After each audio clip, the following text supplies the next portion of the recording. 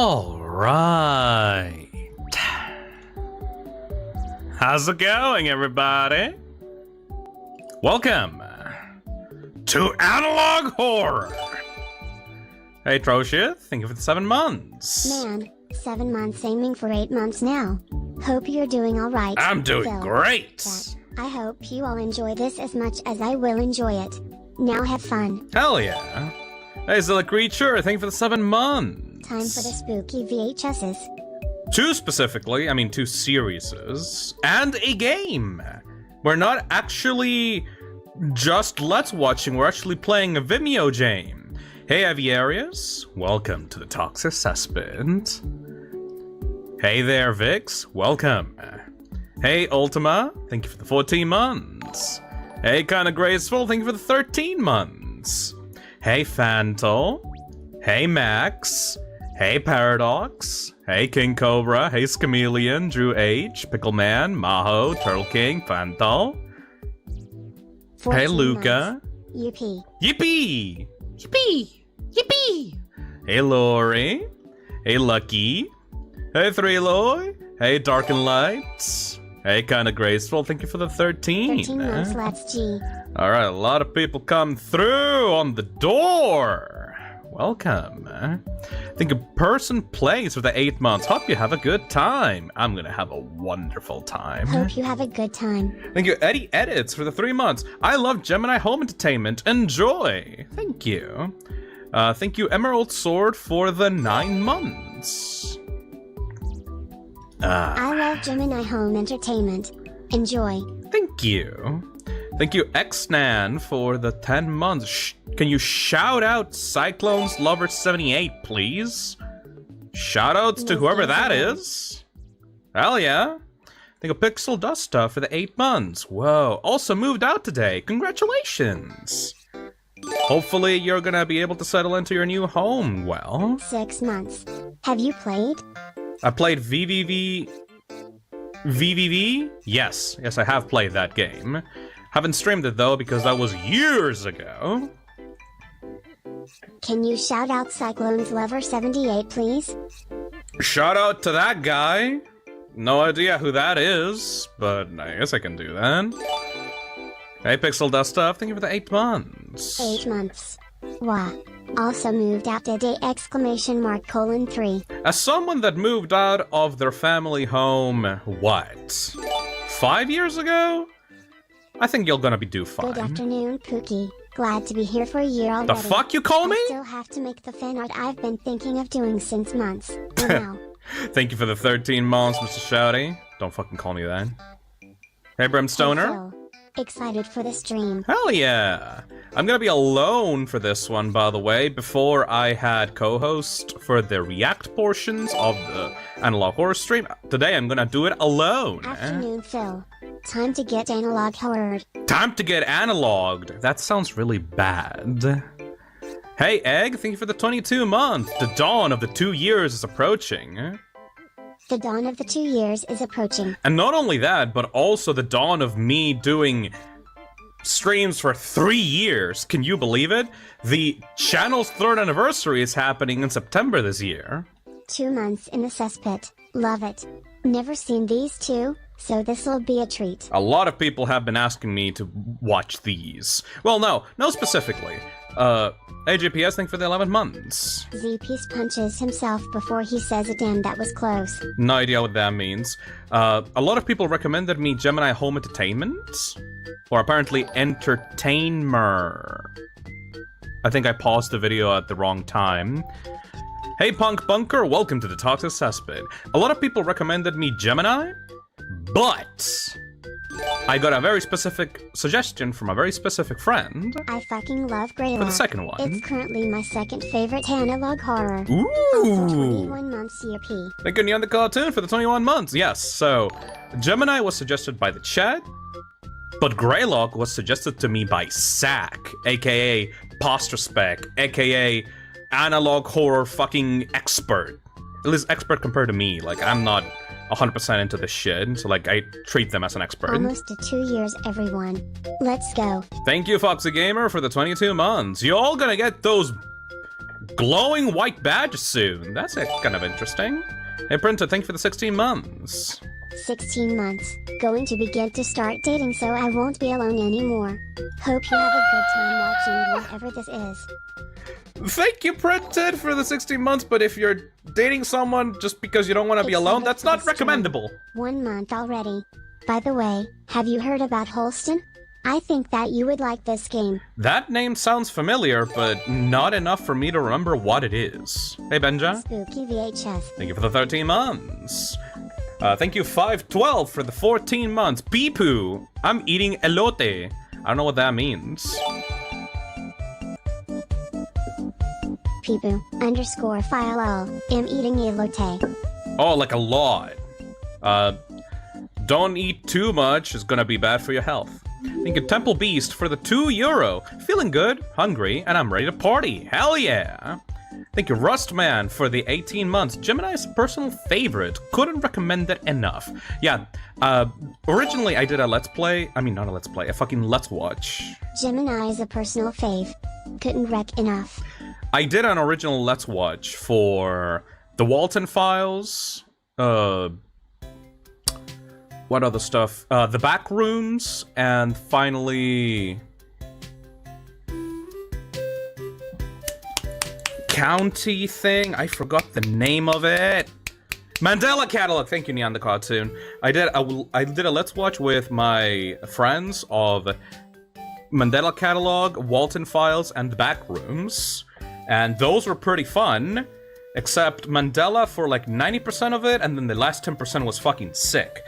A lot of people wanted me to do a Let's Watch of other Analog Horror properties since then. It's been like, what, a year since I've done a Let's Watch of Analog Horror? But the problem with that is, I don't want to turn my channel into a full-on React content channel, you know? I usually want to give out as much input into the things that I'm streaming as possible, and turning the channel into a let's watch this thing together kind of thing would probably not be as good. I don't know, I don't get that, I don't like that feeling very well, you know? Hey, CJ Placing for the $5. Phil, remember when you said you weren't gonna do reaction content? How long did that commitment last? A lot, actually, because I don't want to turn it into a React content channel, but actually genuinely want to get into these series, you know? And the problem with getting into these series is that they are very fucking cryptic. So I need someone to guide my hand to tell me what this shit is Gemini about. is one of the best analog OGs, Zemo. Very slow Thank you. uploads though. Been waiting almost a year for the next video. Hope you like it, smile. Thank you for the £5. Hey, Octo Joker, thank you for the $5. Me when the lock is gray. What I want with these like Let's Watches is to make them as sparse as possible, so that I don't get to rely on this too much, you know? Obviously, all the links to the main channels for these videos will be available in the description, and I highly suggest that you, like, you know, check out these things yourself if you haven't watched them already. And also, I want chat to fucking guide me through these, because 90% of the time, whenever these kinds of series get announced or like get shown off, there's usually hidden Gemini is a videos. personal fave. Hope you enjoy it. Thank you, Roost of Shadows. There's usually hidden videos, hidden meanings. Apparently, Gemini Home Entertainment has an entire game that I haven't played. So, to be able to understand these, we need to kind of like do it as a group effort, you know? I don't want to spend like 3 hours watching a video of some guy explaining the content. I want to get into it and actually understand it and, like, you know, experience it with a group. You know, I think that's what, yeah, exactly, that's what makes it fun, like Max said on the chat. But yeah, I won't turn this channel into a fucking React content mill, and hopefully, as we watch these series together, I will pause and I will analyze all the videos as we go through them to try to find clues, try to find hidden meanings or hidden secrets or messages in there. Currently watching this while building Lego Sanctum Sanctorum. Hell yeah, Punk Bunker. They have a fucking Sanctum Sanctorum in Lego form? Pog. Thank you. Hey Luca, thank you for the super chat. Okay, but Phil, watching the oldest view would be awesome from the creator of the Backrooms. I have not watched that. But still, I don't want to, like, make this a weekly thing. Have you seen Vita Carnis? Zach recommended me Vita Carnis, actually. I was almost gonna put it on this stream. Thank you for the $5. The only thing that prevented it from being on the stream... Okay, we def won't gaslight you. You can trust us, definitely. I mean, it's only funny to gaslight the streamer when he's playing something and he's gonna, like, fuck up if he does something wrong. Thank you for drowning out the boredom for a month. Thank you, Dangerous C, for the 1-month membership. But I think that, like, Chad is very spoiler heavy when they want to explain or their own hyperfixation. Thank you, Raven, for the membership. So, the reason for why we have members-only chat right now is because I don't want to get fucking spoiled on this shit. Last time we had this issue on the Let's Watches for the Walton File specifically, that every time we started up a video, people would be like, here it comes, or like, oh, this is the thing, or like, this is the I don't, like, it kind of does, it kind of has a problem of, like, people get way too overeager to share the exact explanations for what is happening. So I'm putting this chat in members only, so that, you know, at least people, to slow down the spam, and for people in the Toxic Cesspit to be able to share stuff without, you know, just a random guy, like a random, I don't know, fucking 10-year-old coming in and saying like, oh, I loved it in that part in episode 3 where the guy fucking chainsaw that other guy's head off or some fucking thing and provides a timestamp, and like I completely miss out on reacting to the jump scare because I know exactly what's happening, you know? So yeah, that is going to be... Oh, also, this is probably not going to be like a weekly thing, but just to explain to the members that weren't here last week... Hey, Harry Manui, thank you for the 20 months. Hard time, and I am not late, yippee. Yippee! Just to explain this to the people that were not here last week, you can currently see on the title of the stream that this is titled a Members Sunday. Now, Member Sundays are essentially the streams that I will lock down the chat, and I will only have it accessible to members only. So like the people that are like doing the membership stuff on my channel. I did this because I figured that I don't really like doing members only streams. I mean, yeah, sometimes it's fun, but paywalling content, like entire streams, entire like hour-long streams behind a membership does not sit right with me. We did the Cabela Biology 2 stream with Ellie like a few weeks ago, and that was like the second best stream of the goddamn channel. And I didn't want to put that as a paywall that behind like the membership for people to see, because like I was like, oh my fucking god, people need to see the Biology 2 stream. The Cabela stream was fucking awesome. So ever since then I've been like conflicted about doing members only content. So we have officially changed it so that there's no more members only streams anymore. Every single stream is going to be public. But obviously, and I obviously have released every single existing members only stream has become public. I just shut them out like all at once. Everyone can see them. I talked about that with my members on the community posts, and they seem to be okay with it.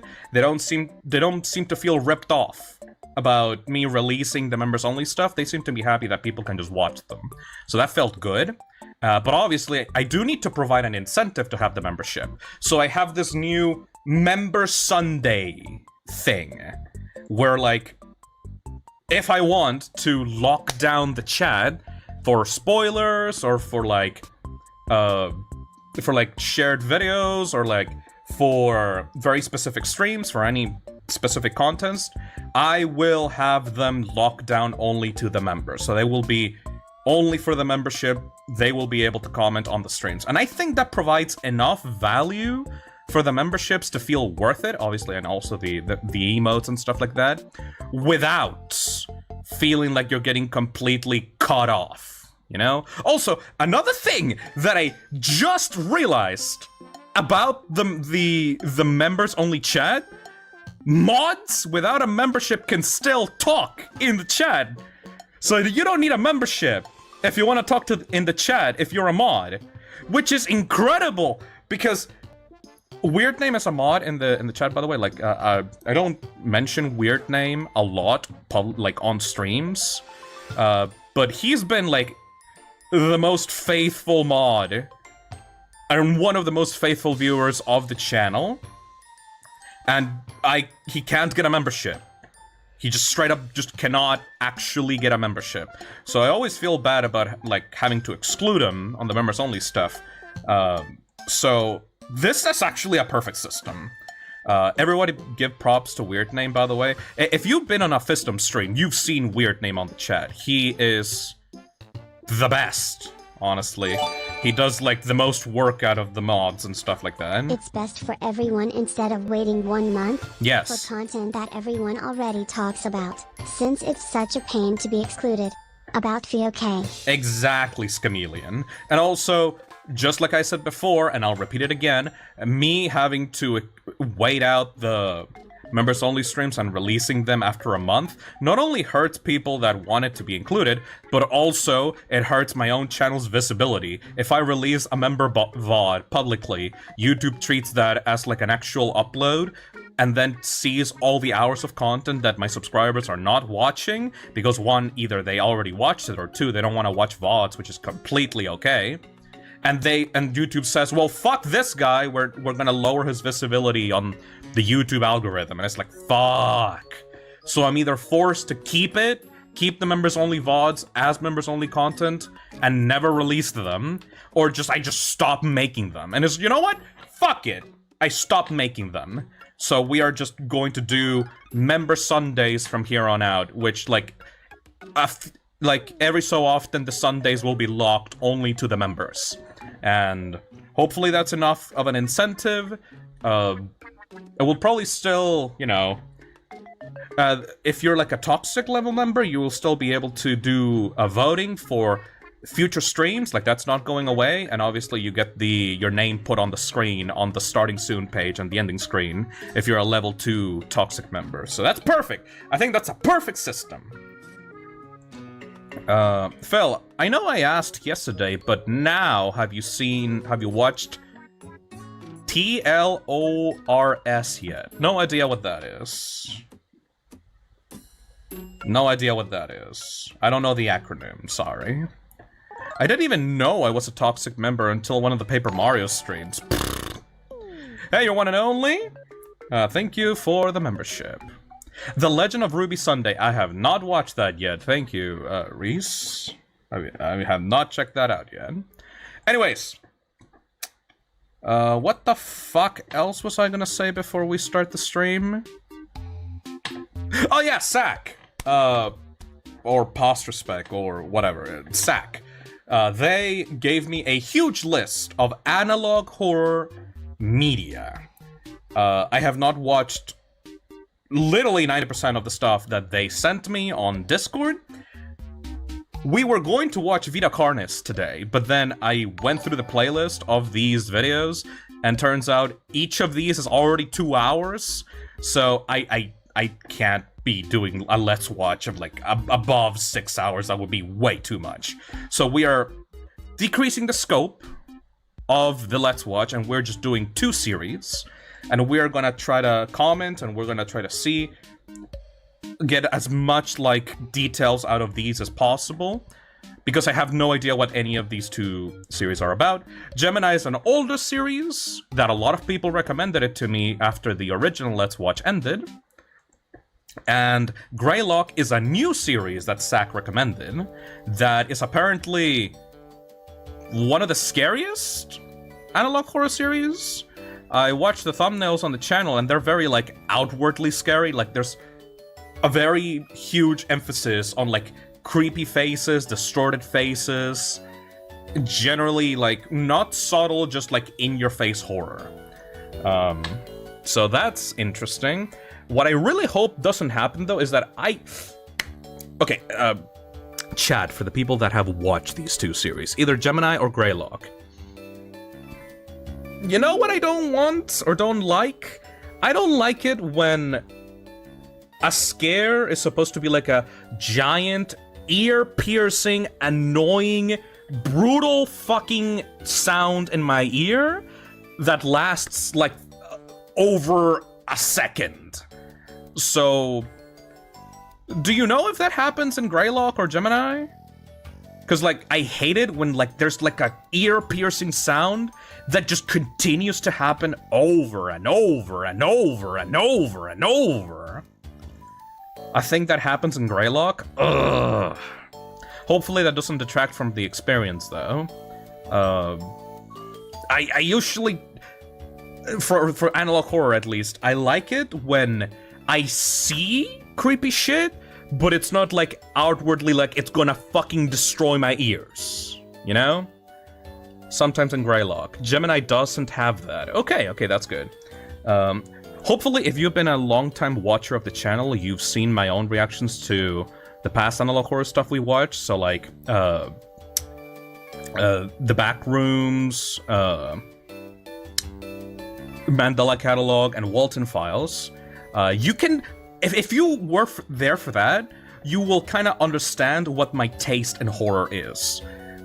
There's a lot of analog horror series that swing from one side to the other. Either they have very in-your-face, not scary, very annoying, loud, piercing sounds and edgy shit, or they have the opposite that puts me to fucking sleep, where it's like a dark, black fucking screen with nothing happening for like 10 minutes. Because of my ADHD, I just go completely like, ugh. I get so fucking bored of that, you know? A series needs to, like, actually hook me before they put in the atmosphere shit. Like, you need to show me that you can actually do something to scare me before you start, like, ooh, I'm gonna just sit in this corner for 5 minutes and not say anything. I just have, like, static noise over a background. Woo! I think there needs to be, like, a good, like, balance for that. Like, episode 1 of, like, the Walton Files, like, it did that shit where, like, a person was, like, chased in the woods by, like, a giant animatronic bunny, and then you saw the face of the bunny covered in blood, and it was like, oh, fucking hell, that shit is scary. It was like, it proved to me that the creator could do something actually terrifying by showing it to me. And then it got me invested and hooked into the series, you know? I think that's why it's important in an analog horror series. As I watch more of these, I will kind of refine my taste. But in general, if I want a series to catch my attention, I want it to show me something I'm interested in, and then build on top of it, and then do the atmosphere, you know? Introductions are very important. Yeah, exactly, weird name. Oh yeah, one last warning before we begin. We're 30 minutes on the pre-stream discussion. Before we begin, there's currently a thunderstorm going on outside. I see lightning and thunder happening in the distance. So, if the stream suddenly cuts out and I can't continue it, just assume that the power went out.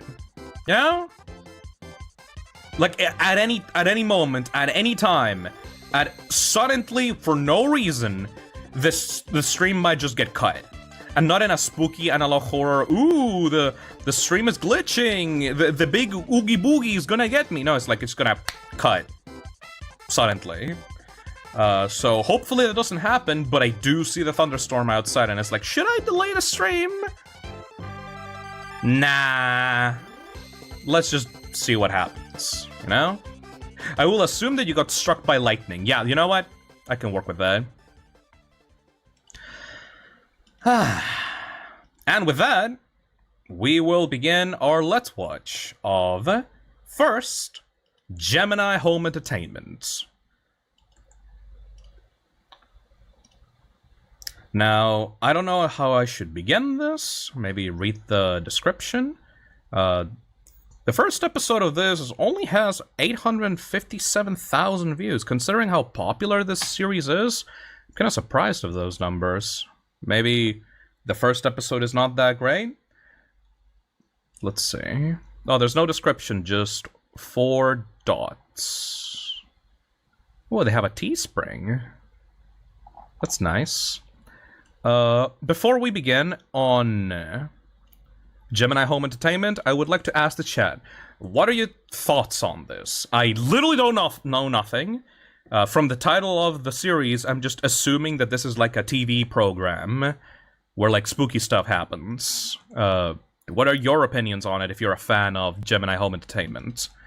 Testoe says good. Peak, never seen it. I don't know, never watched. Phil, this is the second episode. No, I watched the first one. The first one is just like a channel ID. It's not really... This is technically the first one. Like, I want to skip the channel ID stuff. Weirdnam says, one of my favorite analog horror series. Hell yeah. It's one of the most innovative of its genre. Ooh. Phil, this is the second episode, not the first. Okay, so the reason for why I'm not doing the first episode, the eye catch, the one that takes like 1 minute, is because that one contains a song that would ban the stream from being played. Like, I have a little add-on on my YouTube that detects if, like, a certain song is gonna ban the stream. So I chose to not include that, so sorry about that. Thank you, not a Soviet spy for the $2. Sue's got to get ya. I suppose so. But yeah, we will watch this one, which is Storm Safety Tips. Wait, no, am I completely fucking wrong?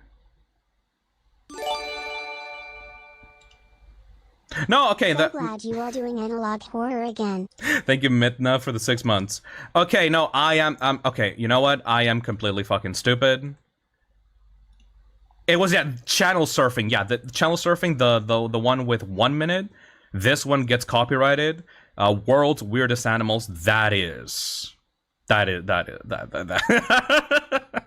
Sorry about that. Okay, yeah, 1,919,000 views. Okay, yeah, that's way better. Okay. There we go. Sorry, chat.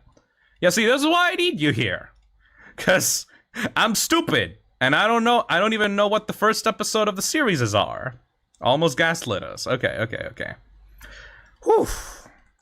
Anyways, before we begin, any other thoughts? Any other thoughts about Gemini? From my own perspective, I think this is going to be like National Geographic, but analog horror. Is that an accurate assessment of what I'm about to watch? Is this gonna be like a fucking nature documentary channel, but it's analog horror? Kinda, yeah. Only one way to find out. Very interesting in terms of themes. I'm a Gemini. I'm a Pisces. For this episode, yes. Yes and no. I like Greylock more, but I think you'll like this. Maybe like Home Safety Hotline, that's the vibes I'm getting from this. Agreed. Hey, Ver the Creeper, thank you for the super chat. Sometimes I confuse Gemini with Local 58, which I think is the first analog horror series. Technically, the first analog horror series is a Slenderman series, so no. I think that's like Marble Hornets. I think, Marble Hornets is like the first analog horror series. Alright, let's start it out. Sorry for the preamble, but I really wanted to talk to Chad before we started this.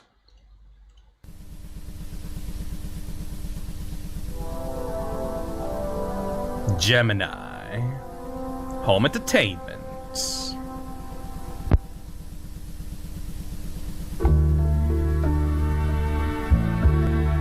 World's weirdest animals. Rural Minnesota. Look at this easy listening music. Welkin County. Is that a fake county? Is it a fake ass thing? It's probably a fake county, isn't it? Animal 1.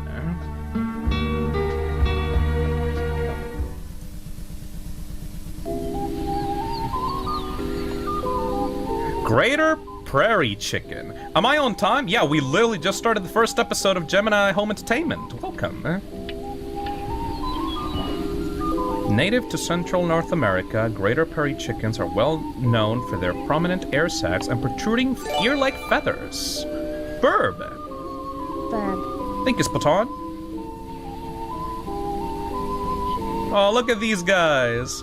These birds often engage in lekking, a form of mating ritual.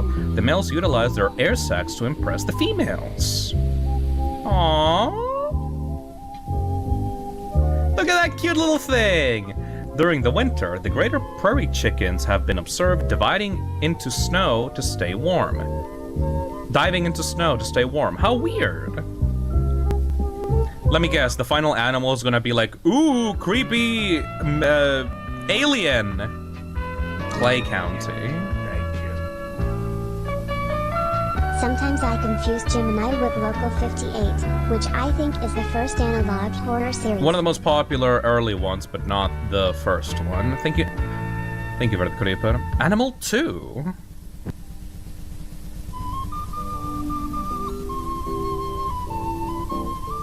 Owl!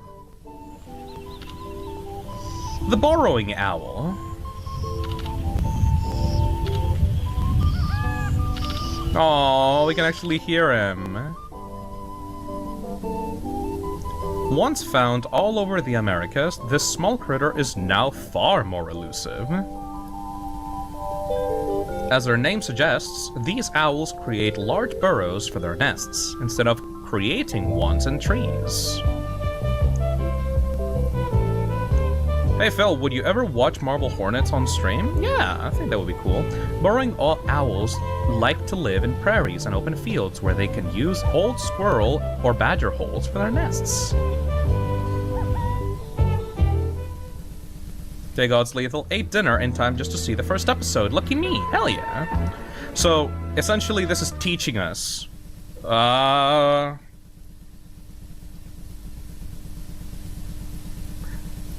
Is that just me, or is there like a face in here? Can people see my mouse? Yes, they can. Is there like a face? Is this like a face? Everywhere, California. Animal 3?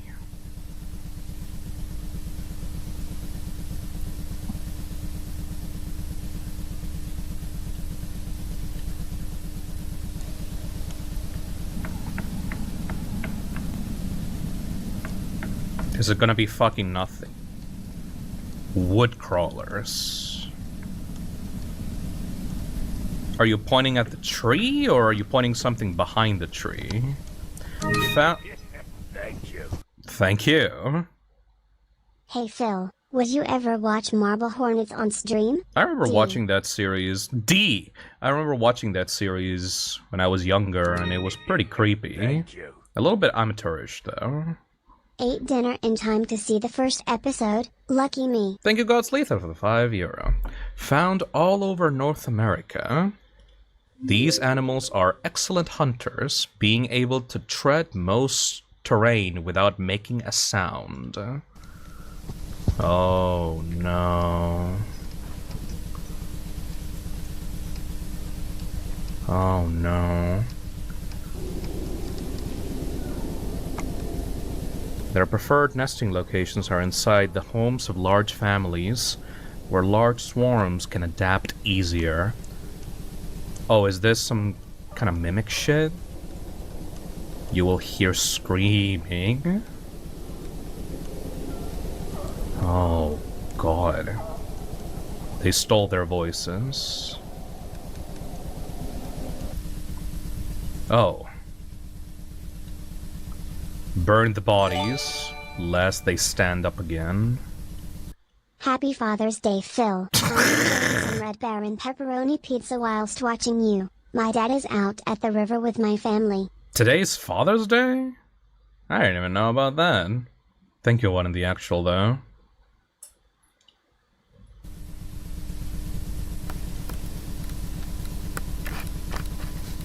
Nature's Mockery. What are you actually looking at?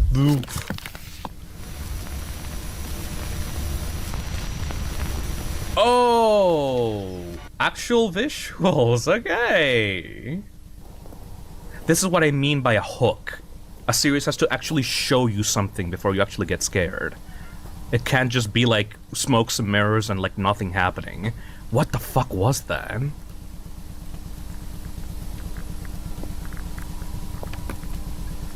Now Phil, watch this. Okay, there was something in the house.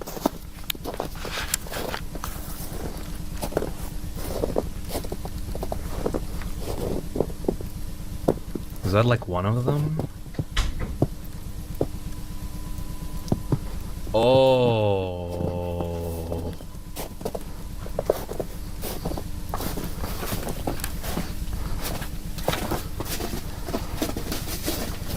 Oh, they're just standing there.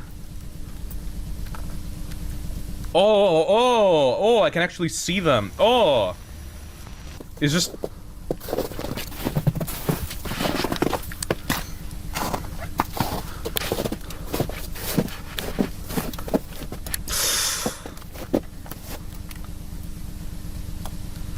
They're... Oh...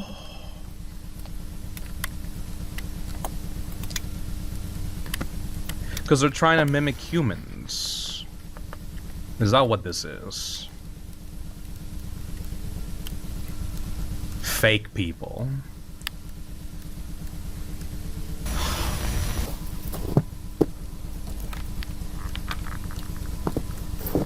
Are they taking the forms of people, or is this just like...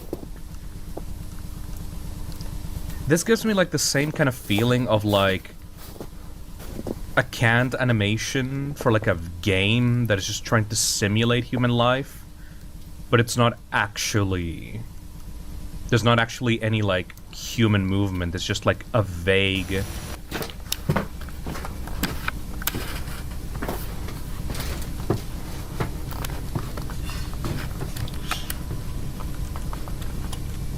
Oh god. Don't get so close to the Don't get so close to the window. Come on, dude.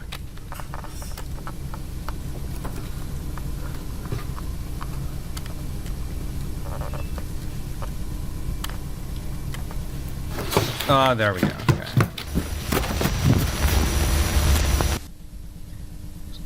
I guess this is some Resident Evil 4 shit. Like, parasites infiltrating houses and then taking over the owners. World's weirdest animals. Gemini Home Entertainment. Okay, the guy running at the camera was kind of goofy at the end, but in general, I love how off-putting that acting was. It kind of felt like just in the realm of like, yeah, no, these things are trying to appear as humans, but don't understand anything about actually being human. So they just kind of move around the house or just stand around in the living room because that's just kind of like what humans are supposed to be doing. Interesting. RE4 if Los Illuminados actually succeeded. Yeah. Thank you, Realist Guy, for the $2. They did make a short game for this series. Yep, I have it downloaded to my PC. Before we do Greylock, we will be watching that. I mean, we will be playing that. That's like an in-between. This one is Episode 2, Storm Safety Tips, Gemini Home Entertainment. So from what I'm getting so far from this series, it's a nature documentary TV channel that is warning people about the existence of creatures that can take over a person's home. It's like very much home safety hotline kind of vibes. Okay. The developers of Home Safety Hotline probably got a lot of inspiration from this. Storm safety tips brought to you by Harbage Technologies. Storms can be violent and dangerous. In this cassette, you will learn how to protect you and your family when a severe storm hits your home.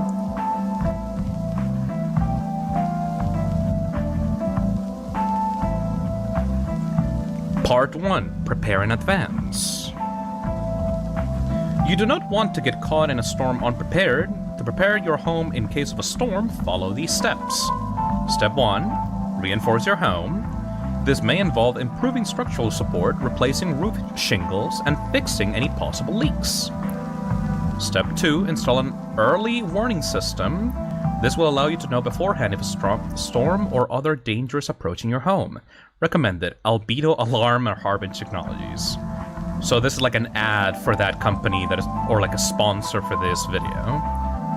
Step 3, create a storm bunker. Make sure the bunker matches the following measurements. 10 feet by 18 feet. Not sure what that is in centimeters. Create a concrete foundation at least 8 inches thick. In the center of your bunker, install a large aluminum hemisphere. What? Place a shortwave radio next to the hemisphere. Is that a real thing?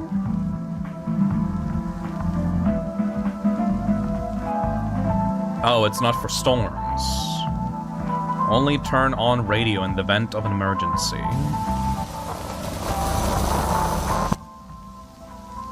What the fuck was that? Part 2. What to do during a storm. In the event that a storm hits your home, it is important to follow these steps. Step 1. Quietly take your family to your bunker. Your home does not belong to you now. Turn on shortwave radio. Ignore all sound produced by the radio. These are auditory hallucinations. Step 3. Remain calm. Your tears are filled with salt. Okay, so this was hijacked already. What is that thing in the background? Part 3. After a storm. If you believe the storm has passed, carefully leave your bunker to survey for damages. If your house has been severely damaged, check for movement inside. Nah, that's not safe. Do you hear the chime? You're safe. The storm has passed over. Hey, Yufu. It's been a long while since I joined one of your streams. Hey. What's good, Phil? I'm doing well. Just checking this out. So far, it seems that the broadcast was hijacked and it's like giving out bad advice. It wouldn't make sense to have like the radio on if it just was like hallucinations. Look to the field. Do you see lights? Return to your bunker. Huh?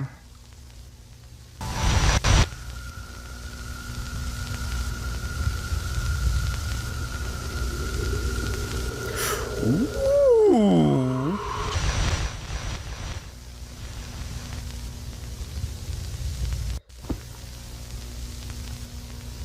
Listen. Under your feet. Crawling through the floor.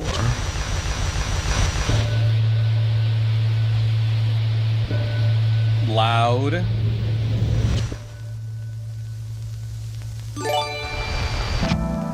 You hi Phil. What are we watching? We're watching Gemini Home Entertainment, Janky Cat. Thank you for the 4 months. Congratulations! You are now well equipped to defend you and your family against the storms. Sure! Why is a storm crawling underneath the goddamn floorboards? Storm safety tips. Created by Remy Abode. Is that in? Seems so.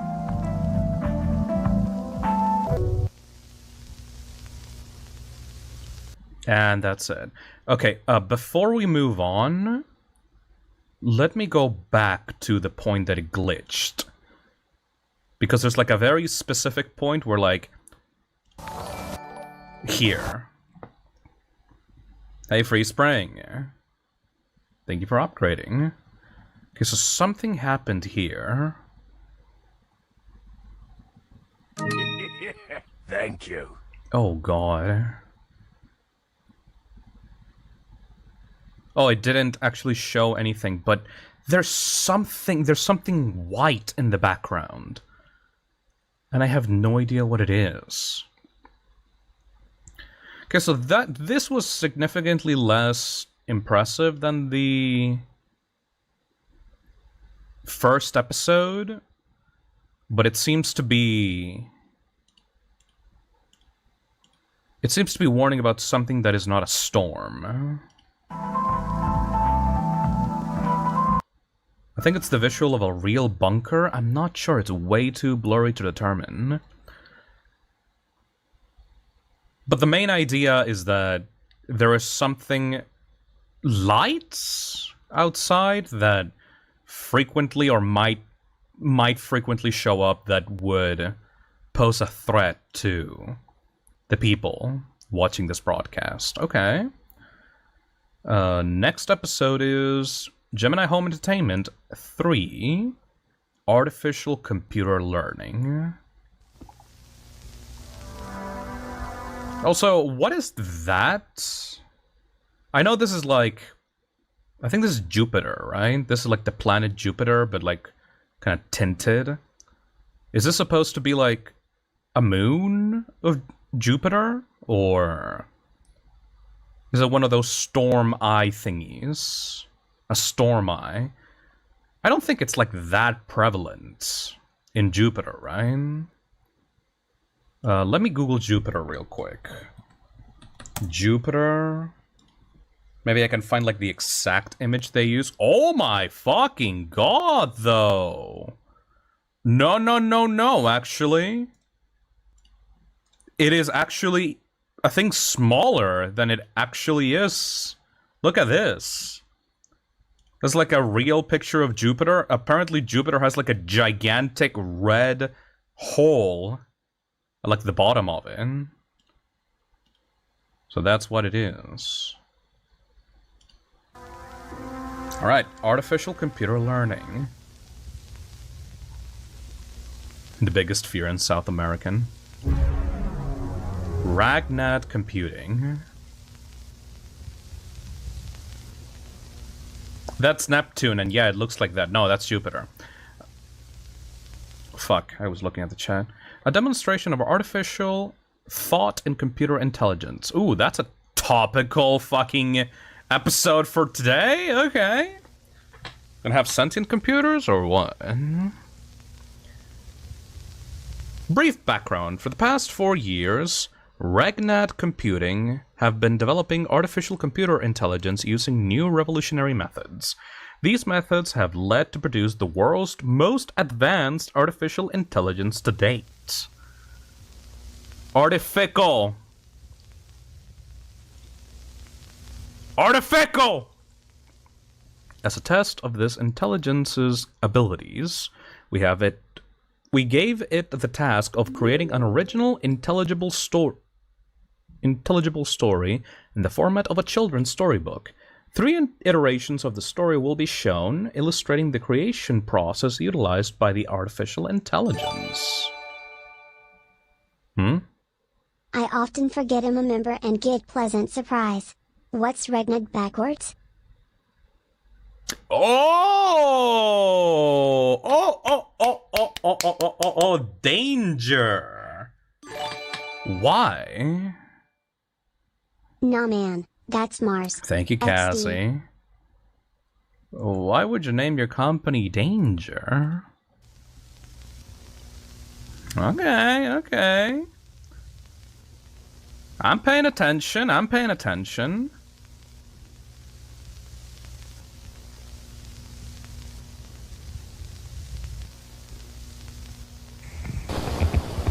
Iteration 1.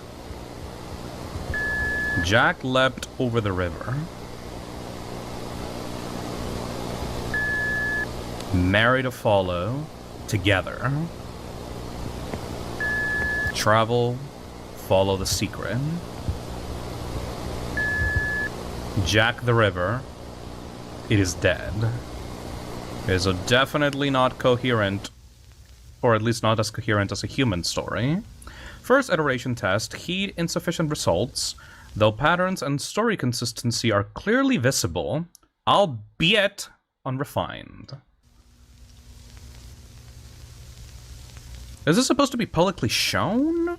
Or is this iteration 2? Jack leapt over the river.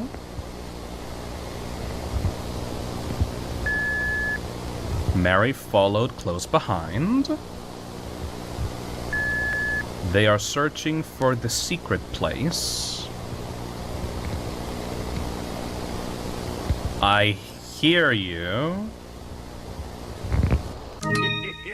Thank you.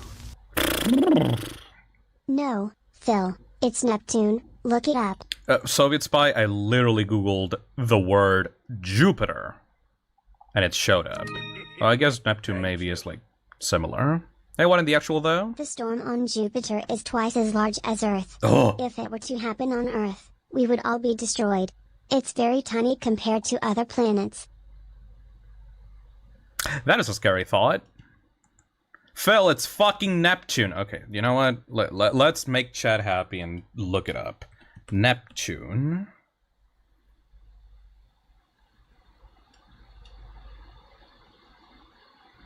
I don't know why. Oh, there we go. We're gonna have to fucking... Oh. Hold on a second.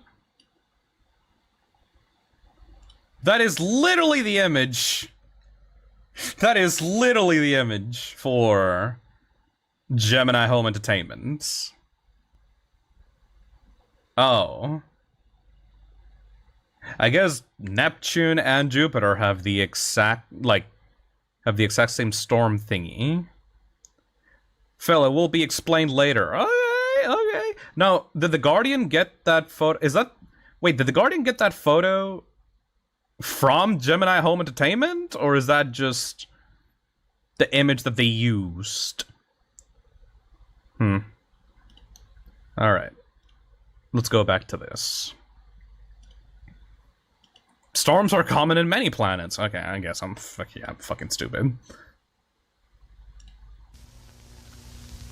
The intelligence builds upon its previous iteration, utilizing complex wordage and proper grammar and formatting. Iteration 3. Please don't be a nightmare. Jack leapt over the river. There goes Harry down the stream. The secret place will keep us safe. The river flows, but not with water. I mean, you know, AI bullshit, am I right? It's not... The intelligence seems to diverge from its original path and begins more complex branch of sentences. I mean, it's just a fucking stupid AI, you know? Iteration 4. Jack heard it again. There is a voice from space. Jack, do you see me? I have become something else.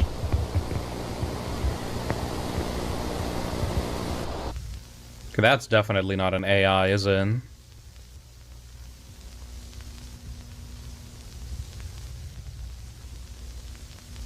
Oh, nothing.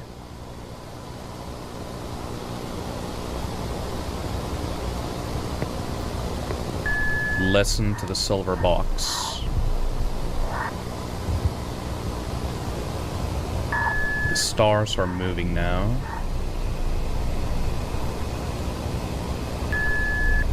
Do you see the hungry eye? Oh. Here I am.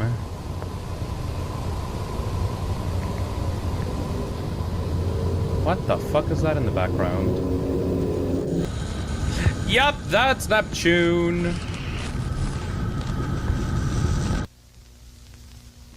Either that or the main boss of Kirby.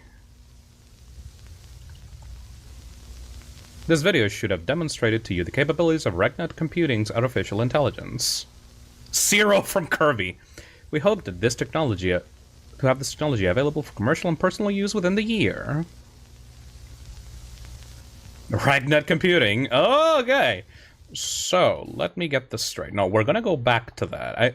Every time that we finish an episode, I want to go back and check what we talked about. Kind of a fun episode to talk about the difference between Jupiter and Neptune, huh? Yeah, that's definitely the eye that the video talked about. That is kind of like obvious. This is the diorama that the AI produced. Visual distortion. Intent alive. Yeah, no shit, it's alive. That totally kind of looks like Zero from Kirby, though. But having an entire planet be fucking sentient and out to get you is terrifying. Is it, like, actually moving towards Earth? Or, like... Reminds me of the episode of, like, the Doctor Who episode where, like, the moon was just an egg that was waiting to hatch. That was not a very well-received episode. So the moon from Zelda, also that. That would be... I mean, hey Pixie Boy, thank you for the $2. This Man vs. Machine update is a little weird, not gonna lie. How far away is Neptune? Because even if Neptune is, like, alive and out to get us, Neptune is still, like, I don't know, fucking a billion light years away? So, like, even if he's, like, pissed off and is, like, about, like, coming to get us, is like, yeah, bitch, see you in, like, 300 years, I don't give a fuck. You know how fucking far away you are? I don't give a fucking shit. Kind of like the planet from Dead Space 3. It's not that far. It's 2.7834 billion miles. 4,301 billion kilometers away. I mean, I'll probably be dead by the time that Neptune gets me. You know? I mean, it's cool. Maybe he's like, sees all the fucking Twitter shit and is like, oh, I'm gonna kill these motherfuckers. But it's like, what can you do? You're far away. I don't give a shit. Not my problem. At least with the moon, like, the moon is close enough to Earth that it will be like, yeah, no, we're gonna have a problem if this shit tries to get us. But Neptune is, like, far. But from what I understand of this broadcast, it seems that, like, a signal from the AI was being hijacked to show that the planet was alive. How does that correlate with all the other stuff that we've been seeing, though? Like, we've been seeing the woodcrawlers, which are, like, kind of like mimic kind of characters that go into people's houses and, like, kind of like turn people into just lifeless husks that are like patrolling the insides, kind of pretending to be people.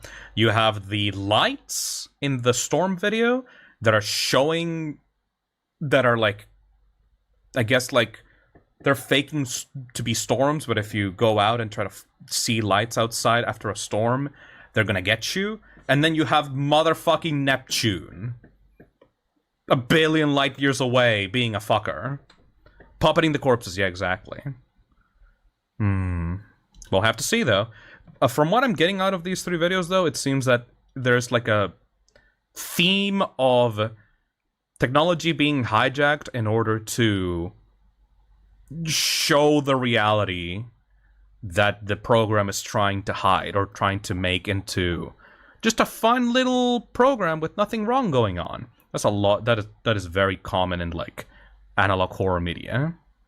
What are your theories so far for Gemini? Well, there's nothing connecting anything right now. It seems that there's parasites that try to possess people's bodies or like feed them and take over their homes. There's weird UFO lights, and there is an entire fucking planet that is alive. That's like 3 very different kinds of things to be scared of. Hey Luca, thank you for the super chat. Scary thing, if something starts moving very close to light speed, it's that we won't know it's near until it's too late. Maybe the parasites come from Neptune. Yeah. I don't have a concrete theory so far, but I'm liking what I'm seeing. Oh god. The next episode is called Our Solar System. Oh shit, we're going full-on cosmic horror. Okay. Gemini Home Entertainment, Episode 4, Our Solar System. Okay, time to learn more about our quirky solar system. Oh, we're fucked. Imagine if every planet was alive. Imagine if our planet was alive. Our solar system. Oh god. Imagine if every single one of these things was like a biological being that we're just living on top of. The sun, situated 149 million miles away, the sun provides light for our entire solar system. Without it, Earth would be a barren, frozen rock.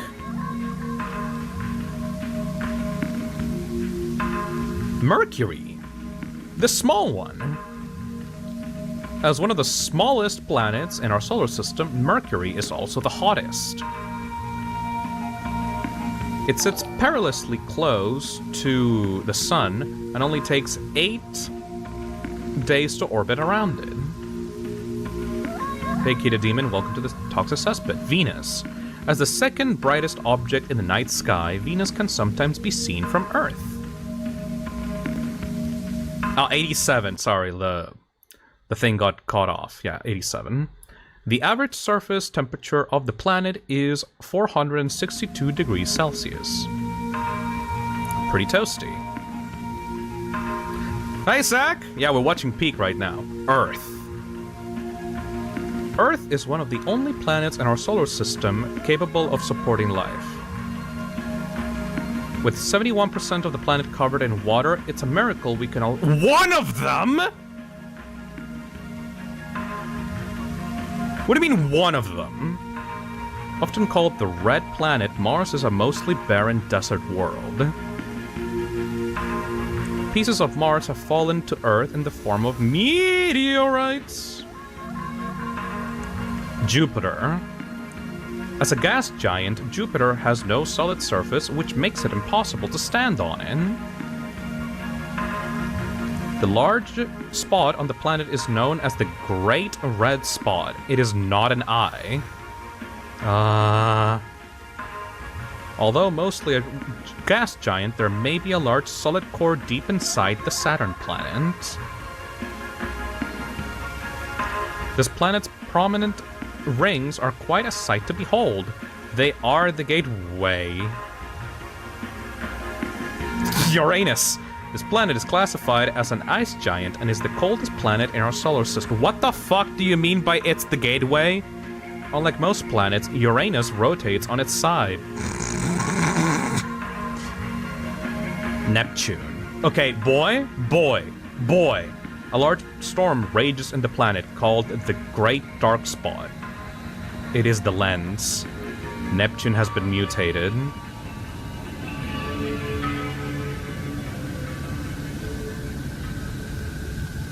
Whoa, I saw you. Who the fuck? Oh. The iris. It is with us now.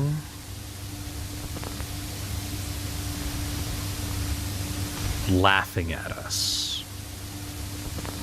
Oh! That's cool.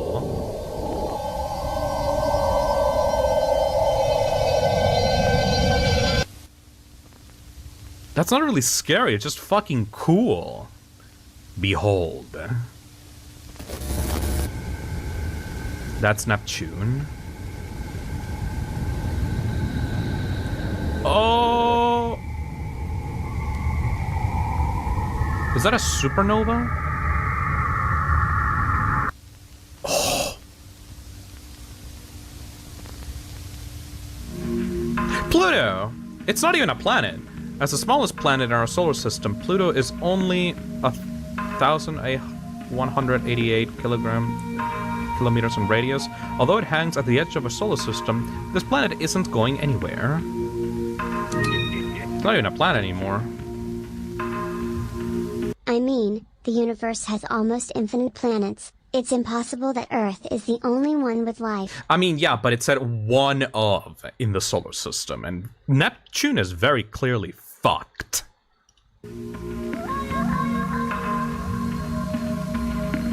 Our solar system, created by Remy Abode. Is Remy Abode the name of the creator of Gemini Home Entertainment, or is like a character in the story? I'm not quite sure. Let me go back and check on that again. So the first thing that I noticed was kind of fucked up is in the Saturn scene. When it said they are the gateway.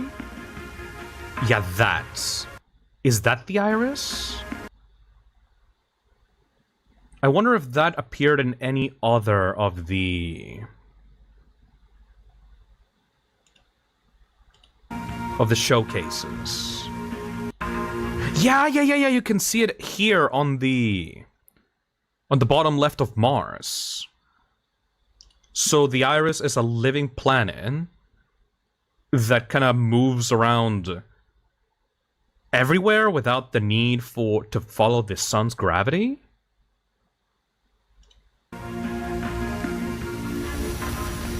Unless that's not the iris. I mean, it's more blue compared to the iris. So it's like the moon from Outer Wilds. Kind of. Phil, both Saturn and Neptune have rings. Neptune's rings are more faint, but they exist. That's probably why they said Saturn is the gateway. So it doesn't seem that any of the other planets are actually alive, except Neptune. Hey, King Rowlet, thank you for the super chat. Fun fact, 63 Earths can fit inside Uranus. Ooh, boy, that's a lot of them. So, that means that the planet is not actually alive by itself? Oh my god, a giant moth. What the fuck? Ew! Ew! Get away! A giant moth just crashed into my setup. Oh god, what the fuck? Dude! Get away! Meow. Oh, it's trying to crash because I turn off the light in here. Hold on a second.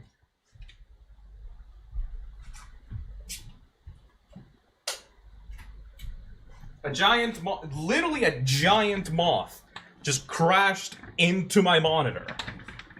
Brother, I want lamp. Yeah, it's like seeking the light of the monitor. I turn on the lamp in this room so that it will divert itself to the main source of light. Don't kill moth. No, I'm not gonna kill the moth. Oh my god, it's not a moth. Ah!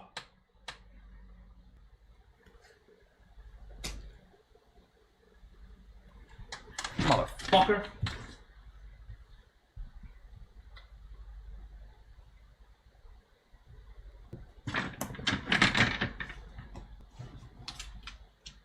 Get away. Get away. Get away. Shoot. Shoot. Shoot. Shoot. Oh, wait. Psst. Shh. Wait. Get away. Get the fuck away from here. I have the window open for you, asshole. Did he go away? Hello? Bitch. I think he went away. Yes. Okay. Ugh. Sorry about that. It was not a moth.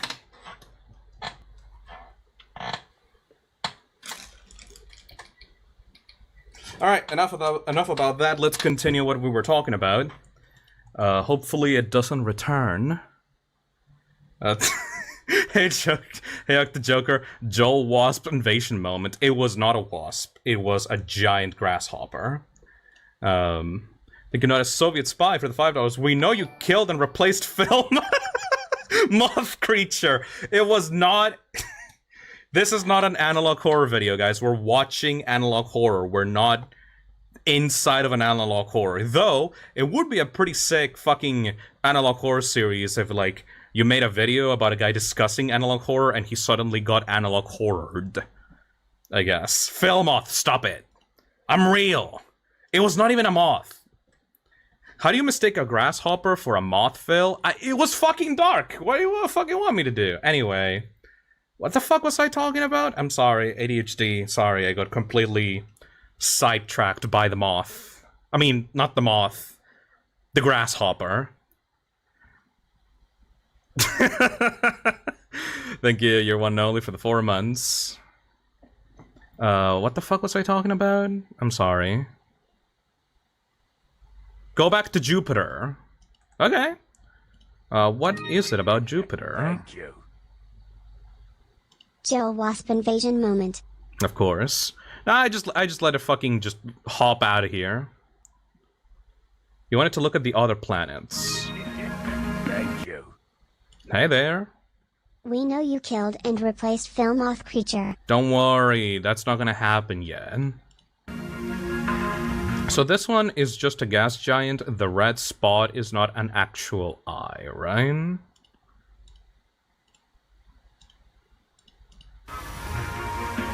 Yeah, there's not much going on here on the static. This series doesn't seem to be the type where, like, it just hides stuff inside of the static. Yet.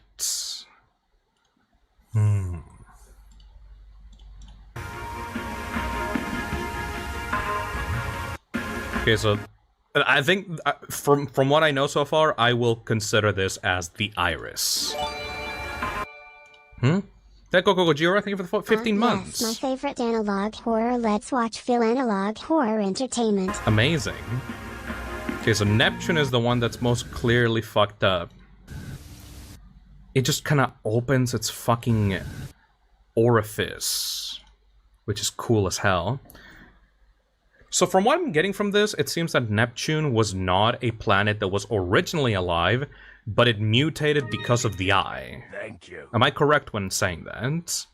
The fact he doesn't know what Hess talking about before is proof he's fake. Right. Of course, not a Soviet spy.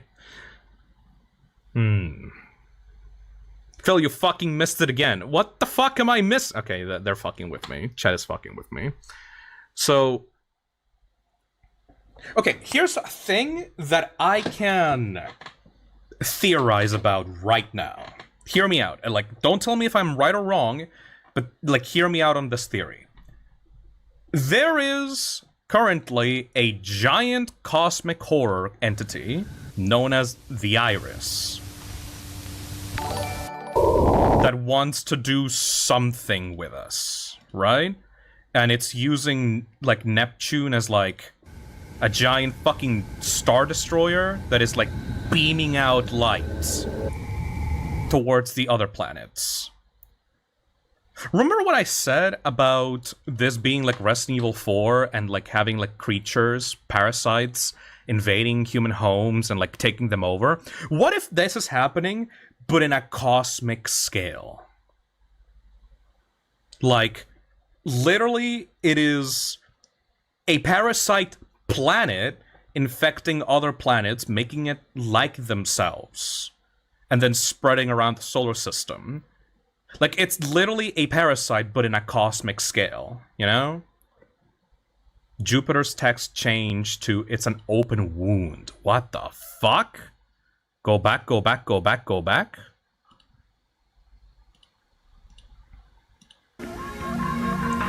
Where was that?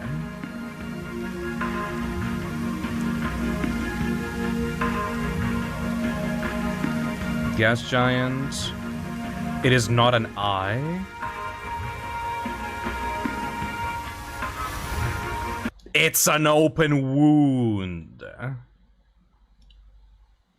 It's not an eye, it's an open wound. Yeah, so the main concept here is it's the Iris is a parasite that infected the solar system, and it's slowly corrupting the planets and making them into more copies of itself by literally harming the ground, or like the surface of the planets, and changing them from the inside. That's fucking cool! But how does that relate to the Woodcrawlers and the whole thing with the lights of the first 2 episodes? Top right Saturn screen appears to be something. Yeah, no, that's the Iris. Right here. That's what we saw. That's what I meant by that's the Iris. Like, the planet is going around other planets, and it's, like, orbiting them, and it's doing something to them that causes them to mutate. You know what I mean? Oh. The last sequence shows a beam going into the Earth. Oh, okay. How about this? Theory. I know. How many episodes is this in? Okay, we're only on episode 4, and I'm still formulating theories. How about this? What if the Woodcrawlers are like... Okay, has anyone here gotten COVID? Raise your hands here on the chat if you've gotten COVID. Or like you've, been sick in general. Once, yeah. No, not me. Mutant would. Yes, let him cook. Okay, so if we're treating planets as biological beings, if like we're legitimately treating planets as living things that are infecting one another, what if the way that this creature infects you and mutates you is by releasing a virus, essentially? And these creatures, the Woodcrawlers, are essentially bacteria or viruses from the Iris that are meant to mutate the planet from the inside out. You know? Like, if a parasite, if an infector like the Iris is trying to turn all the other planets into more copies of itself, then the Woodcrawlers and all the other weird shit that we saw in the first 2 episodes are maybe a representation of actual viral entities that are trying to turn the Earth into a copy of the Iris. You know? So basically, imagine Neptune coughing on the Earth! Hey, King Rowlett, thank you for the super chat. Phil's hypothesis, a star-born parasite, yes. Like literally imagine, like, Neptune, like, going, like, this fucking beam of light? Thank you. Like, this shit. If you use the keys on YouTube videos, you can go frame by frame. Yes, I know. The arrows next to the M and keys. I use the comma and the dot to do that, thank you. But yeah, like, imagine essentially Neptune coughing on you. Coughing on Earth. It's like... and infecting you with its fucking parasite light ray or some shit like that. It's like a cough. It's like COVID, but for planets. And I don't know what's going on with Pluto. Pluto just seems to be like a little guy. Anyway, so that is the 4th episode. We're already into theory crafting. Even though it's only been just the first 4 episodes. This is good, this is good, this is good. Hopefully I'm not missing anything so far. It seems not. The series doesn't seem to have like a lot of secret codes going on. Pluto's just chilling. Either that or it's like a husk or a corpse of an existing planet that was dead or something. Alright. Episode 5, Camp Information Video. No idea what happened there.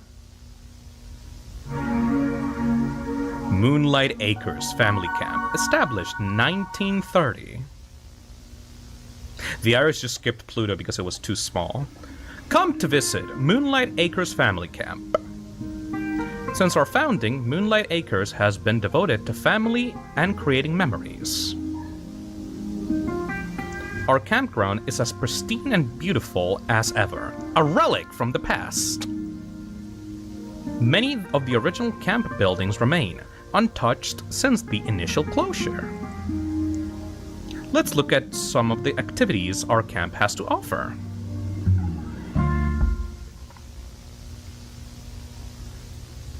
Activities. Oh wait, I remember this one. Oh, nice. With so many expansive trails, hiking is a regular occurrence in our camp. Just make sure you don't get lost. Hopefully there's nothing creepy going on in the background of these images. Archery has been a tradition throughout our camp's lifetime, with the targets getting more extravagant every year. Our canoe trips are always a blast. I'm just scanning Harvest. And let's not forget about our famous lights in the sky event. What the fuck? Of course.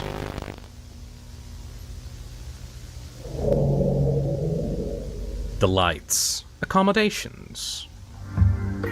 No need to pitch a tent. Moonlight Acres has tons of places to lay your head. Sleep in luxury at one of our family cabins, completely burrow-free. What does that mean? For the kids, we have separate boys and girls cabins, each with fun activities all year round. Feeling rustic? Stay at one of our camp's original cabins, which are frequently cleaned and always cozy. Each and every cabin in Moonlight Acres is beautifully decorated.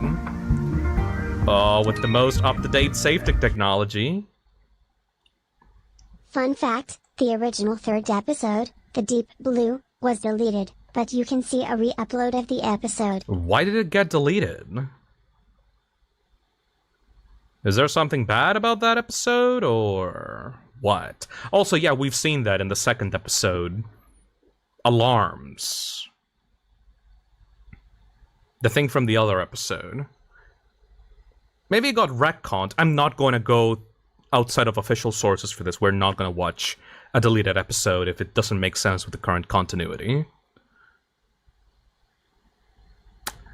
Yeah, this is the alarm that got played in the 2nd episode. You can rest assured knowing your security is in our hands.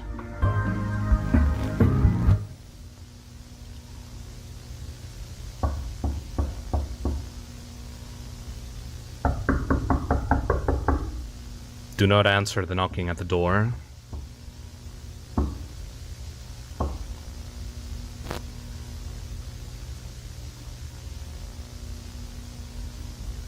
Don't open that door!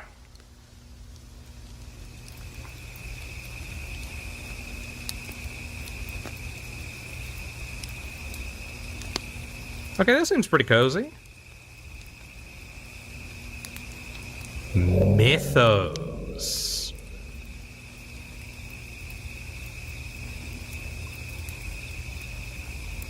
An important part of Moonlight Acres' legacy is its mythos. Tall tales have been told from person to person throughout the camp's lifetime. In 1935, rumors of strange, well-dressed men visiting the camp began to make the rounds. It is said that the men would ask to enter the camp administrator's cabin every night for years. One night, a deal was made with the strange men, and they left the camp never to be seen again.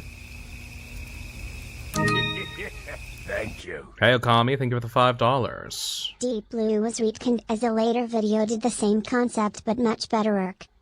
Oh, okay, that makes sense to me. Then we're not gonna watch that. Thank you. Another popular myth arose in the 30s when campgoers began to have sightings of skinwalkers. Red text. Those would be the wood crawlers, right?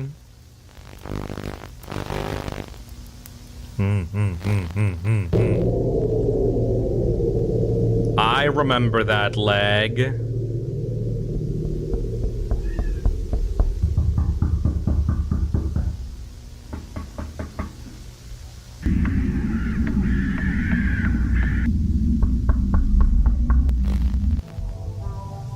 Vessels. Men's club supervisor answered the door. Activity supervisor answered the door.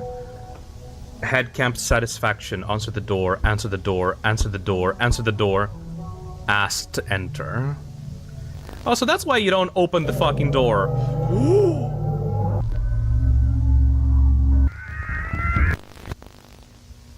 I really like that animation.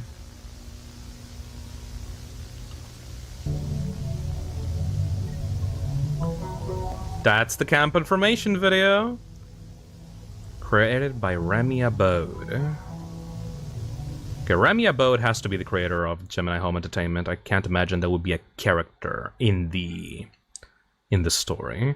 Also, let's go through these one more time because usually in analog horror, names that appear very fast in initial episodes end up being very important later on. Yeah, check the names of the vessel. Okay, I'm glad that me and Weird Name have like the same mindset for this. Adam Levitch, Barry Johnson, Truman Michaels, Bethany Newman, Alec Davidson, Dorothy Bates. That is 1, 2, 3, fucking the 7 human vessels, I guess. Vessels are the wood crawlers, yeah, I can't imagine that. Hey, Sin! Thank you for the membership. Look at this animation. Ooh, you can see the face of one of those. You know what this reminds me of? The design for these creatures kind of reminds me of, like, The Mist. If any of you guys has seen that movie. It's like a Stephen King novel adaptation movie about a few people being trapped inside of a supermarket when, like, a mist rolls around town, and, like, inside of the mist hides large creatures that, like, would kill you if they saw you outside. It has a very depressing ending. Okay, I really like this. So, my theory so far is that these guys, the wood crawlers, are, like, viruses. Like, the planetary equivalent of viruses, and are trying to mutate the planet by going after humans for some reason. I'm not really sure how it connects, like how attacking humans would result in an entire planet's demise or mutation, but maybe if we're like the top species of the planet, mimicking us would maybe like take us out of the picture so that the creatures can mutate the planet or something like that. They're big though, they're like fucking huge. The iris could be targeting humans to take out the life on it before mutating the planet. Yeah, exactly, Pyrotrain thing. That's like the train of thought that I'm going into right now. Also, by the way, I apologize if there are people here that were just expecting us to like go through the episodes one by one by one by one. I think I'm much more comfortable talking about the episodes as like we finish them, rather than me just going through it all in one sitting like I'm just watching a movie. Hopefully that's okay with you guys. I like to talk, and I feel like I provide something to the fucking piece of entertainment if I'm actually pausing and talking to you guys and checking out and theorizing about what we're watching, instead of just like talking over it and just watching it once and never again, you know? I think that because I'm worried that I don't want to be one of those guys that just take a person's content and just re-uploads it with like a fucking funny face in the background or like a funny face in the corner, you know? I want to actually provide my own stuff to the content. So hopefully me pausing and actually giving my thoughts on it as we go through is good, and it's not annoying for you guys. We're going to continue doing it like this as we go through the episodes. Phil wants to process the content, not just consume it. Yeah, exactly, Sin. Yeah, for sure. You're fine. It's adding to the experience. Okay, very good. It feels like GT Live. I've never watched a single episode of GT Live. I mean, I wouldn't be here if you were just watching it through silently. If that were the case, I would just watch it myself. Yeah, exactly. I don't want to get held up on every single little detail, though. So let's move on to Lethal Omen commercial.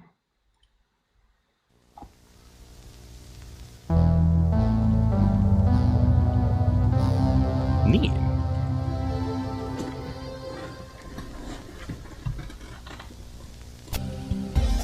I know this is a weird question, but why are the giant monsters knocking at our door instead of just destroying it? Because it seems that they're trying to still mimic humans. It seems that they don't want to be aggressive and just hunt you down. They seem to just either enjoy, or their main method of attacking seems to be luring victims and like tricking them into being vulnerable. Also, Lethal Omen is an actual game that we're going to be playing at the end of this watch-along. Intense action. Challenging puzzles. High-quality graphics.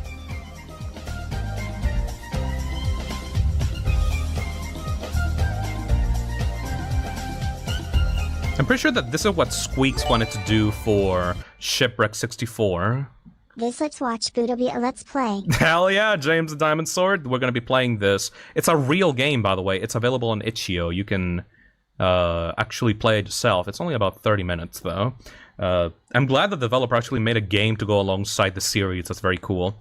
If you guys know Shipwreck 64, I think this is what Squeaks wanted to do with Shipwreck 64 before the project turned into like a bigger game. Like, I think this is what he wanted to do for his own analog horror series before Shipwreck 64 became like the main thing. Lethal Omen, $30, available for Regnet Computing brand personal computers. Yeah, there we go. Oh, this is gonna be like an actual playthrough of the game. Also, I love all the little like companies and details from other episodes intersecting with one another. Family Cabins Archery.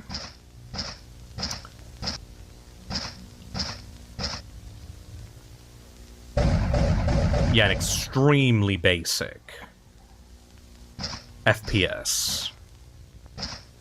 Also, this is the camp from all those other episodes. It seems that, yeah, archery even. It seems that... Kill all the enemies.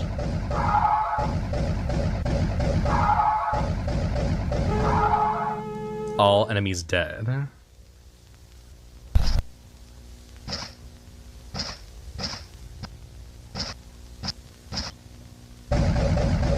Hold on, hold on, hold on. Campgoers distraught after something. That's a real texture. You can actually read that. But we don't have a full shot of it. We're gonna have to go into the actual game to read that. Shit. That's like a real texture with like full text. That's not like filler text. And those are the alarms that we saw back in episode 2.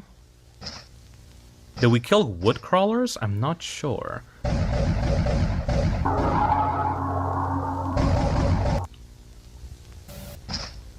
Not sure if those are real people or mimics.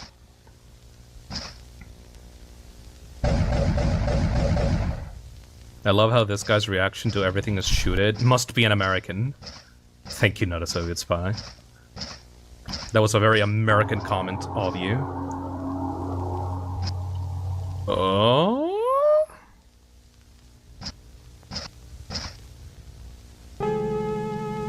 All enemies dead.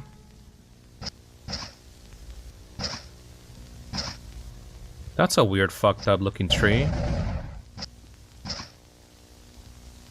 Oh, that's a player model. Or like an enemy model. Ooh. That's definitely a wood crawler. That is 100% a wood crawler.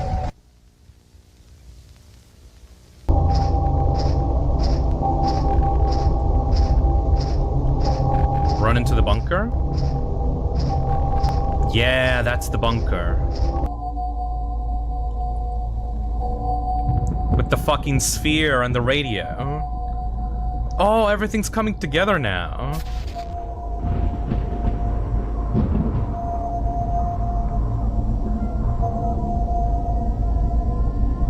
Ooh.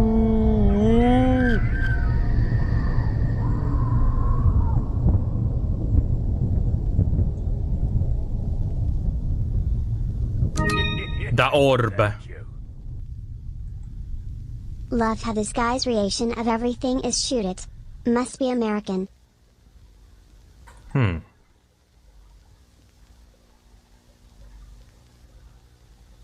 Lethal Omen, who uses revolutionary artificial intelligence as a basis for its video game engine. Even the artificial intelligence angle got added into this. So this game was literally made by an AI in the story of the game, not in the actual real life. I mean, like, in the story of the game, this was made by an AI. So everything is coming together now. It's all connected. So that's why, like, this is why the game is so fucked up. Because not an actual human being wouldn't make this for a company. This was what the AI produced. And because this is what the AI produced, it can include all these fucked up images. Right.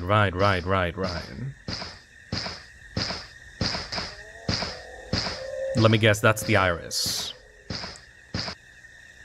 Is the AI being interfaced by the iris to show all these fucked up pictures? Or is like the AI sentient and trying to warn humanity about this?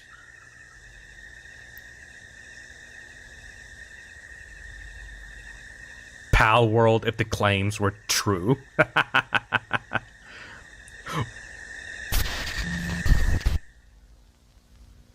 I am suddenly very nervous about actually playing this. You can find Lethal Omen in stores worldwide. Lethal Omen, created by Remy Abode. That's some Majora's Mask looking ass motherfucker. Yeah, the main villain of the series is literally a rogue parasite planet, it seems like. Should we continue with the series, or should we play the game right now? That's an interesting question, wouldn't it? Because, like, maybe we're gonna spoil ourselves if we continue with the series. Yeah, there's a big-ass download button right now. Alpine Arts, itch.io, Lethal Omen. We should play it right now. Because if we don't play it right now, maybe we'll get spoiled by future episodes of the series. This seems to be a good spot to play it. All right, let's play it then. We are going to go check out Lethal Omen. I might as well show you guys the actual itch.io page. By Alpine Arts, a stunning new first-person shooter from Gemini Home Entertainment and Alpine Arts. Intense action, challenging puzzles, high-quality graphics. Yeah, sure, buddy. Phil, it's preferable to play it now in terms of the timeline. That makes sense, King Rowlet. Special thanks to Swift for creating some specific... Fuck. The fucking grasshopper is back. You motherfucker. I gave you a chance to get the fuck out. You motherfucker. Really? For real, dude? This is just gonna haunt me for the entire stream?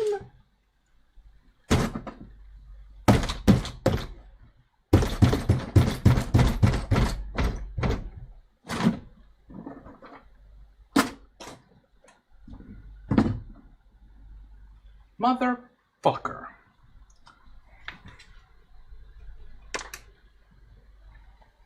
Well, it's somewhere in the room, and sometimes it tries to fucking eat my brains or some shit. Grasshoppers are, like, annoying. Revenge of the Grasshopper, god damn it. I'm just trying to watch some analog horror, man. I'm not trying to be attacked by a fucking bug. Okay. Known bugs. Players are able to use trees in the first zone to jump over map borders. Oh my fucking god, are there secrets that you can only access by glitching out the game? This is really like Shipwreck 64, isn't it? It's all coming together. Players may get stuck on the final screen. To fix, on Windows, press the Windows key and manually close Lethal Omen. 3 enemies may be unable to kill the player and may cause the player to be pushed out of bounds. So we're not actually in danger when the enemies reach us. Interesting. Hey, Spack. Thank you for the 5 months. Maybe the grasshopper is the true horror here. Oh yeah, I'm gonna be suddenly like the grasshopper's gonna get me at the end of the stream, and like I'm gonna be like blood is gonna spurt out of the screen, and I'm gonna be taken over by a giant grasshopper. Yeah, sure. A particular sequence can be broken by backtracking your steps. 5. Touching an object in a scene near the end will reset the scene. Interesting. Known bugs. The grasshopper. Okay, disable this and open up the game. Lethal Omen. Does the game have any secret images that we should investigate? No, it doesn't seem like it. It's all Unity assets.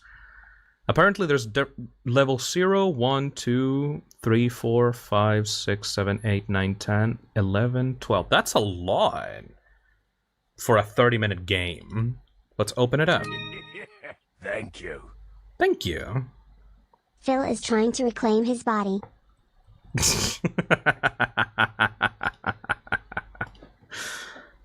Alright, we're going to open out loud.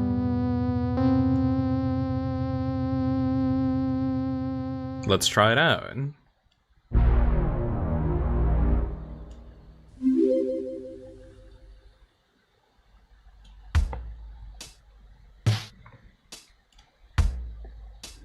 Hey K Thunder, thank you for the membership. Lethal Omen.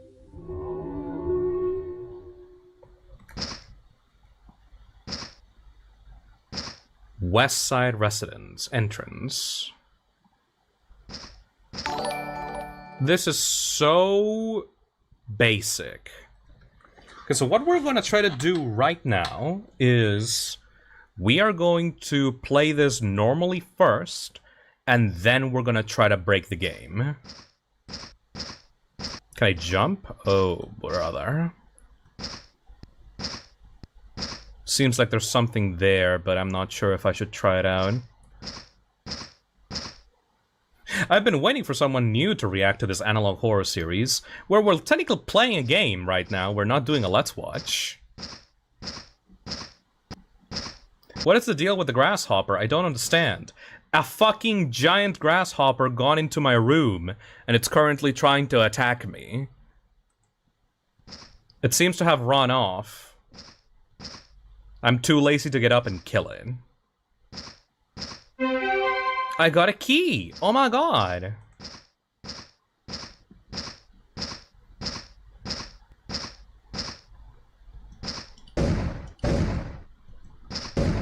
I probably need, like, 2 keys to get that.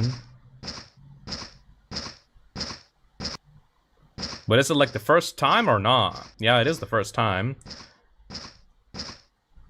Didn't even know the grasshoppers existed around this area. Wait, there's more than...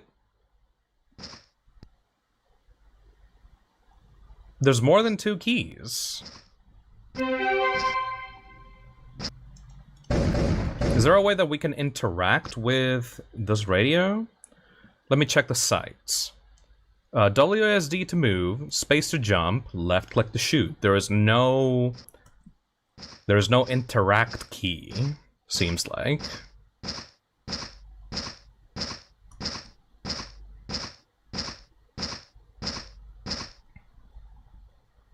Oh, look at these weird textures. This PS1 shit. Does that happen with every single... Yeah, it happens with every single fucking tree texture. But only the trees, funnily enough. Alright, we got the 3 keys. Does that only... Yeah, what the fuck? This only happens with the trees. Not any other textures, just the tree texture.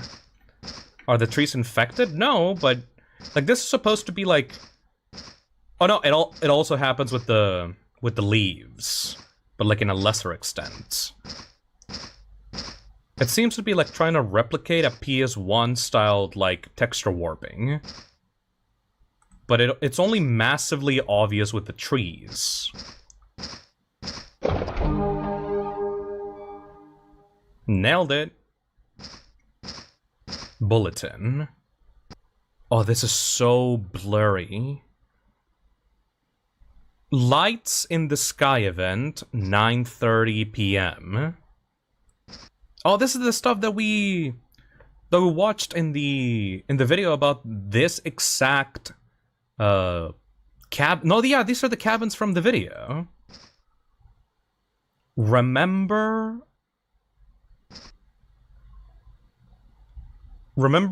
something you saw. Also, look at the moon. Kind of weird that it's cut in half. Oh! I can actually enter the cabins. Oh, yeah, all the wood texture is just freaking out. This a videotape?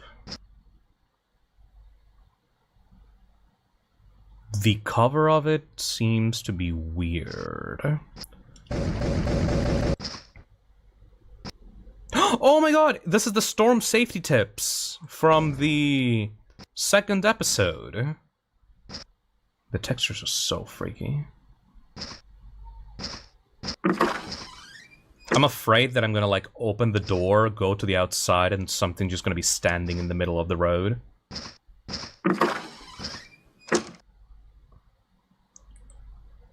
Storm safety tips and some kind of red VHS tape.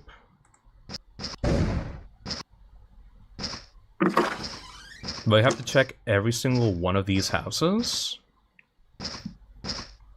I don't mind doing that.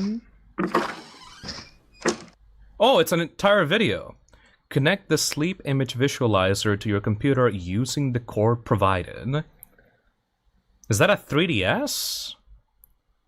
Sleep image visualizer to your computer. Is that supposed to be a teaser for a future video? Seems so. They're all... Yeah, these are the... Sleep image visualizer.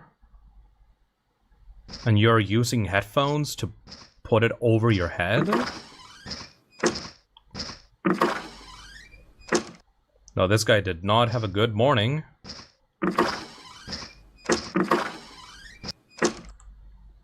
Oh,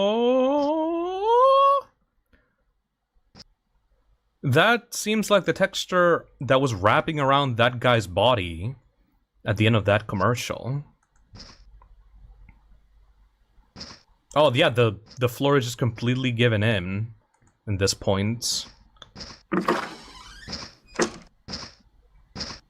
Family cabins, archery. Can't really go into the family cabins. So this is where the enemies would start spawning, right? Yes. What if I let him touch me? Hello there, big boy. Oh my god. Okay, calm down. Oh my god. It's literally just gonna be following me. So these things can push me out of bounds. Alright. Let's go. Let's do what the game wants me to do and kill all the enemies. Oh, no, like, oh, okay, they can harm me. Oh, shit. I thought that they weren't supposed to. Oh, fuck, well. I guess we got the bad ending. Yeah, don't get near the multiple enemies, I guess. Can I climb on these trees? Moonlight Acres main entrance. Okay, okay, I'm getting distracted again. I need to do this. I need to do the main path properly, and then I'll try to break the game. The game over image is the fireplace. Not sure if that's any relevance. I love how fucking crusty this game is. Like, the step sounds are not even, like, properly tied to me stepping on the ground. The step sounds are just tied to me, like, advancing forward. Crusty compressed audio. It's the same bonfire from the video. I mean, it makes sense that this game is so shitty if it's, like, actually developed by an AI. When was this episode released? Because this seems to be, like, released before the AI craze.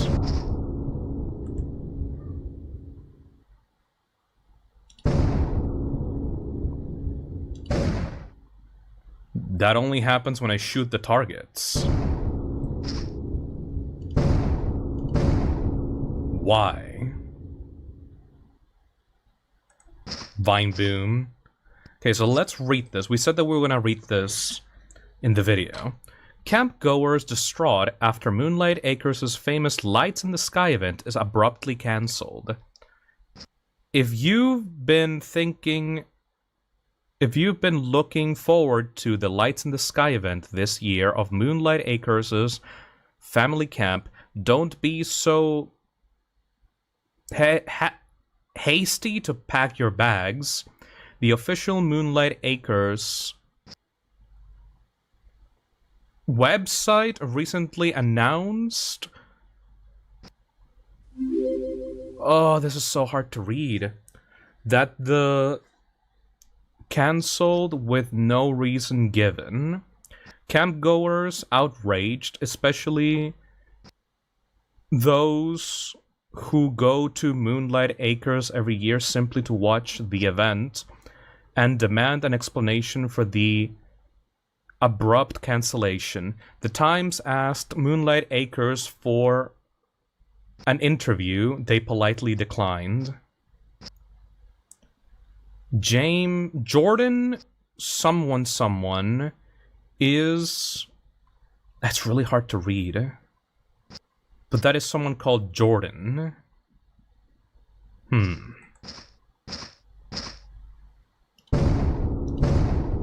Do I get something if I shoot at every target? Jordan Barnes. This is the bunker that we're supposed to... Ah!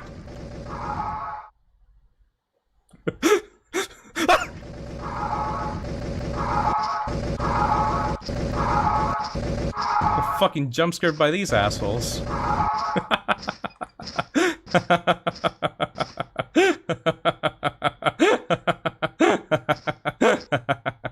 Oh, that's a key. It's kind of floating in there. They sneaked up on me. That's not fair.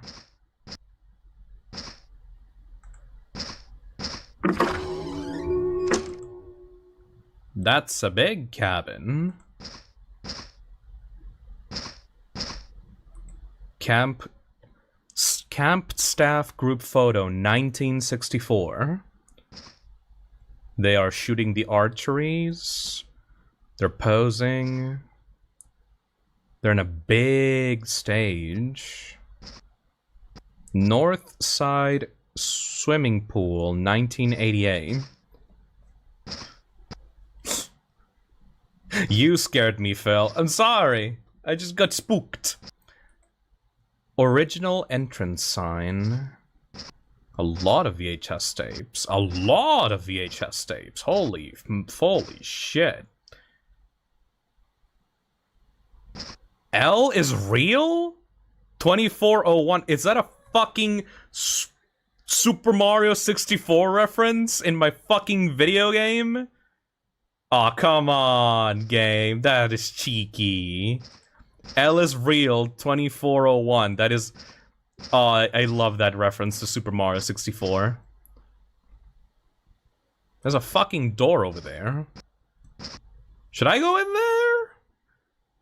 I'm afraid of going in there and, like, affecting the ending.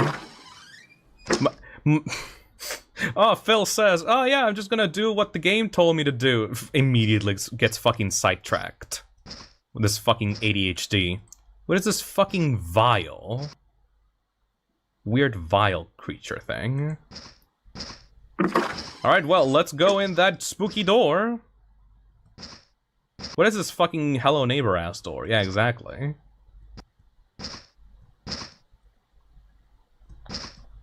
Am I even able to go in there, or is that like a bug?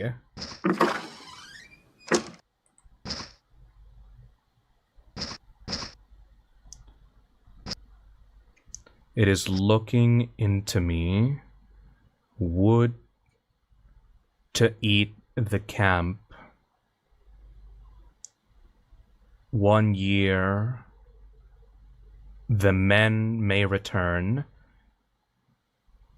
My face is going away. Ah!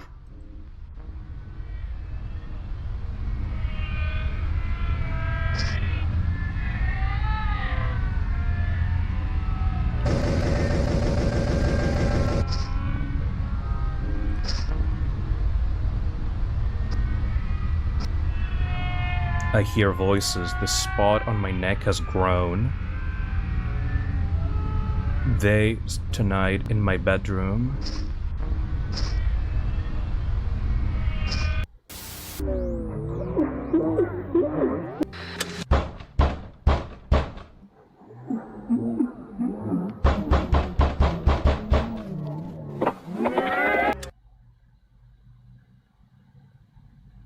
Oh! Well, that's nice.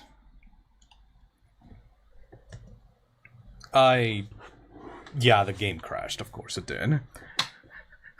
Hey guys, we're just gonna do what the game wants us to do.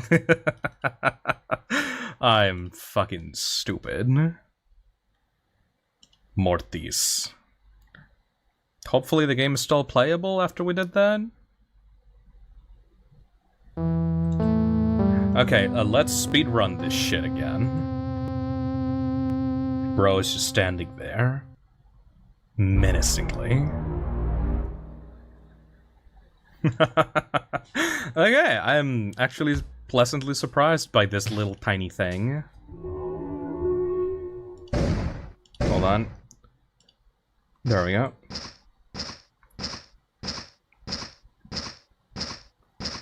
Bro came back to you reading his diary. So that's like a completely different type of thing. Or unless that's trying to represent like the fake people inside of the cabins. That seems to be a completely different kind of threat than the wood crawlers.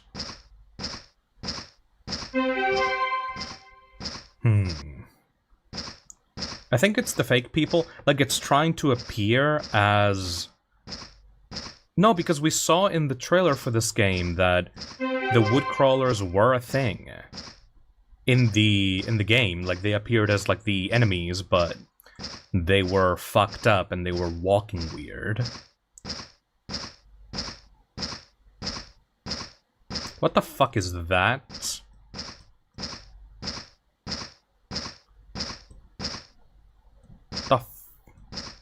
Hold on a second. There's a thingy over there.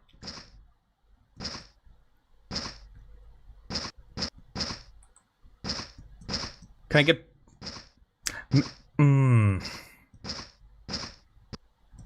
Is there a way to get there?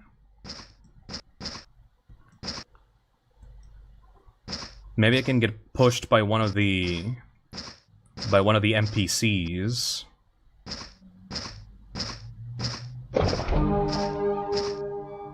Hold on, let me drag this asshole into that spot and see if like he can give me a boost.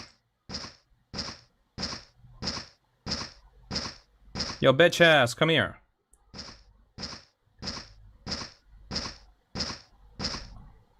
The game said that I can get out of bounds, so let me try to see if this guy can push me out.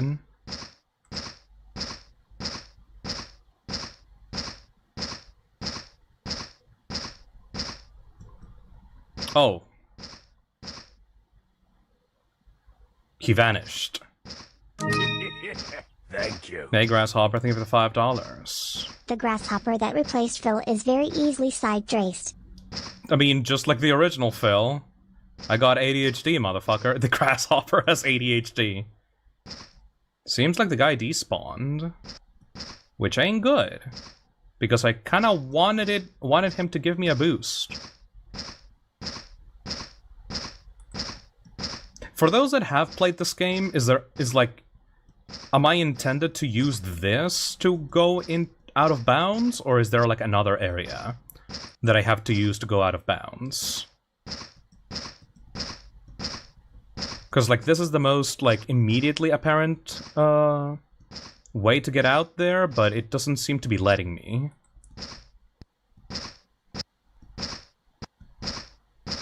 Are you sure that he didn't get stuck behind the gate? Oh, yeah, of course. No! Yeah, no, there's a wall. He can't move out of that area. Okay, fuck you then. For not helping me. Maybe come back to it later? I will do that.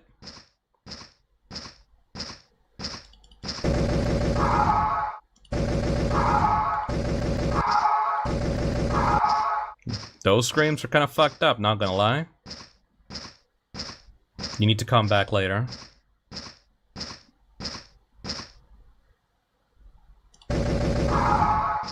So where did they appear where they jump scared me? Oh, they're just appearing out of the trees.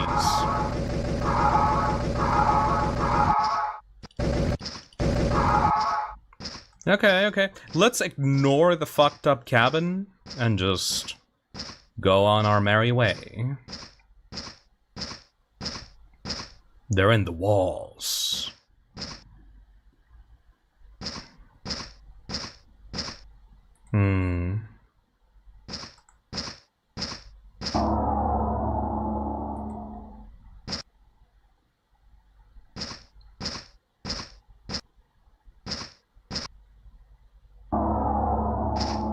That is creepy.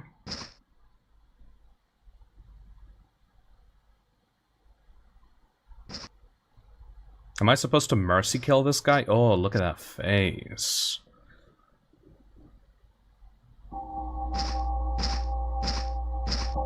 Alright, I'm assuming we have to run now.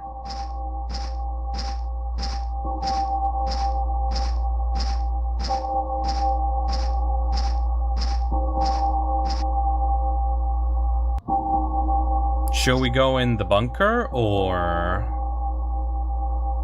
Let's go in the bunker.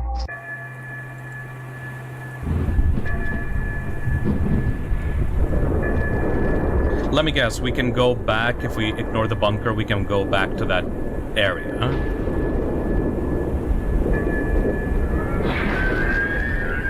Ew.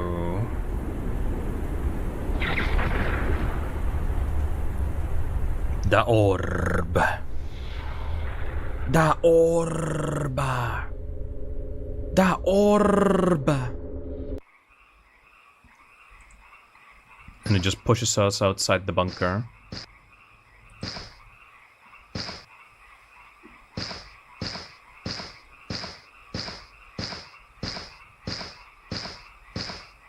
It's orbing time.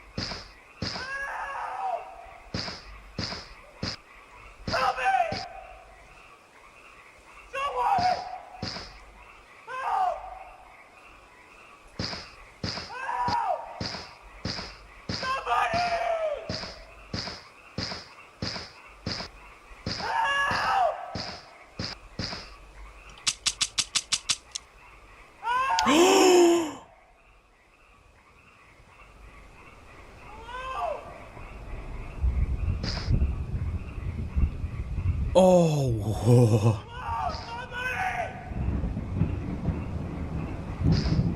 Fucking run.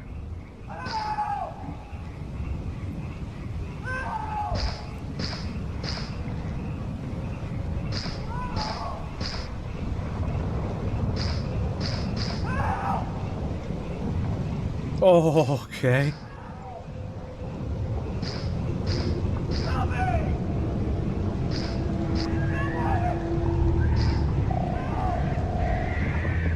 Oh, you literally oh, you win!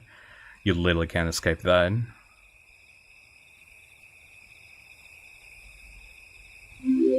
Oh, thank you for the... You win! That is nice. And it just crashes. Okay, even though that was extremely simple, that actually genuinely creeped me out. But that is different from the actual thing that we saw on the video. That is a different ending than the one that we saw on the video. Let's try it again. I don't think I'm going to be able to get every single thing that this game has hidden on it, but I want to try. The only other thing that I can imagine being a divergence point would be to go back to the beginning of the area after the run prompt gets shown up. Yeah, just don't go into the bunker and see what happens. Also, the game on the store page told me that you could access something by jumping over the trees, which I'm not seeing where you could do that right now. It's all covered up in mountain areas. Let's try to break out of bounds right now. It's like this is immediately the kind of spot that I would imagine having some kind of out of bounds issue. Though it seems to be locked down pretty tight. We can't go over here either. Oh, we can.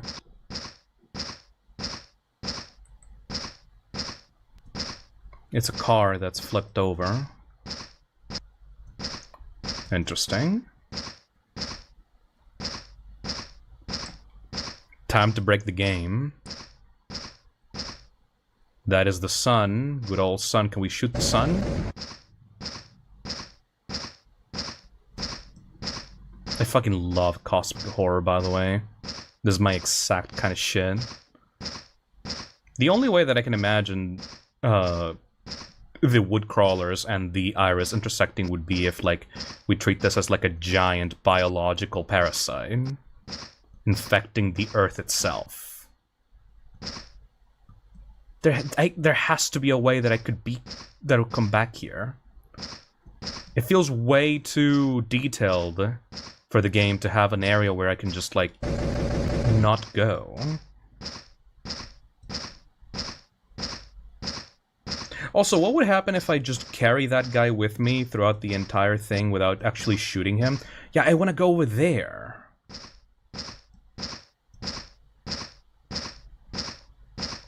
Alright. We have two things that we want to try. I want to try not shooting at the guy and just passing him and seeing how far he will go to get me. And I want to go back when the game says run. I think those will be two good experiments to try out. Moonlight Acres. Hell yeah, I'm making friends. Lethal Omen. The Pacifist Run. He's not a very good friend, though. Okay, so yeah, they both will spawn.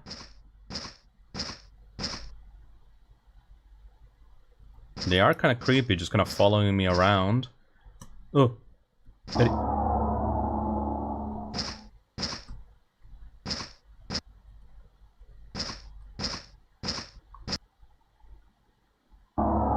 Yeah, no, they're still here. Okay, yeah, the game proceeds as normal.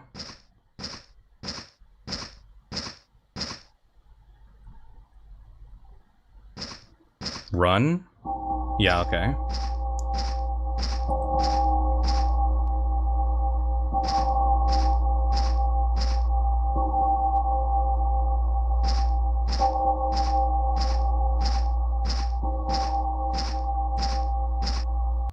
This sound is still, like, giving me, like, chicken skin.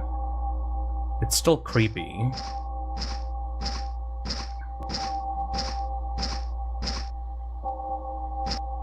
They won't follow me. It seems that they, like, congregate in a certain area, though.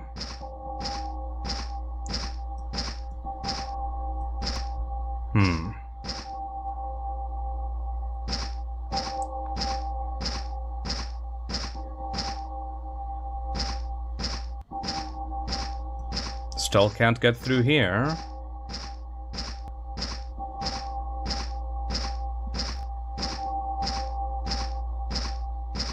Can I go? Nope. Still can't get the iris to show up. Shoot the moon? No.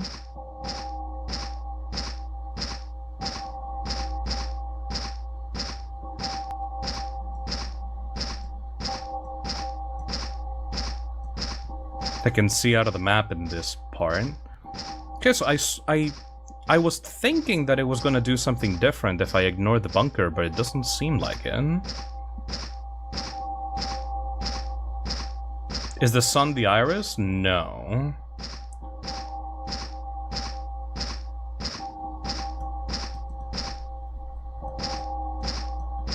I really want to go through here, man.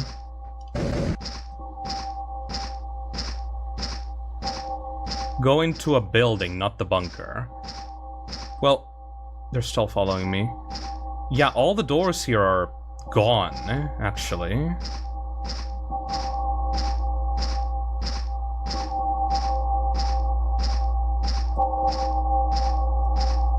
The door to the building is gone here. Can't really do that.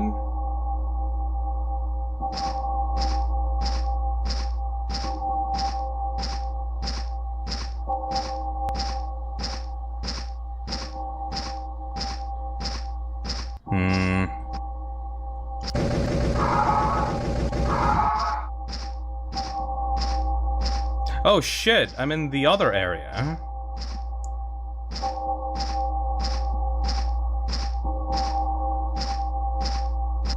Oh shit, I can get the key maybe. Hey, T-posing.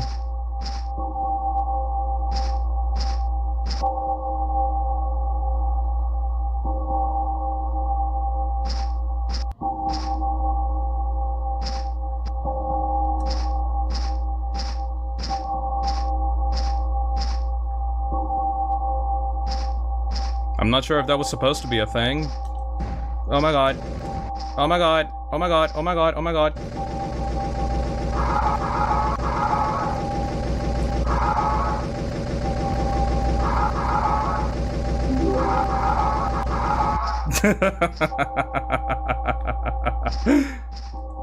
I'm glad that I didn't get a game over at least.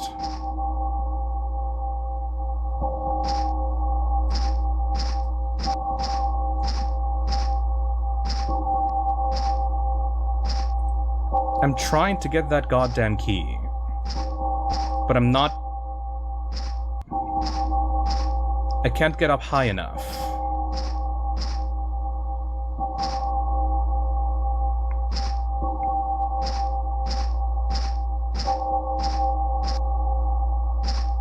Why does this look like Harry Potter? Let me get a head start. Oh. The ceiling does not work.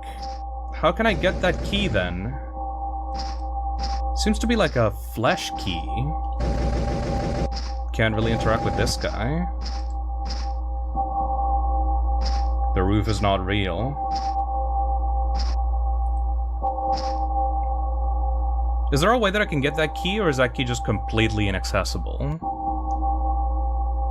You can climb the trees by spamming the jump button. Let's try that.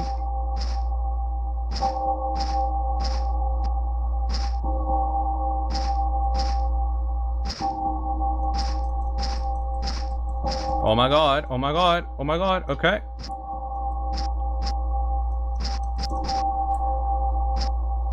God damn it.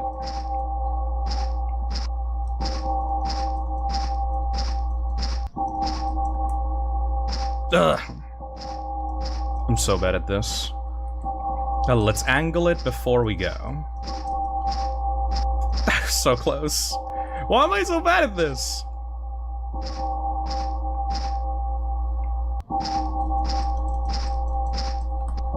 Got him. Oh, this guy managed to catch up to me. Okay, we have the key now. Where should we use it?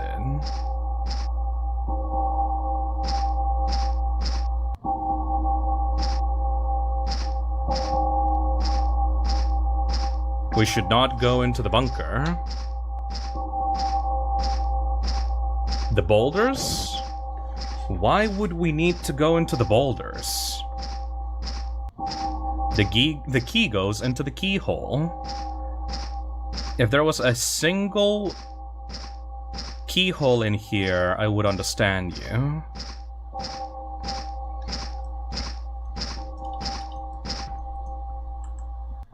Oh my fucking god, what's going on over there?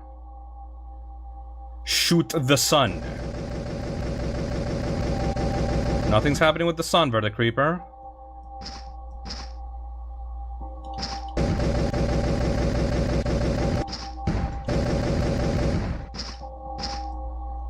Seems like that activated something, but we still can't get to it.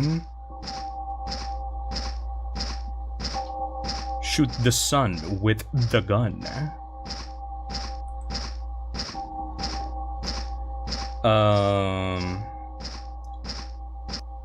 Oh yeah, right, climb the trees to get out of bounds. Oh, but what about what about the key then? Do we need the key for this?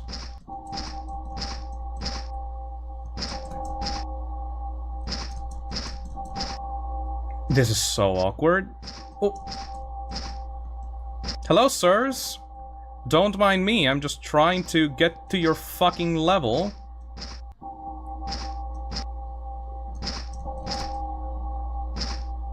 I'm usually very good at breaking games.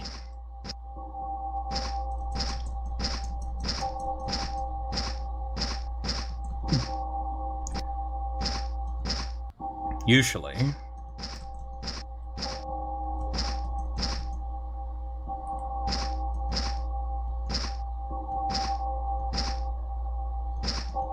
Ugh.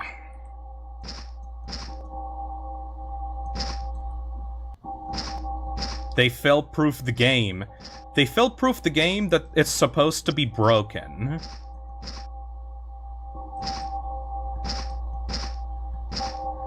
I think I'm doing this in the worst way possible.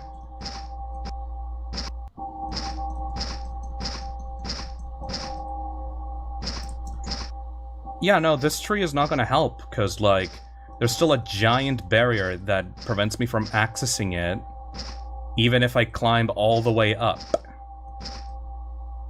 Find another tree.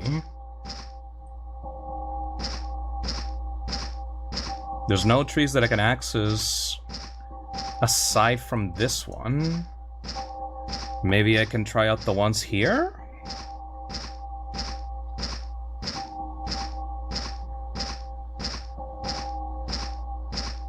Can you climb the barrier? Definitely not.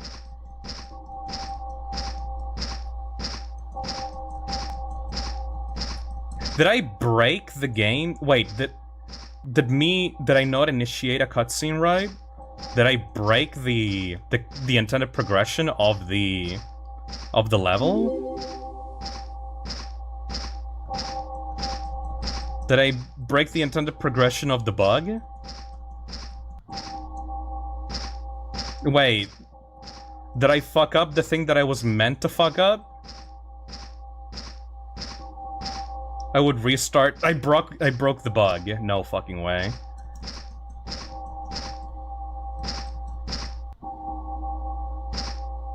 I glitched the glitch. Do the impossible, see the invisible. Row, row, fight the power. What the fuck is that?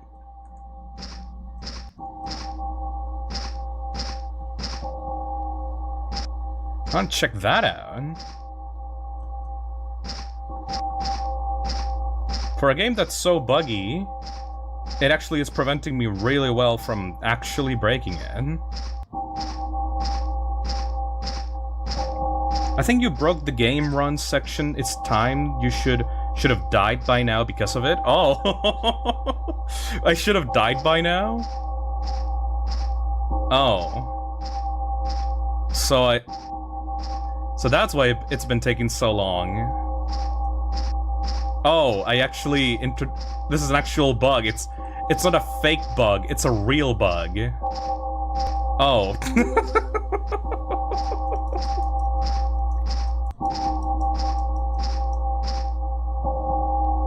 It's not a fake, funny, creepy bug, it's just a real bug. Alright, well.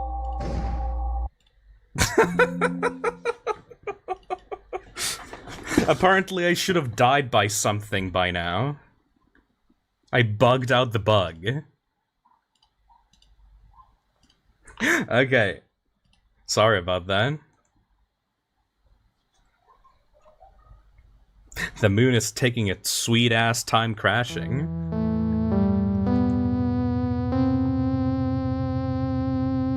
Breaking the intended break is the craziest game-breaking bug.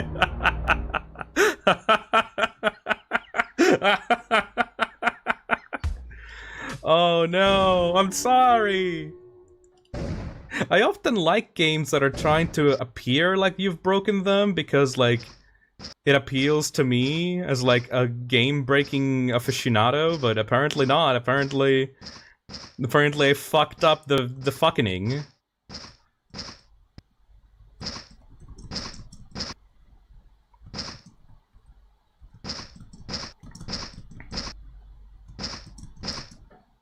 So, what did getting the evil key actually do? Because, like, I can't put a key on a fucking rock, can I?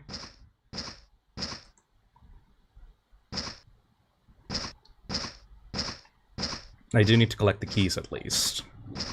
Okay, for anyone that actually knows this game, what am I actually supposed to do to get the other secrets? Because, like, I could try out a lot of combinations in order to break the game, but it seems like the game will actually break itself if I do stuff out of order.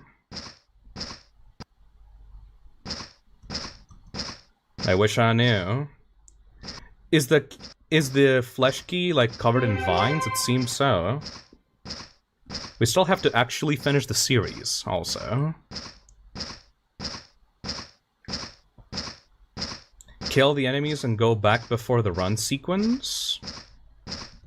Seems to be the only way forward. Maybe get the flesh key before triggering the skinwalker? Well, you need to go through that sequence in order to actually get to the key.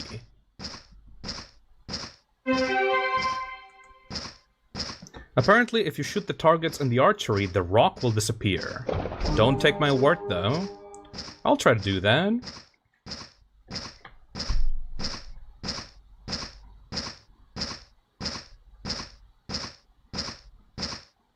I mean, it did do a funny sound.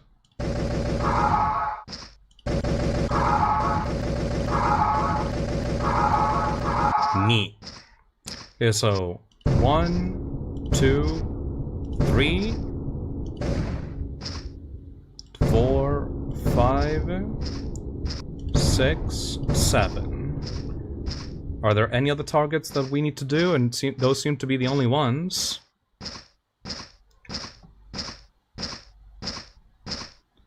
I don't remember if it does anything, but change your time to 9:30 for the night lights events.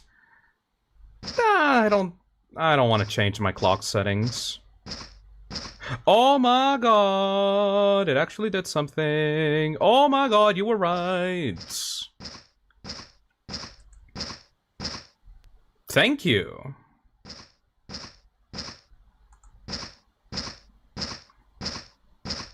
Oh shit, the rock is gone. Yeah, this seems to be a ritual site.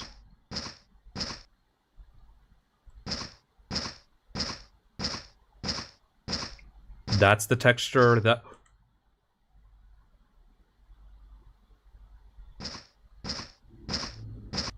Oh, this is the thing that we saw before. Oh, that's big. Oh.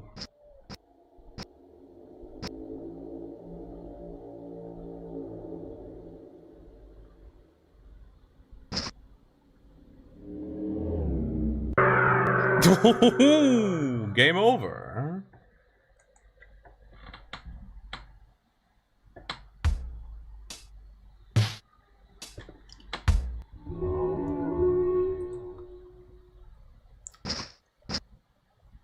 Let's try to do that again.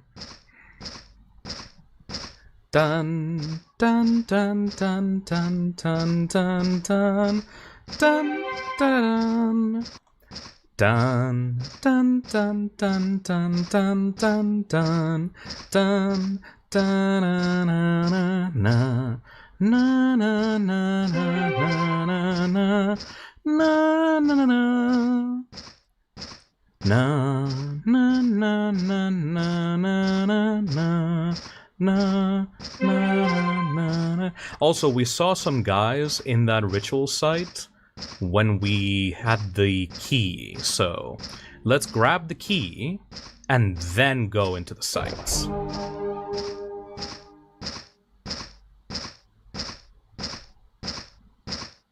Flesh key for the flesh hole? That sounds wrong. So, Frisk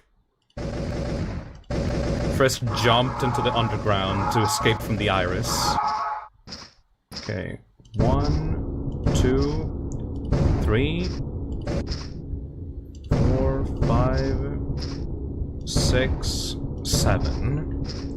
Let's go get that key. Go on,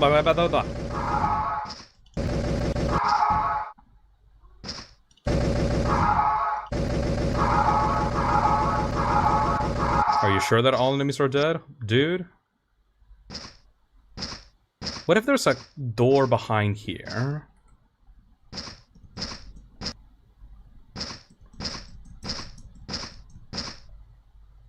What if there's a door, like, around here? Doesn't seem to be.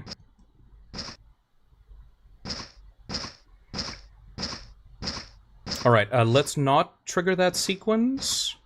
Let's go around here and get the key through here.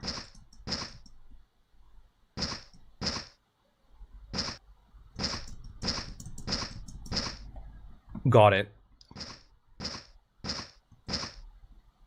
Hopefully we did not trigger the timer for the Skinwalker sequence. Flesh key, let's go! Okay, yeah, we are not at the end game because the doors are still available, so that's good. Will the guys appear now that we have the key? Yes!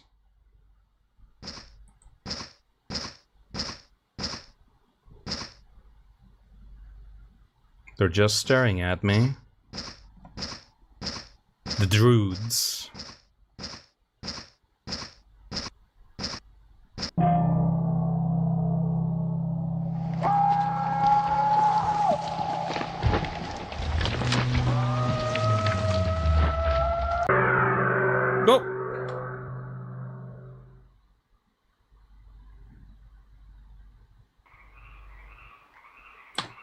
Oh! Oh shit! I'm alive!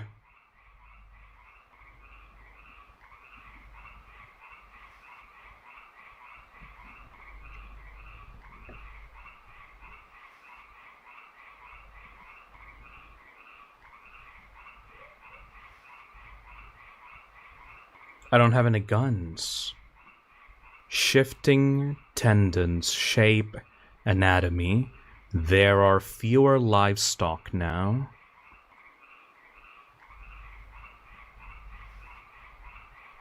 Are the trees actually alive? I mean, yes they are, but like, are they more than just trees? Wretched hands. Tap my window. A stranger's fang. Scrape the walls.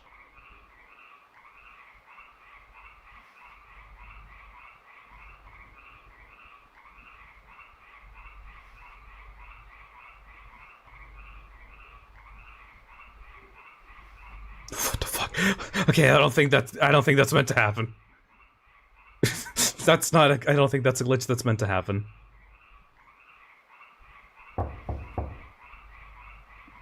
Wait.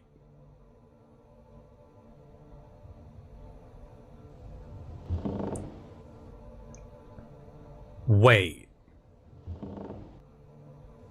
The floorboards creak while I sleep. Growing cracks leak with red. I don't think I'm a human anymore. The field has eyes, burning deep. They're becoming restless. Yo, Iris! Kill all enemies.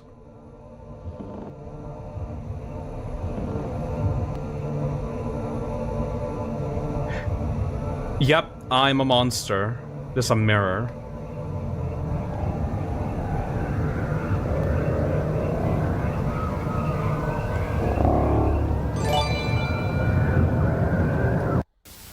Hey Phil, ever thought of playing My Eyes Deceive for Us Dream? Nope, no idea what that is. Thank you, Jason Prime. Also, thank you, Iris. Hello there, baby girl.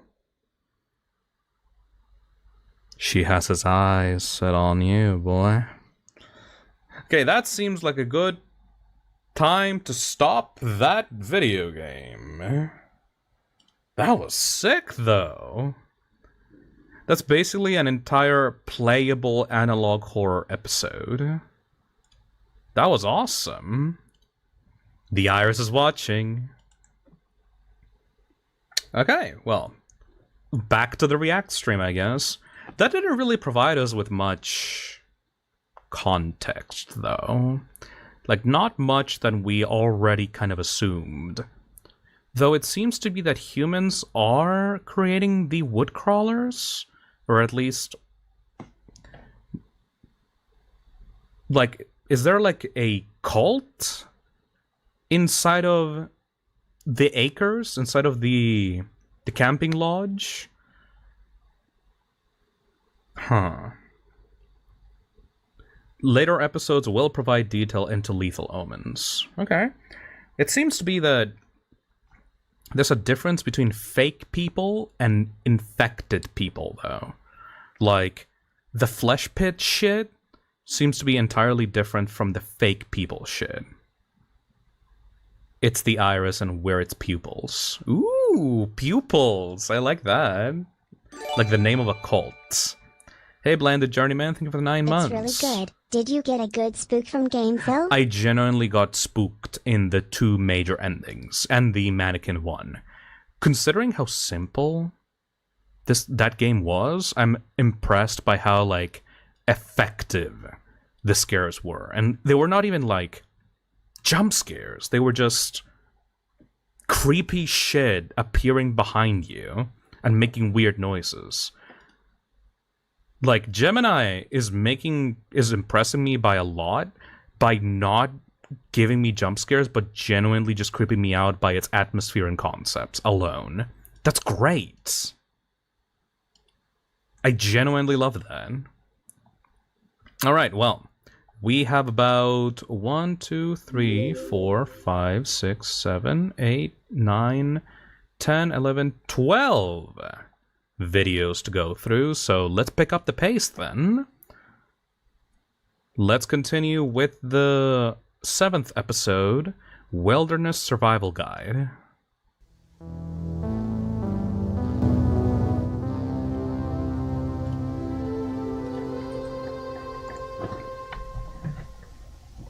This is interesting. Jack Wilder's Wilderness Survival Guide.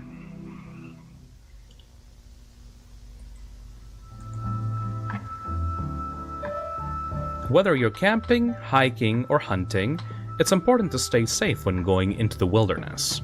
This cassette will teach you many survival tips that might just save your life. Essentials.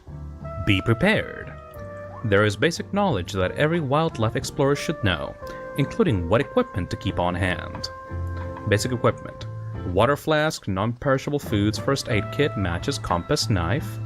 Store these items in a backpack. Be aware. Thorns, ditches, and rivers could lead to serious injury if not accounted for. Thorns. Ditches. Bitches. Take care. Camping or hiking in private property or hunting grounds could lead to serious fines or worse. Always make sure to have the proper permits before entering an area. Things to avoid: bears, cougars, and moose. If you come face to face with any of these animals, stay calm, do not run. Slowly back away, keeping your eyes on the animal.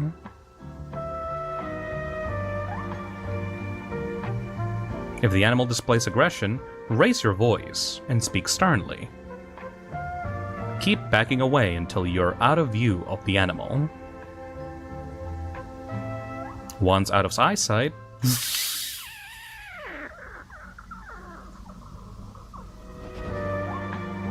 plant life. Poison ivy causes rashes, itching, swelling, blisters. Water hemlock, trembling, convulsions, respiratory failure, and death. Nature's mockery causes hallucinations, sudden muscular paralysis, body disfigurement, flesh decay. That is the thing that we found in the game, in Lethal Omens.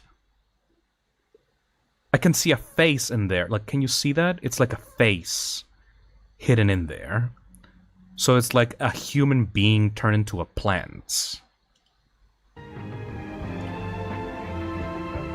Why? I can see an arm sticking out. If you make physical contact with any of these plants, seek medical assistance.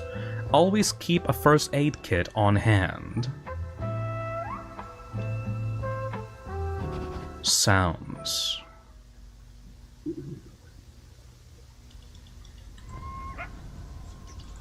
That's a duck. Never mind, that's a coyote. Okay. God damn it.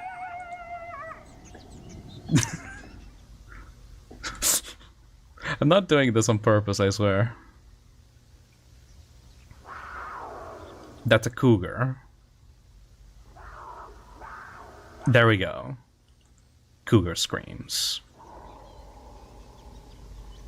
Do cougars even live in the wild?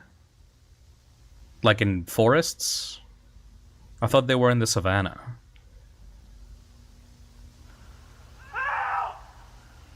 That's from the game.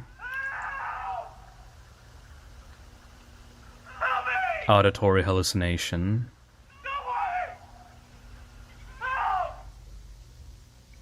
Yeah, you recorded a hallucination, didn't you? If you hear any of these sounds, leave the area immediately. Do not move towards the sound. If you hear them, they have already heard you.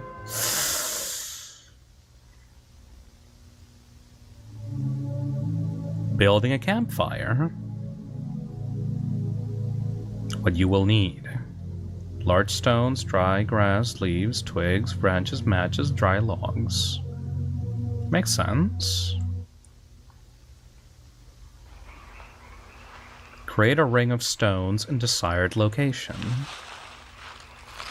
Oh my god, live action. Place tinder inside of stone ring. Place kindling in a TP formation. Set fire to tinder using matches.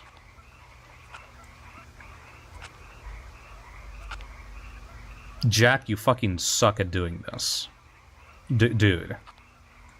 What to do if your fire fails to start?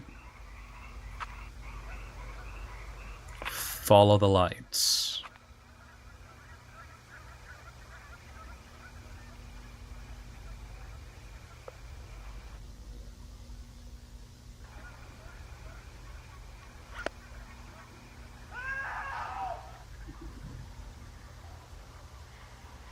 Oh, it's gonna be in real life. Oh no.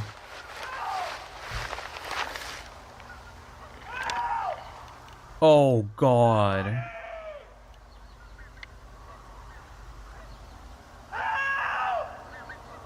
Oh, this is so much more creepier with context.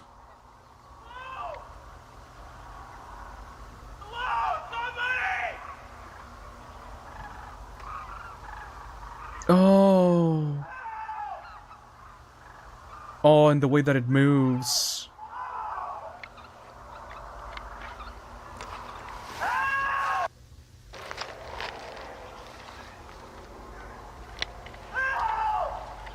Oh, it moves.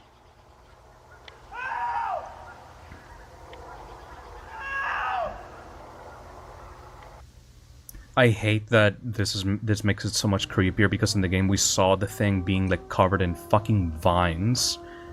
If you believe you've been infected through a wound, do the following. Wash the wound with water and soap. Use antibiotic ointment or on injury. Forcefully rip foreign object from body.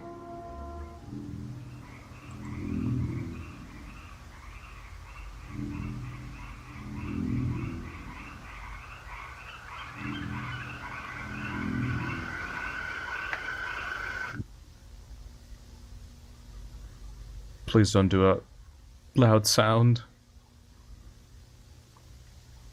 Oh. It didn't need to do a loud sound to fucking disturb me. Holy shit.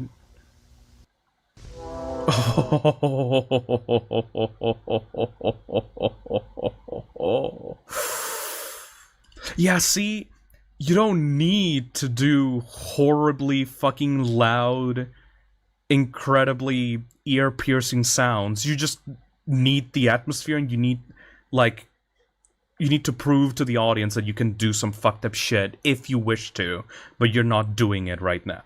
Ooh. Respect.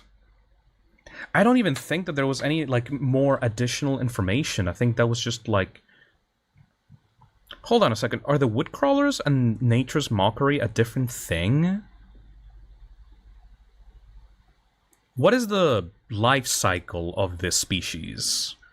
Because, like, it seems like the woodcrawlers are connected to Nature's Mockery, and those are connected to the fake people. But I don't know what the cycle of gestation is. Like, it seems like the plant comes first, then the fake people create the woodcrawlers, or the woodcrawlers create the Nature's Mockery. It's different stages. The silhouette of the bear could be after it possibly ate Nature's Mockery. Yeah, like, I'm thinking that maybe the woodcrawlers are like the final stages of evolution of something that got into contact with Nature's Mockery. Huh. Nature's Mockery are the woodcrawlers going into a metamorphosis. Oh, so it's like... Woodcrawler kills and eats people inside of the homes, and they create the fake people out of that, and then the fake people, after they haven't found anyone else, they turn into Nature's Mockery into a plant, and then they become woodcrawlers. Because, like, it can't find anyone else to infect in the nearby area, so that it becomes a plant that then can transform into a woodcrawler. Okay, next one is Sleep Image Visualizer. Oh, the thing that we found in the game. The headphones. Jack was also mentioned in the AI video.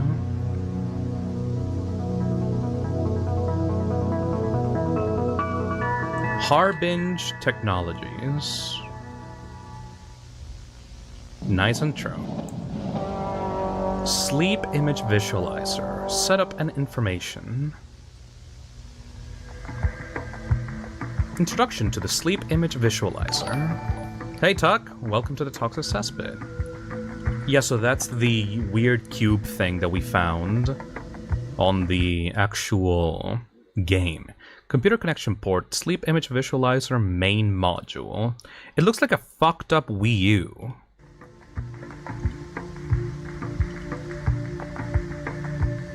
Headset connection port. Configuration panel. SIV headset. Yeah, these are the things in the cabins. Why does everyone in the cabins have this? Aluminum dome. Wait, but isn't the aluminum like a thing that causes auditory hallucinations? Setting up the sleep image visualizer. Connect to your computer after using the core provider.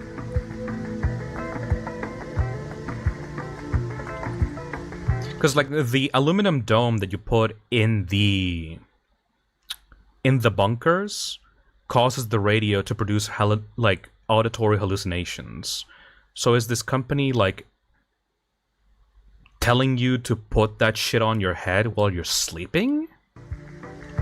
That can't be good, right?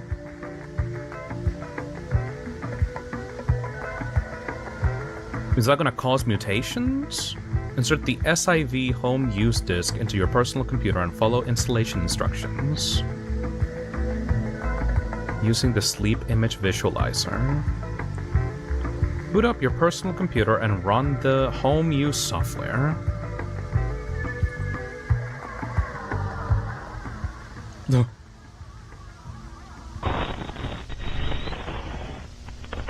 Sleep image visualization.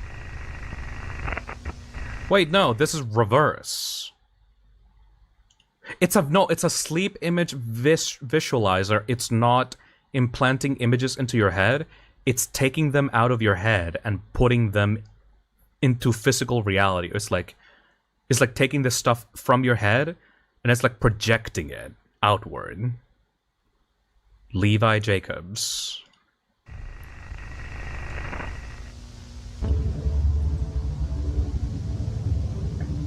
Oh, I can see the fucking head of something in the background.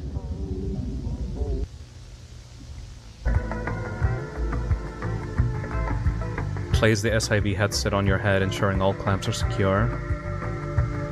Turn the SIV main module on and lie in your bed. Your SIV will begin recording automatically.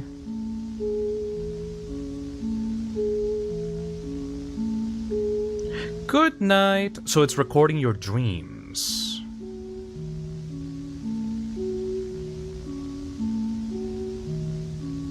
Yes, it's recording your dreams. Hey Iris, what up, baby girl? Saw it in the corner there, peeking out. Adrian Gordon.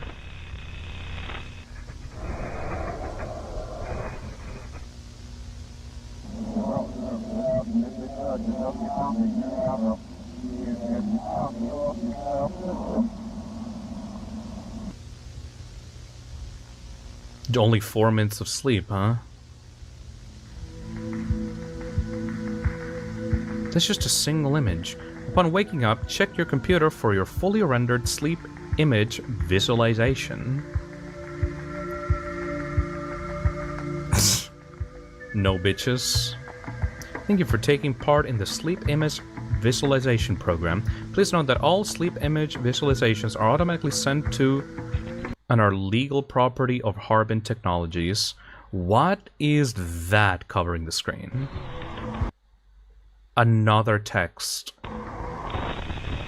Jack Dean. You slept a lot.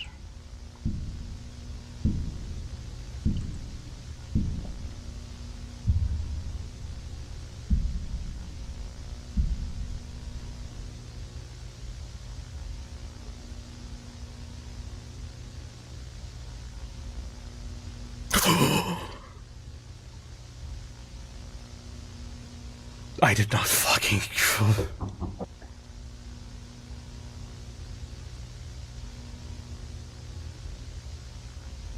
Reminder.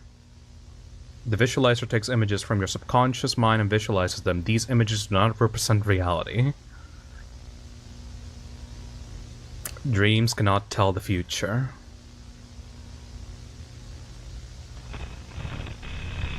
Joseph Allen. He started at some point but did not end.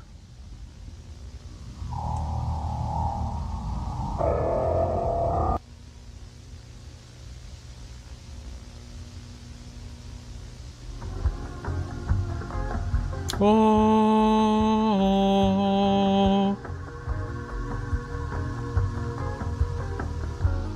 I fucking hated that part with the mannequins. Okay, I have a theory now. Games for kids. Okay, this is later. I have a theory now based on this. So, Lethal Omens is a game produced by an AI. And the AI produced images that were extremely similar to the stuff that the sleep visualization program made. The sleep device needed an aluminum foil head to be put on the user in order for the dreams to be rendered into your computer. And the bunker has an aluminum orb placed at the center that glows, and the radio, I'm placing a radio near it, produces hallucinations, like auditory hallucinations. I don't think those are actual dreams, or well, they are, but I don't think those images are being produced from people's heads. I think that the iris is casting out a signal that is affecting matter, and electronic devices, such as a radio, the sleep device, and the AI are able to actually catch those signals. Makes sense, but what about the mannequins? I'm not sure if those are meant to be real people or not. But from what I'm getting, it seems that the iris is trying to torment humanity by giving them dreams of it coming to us. Like, you know, the big iris coming from the edge of the world, appearing and overtaking the entire screen with like a black, like, planet of doom just like covering the entire sky. I think that the iris is doing that, and then the AI and the radio and this image visualizer is taking those signals and actually decoding them, and it's like interpreting them accidentally. Well, no, maybe accidentally. Maybe it was an accident with the radio. Maybe the radio was like an experiment, and then they realized, oh shit, we actually caught a message from the iris. And then they tried to catch that signal and interpret it using the AI. And then that AI's signal was so strong that it created an entire fucking video game. And then they took that and used that knowledge to create the sleep visualizers to be able to catch the signal directly from people's heads. You know? Go back to where they were adjusting the head clamps. Okay.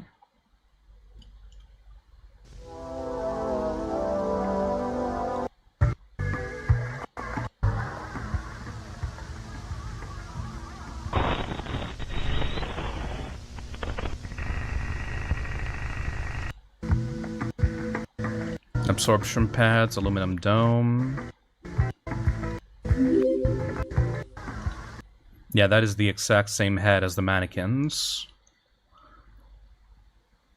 What am I supposed to look out for here, though? Same face as the mannequin, by the way. Yep, that is obvious.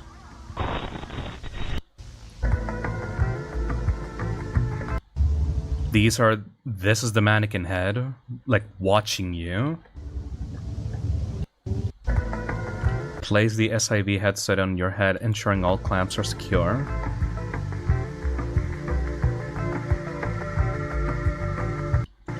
Does something happen? Ensuring all clamps are secure, and then just like the head begins to... Oh my god, look at that. The head begins to like morph into the aluminum helmet for some reason. Like it begins to like contort the head and just like cover the eyes.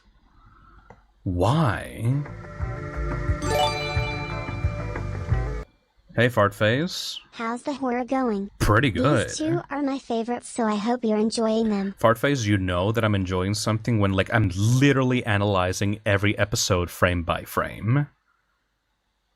Literally.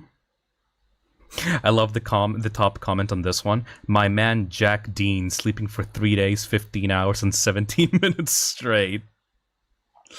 Alright, let's go into the next episode. This is Gemini Home Entertainment, episode 8, Games for Kids. Let's check it out.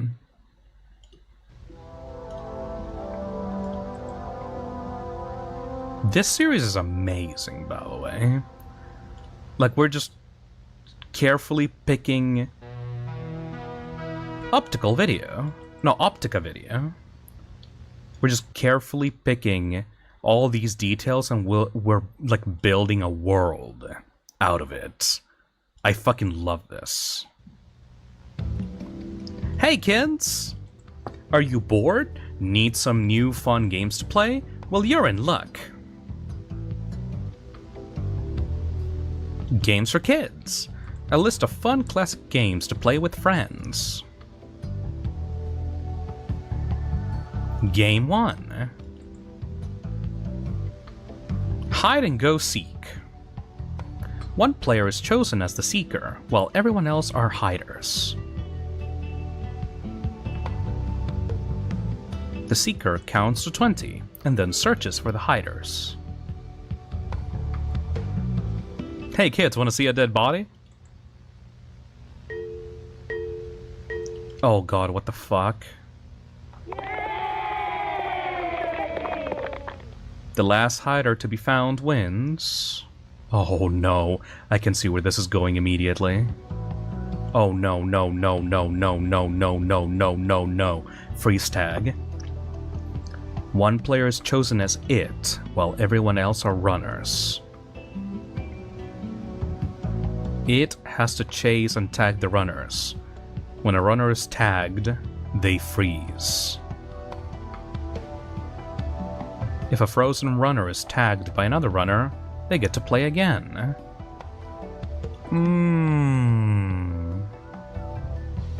I don't like this. Tag. When all the runners are frozen, it wins. That is such a good metaphor for the iris, though. When all the runners are frozen, it wins. That helps my theory that the iris is the one that is sending out these virus-like parasites into the earth. And it's trying to essentially tag every single human. That is a metaphor, I think. Game 3. Sardines. Sardines is similar to hide and go seek, except one player is chosen as the hider, and everyone else is seekers. The seekers count to 20, while the hider hides as fast as they can. When a seeker finds the hider, they try their best to hide with them?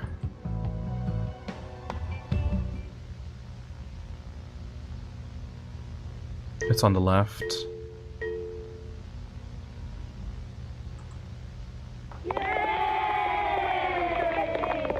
The game ends when everybody is hiding. Oh, game 4. Like pretending to be a human. Oh. Feed the woods. All players wait until it is very dark and your parents have fallen asleep. Sneak outside very quietly and gather all of your friends.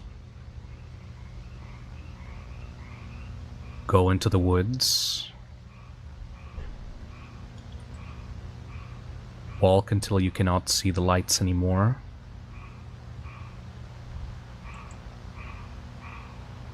Scream at the top of your lungs.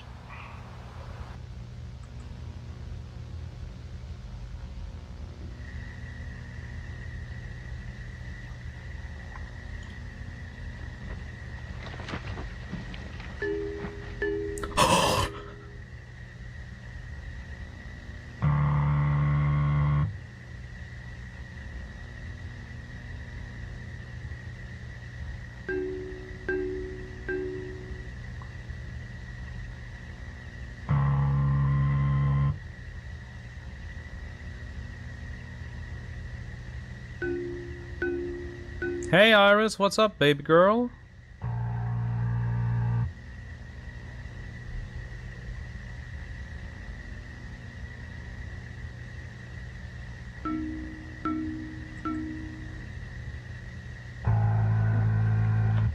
Oh!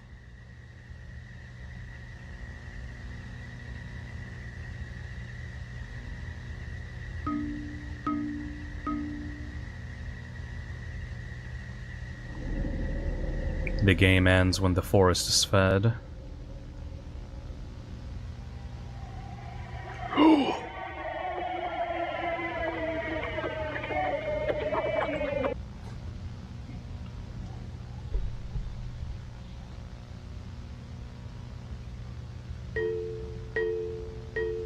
The fuck does that mean? Oh, that's the Iris finding us.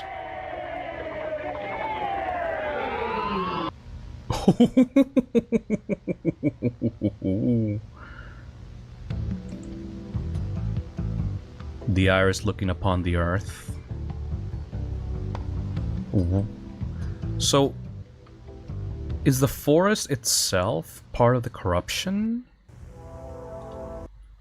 Is that why the textures of the trees were so warped in the game that we played?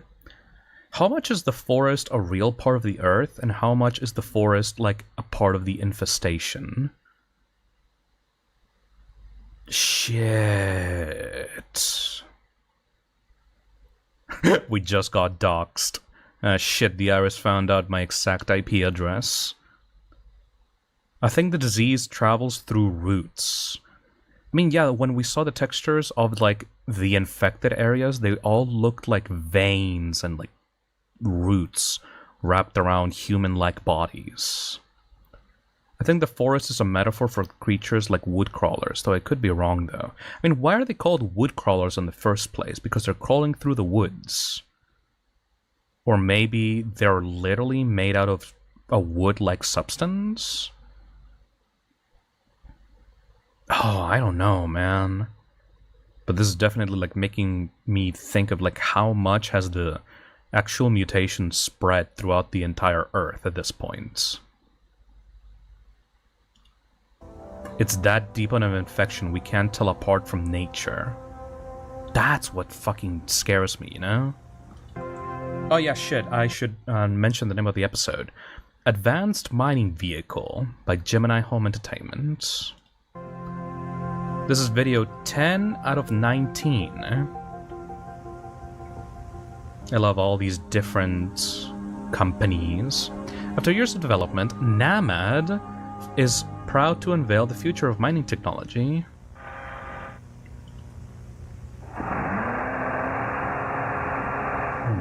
Ooh.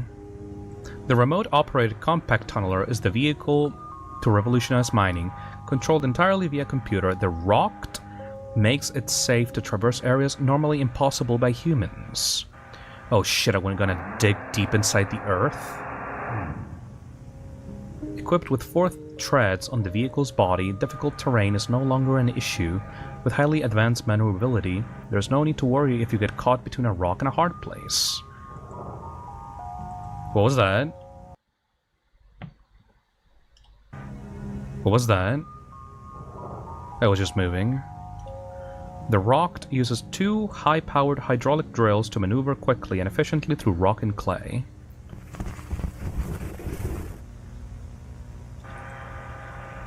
This is a great effect, by the way. A rotating camera attached to the vehicle provides a live video feed of the rocked. The camera can pivot 360 horizontal degrees and 90 degrees vertically via the control terminal. The camera is capable of 100 to 300mm optical zoom focus on important details. That's a really cool effect. A compact microphone provides live audio of the rocked surroundings. This is especially handy for listening for hazards such as running water or nests. Text at the bottom of the display shows the rock's status and depth.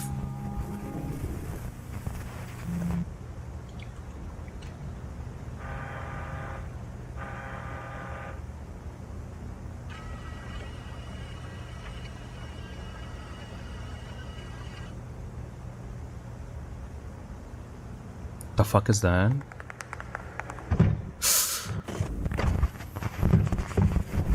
Oh, the depth is going crazy. Compromised. Oh.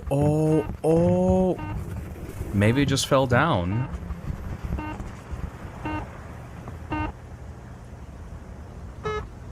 Rebooting.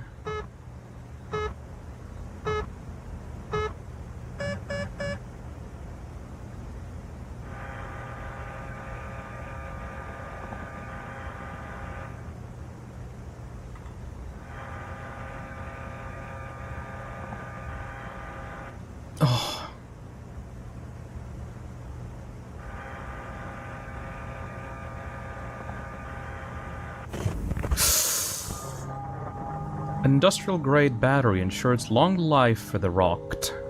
A special casing keeps the battery secure and allows for a reboot in case that the vehicle is compromised.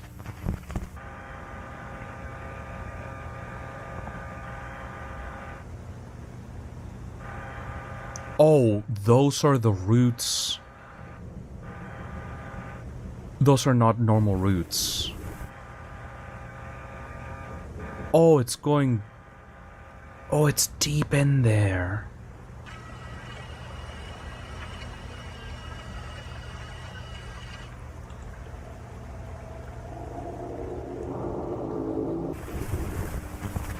Yeah, it's literally deep beneath the earth. It's dragging in. The meat roots.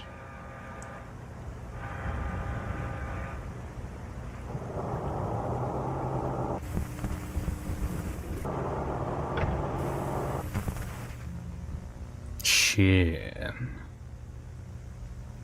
Blood pumps through the garden's veins. The crops mature.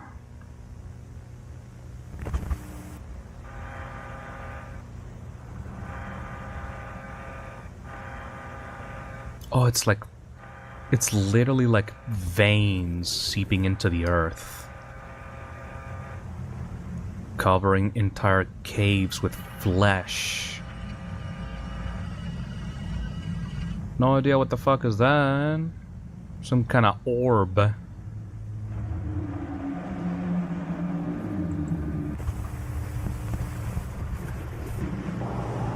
It's trying to run. Oh, that's a wood crawler. That's not a wood crawler, that's way bigger. Oh my... Those are the lights! Those are the lights! From episode 2. And they ate the robot. The lights are living things. They seem to be like an advanced form of the woodcrawlers. Shifting tendon shape anatomy.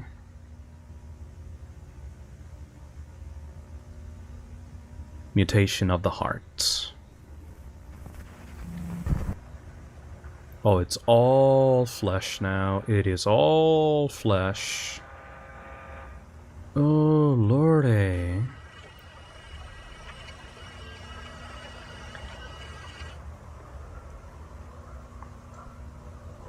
$164.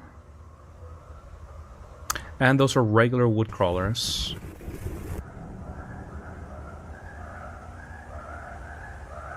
Low signal. Oh, you're going deep. You're going deep. You're going deep. And it probably died.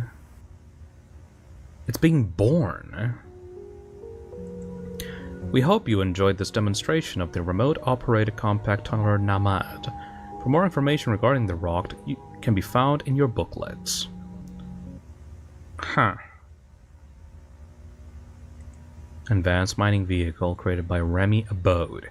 Okay, so that actually connects the lights with the wood crawlers pretty much directly.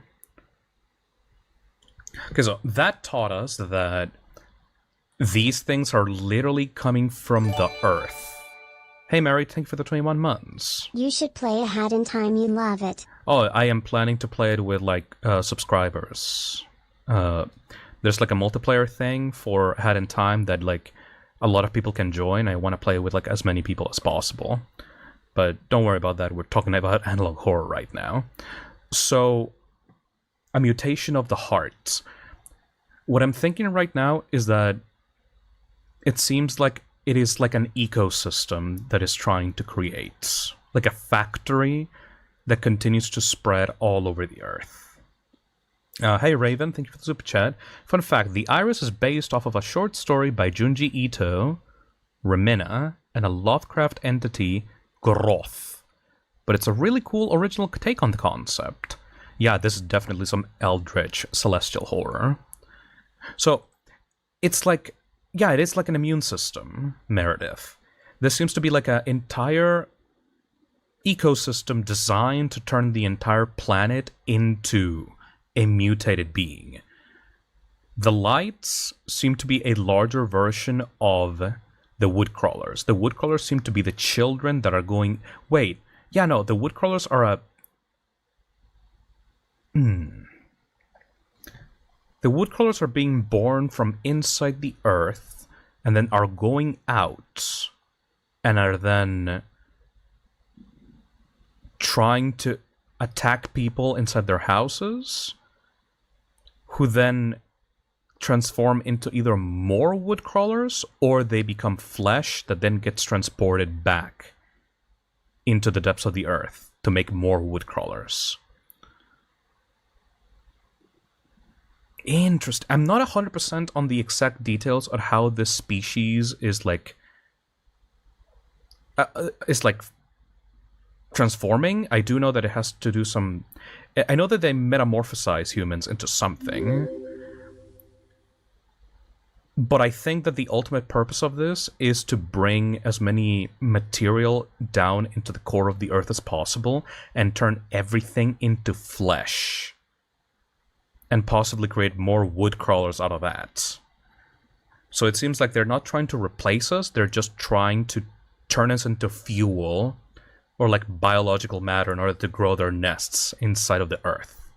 I'm not sure what the purpose of the lights are on the outside. It seems that they come out every once in a while to do something on the outside, but mainly they seem to be like protecting the nest from inside the caves of the earth. Which would make sense because there are lights. Like they would have to use some sort of bioluminescence to like be able to see on the insides of like dark caves where like the sun does not reach them. Like immune cells, yes. What I'm not sure about is why they come out at night. Like in what kind of event would the immune cells have to go out to attack the outside, you know? Anyways, that leaves that the series is slowly showing us how the life cycle of these creatures works and how that is tying back to the Iris. It seems like the Iris is sending out signals into the earth, and those signals is maybe creating the initial infection that then creates the woodcrawlers, and then the woodcrawlers act like worker bees that are expanding the nest from inside the earth. Woodcrawlers bring the people in the cave for the heart to grow more veins, maybe. It seems so. Okay, the next episode is Deep Root Disease by Gemini Home Entertainment.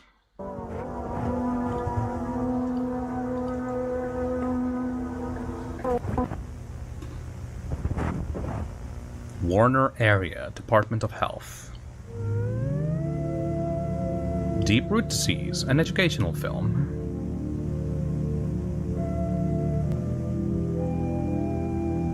Sections: Roots, Contraction, Bulbs, Diagnosis, and Sprouts.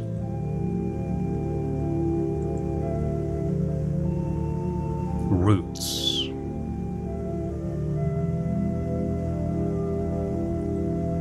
Illustration. Roots begin to form the underset of bulbs once rooting begins stage. Okay, so this is a giant metaphor for how the infection of the earth is happening. The roots begin to form on the underside of the bulbs once a rooting stage begins. The speed of the growth increases as rooting stage progresses. So what is this exactly a metaphor for? The base of the root swells as growth continues, and the surrounding area becomes discolored.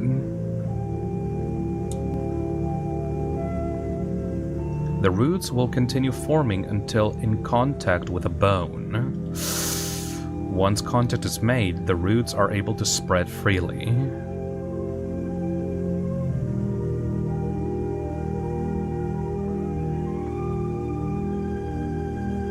Contraction. The following demonstration will explain how an individual may contract a deep root disease.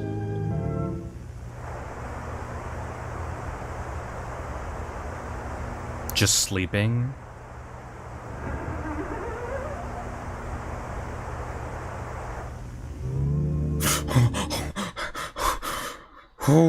Yeah, literally just sleeping in your bed in a place where, like, they might open the door and just get you. Oh. Bulbs. Typically appearing on any normally exposed part of the body, bulbs are the first visible sign of deep root disease. Bulbs can range from 2 centimeters to 10 centimeters across, meaning the growth may remain unnoticed for an amount of time. For the first few hours of appearance, bulbs feel hollow and may be pressed down with ease. Once rooting stage begins, the bulb will become solid, and those affected may experience pain when pressure is applied to the area. Yeah, no shit. The area will become inflamed as rooting stage progresses, and small sores appear around the infected area. As rooting stage reaches its climax, these lumps will begin to form more rapidly. Inflammation then abruptly halts as sprouting begins.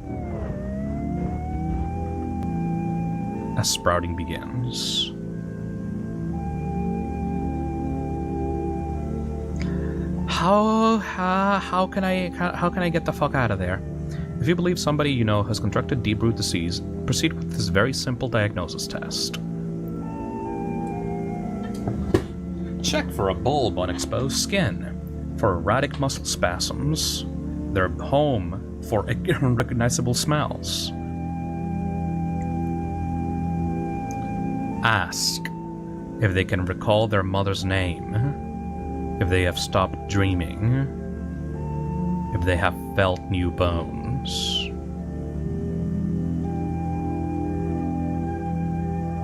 If 4 or more of these tests describe an individual you know, they have become something else. Proceed with protective safety measures.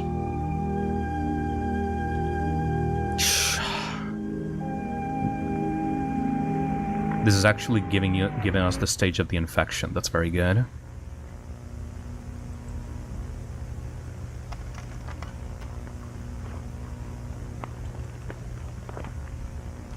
Oh. Oh.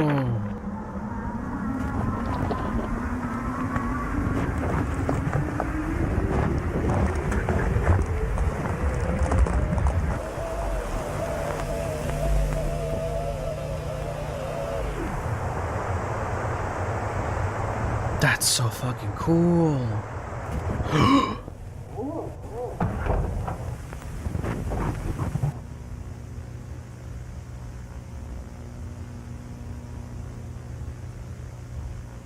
Are we on to Greylock? No, this is still Gemini. Deep Root Disease, created by Remy Abode. Nice plans, asshole.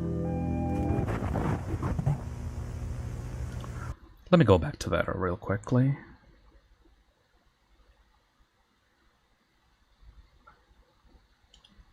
here.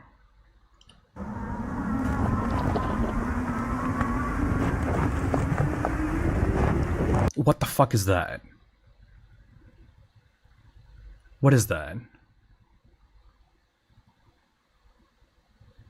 That's like a fence? And there's a home in the background. Yeah, that is like a fence, a gated off fence. And there's buildings in the background. That's the camp. Maybe. Okay, so this episode just told us how they actually infect humans. They make holes into their skin with roots that then go into their bones. And then from those bones, they begin to absorb them and take over their entire being until they mutate into trees? Into nature's mockery, I think. Yeah, no, I think humans first go from humans and become nature's mockery. Yeah. Okay, next one. Monthly progress report. By Gemini Home Entertainment. We got this video and 1, 2, 3, 4, 5, 6 more to go.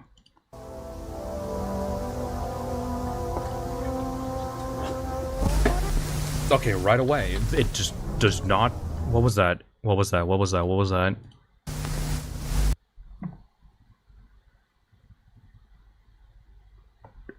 The fuck are those glitches? Just not wasting any time, huh?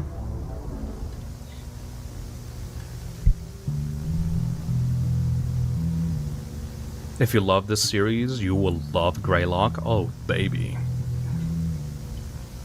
Project name, Infrared. Manager, Duncan Parnell. Organizer, Kennedy Silva. ACL Manager, Alexis Moore.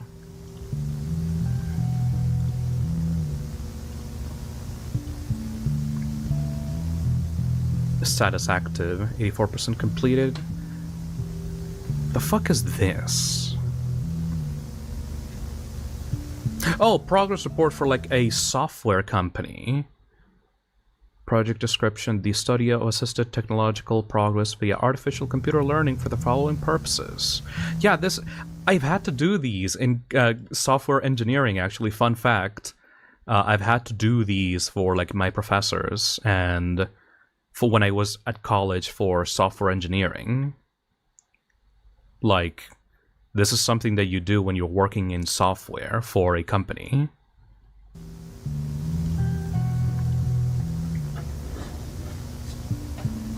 To predict and prevent future technological failures, to advance in the field of technological discovery, especially computer processing and memory.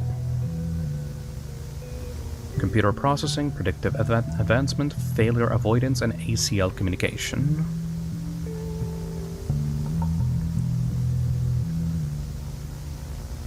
Developments throughout the month of October have led to a drastic increase in graphical capabilities for RegNet brand personal computers. Oh, from the game. The above image displays a video game created to showcase the graphical capabilities possible with recent advancements. So this is the stuff that the AI was making. Like, generating by itself. Predictive advancements. Gradual improvements to the ACL influence have led the predictive advancement accuracy to reach unprecedented heights. A total of 15 simulations have been run during the month of October, with each test giving new insight into unprecedented technological advancements. Also, the game itself is a simulation.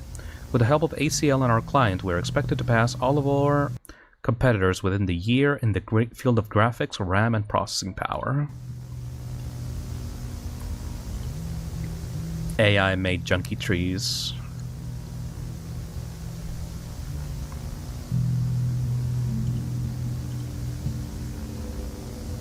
By running hypothetical scenarios through the ACL system, we have successfully avoided 23 technological failures in RegNet Computing's future. This would not have been possible without the support and wisdom from our client, who spearheaded our artificial computer learning projects. So the AI is trying to find out what's going to happen in the future? Like the AI is being developed so that it can prevent what is generating in the simulations. Interesting.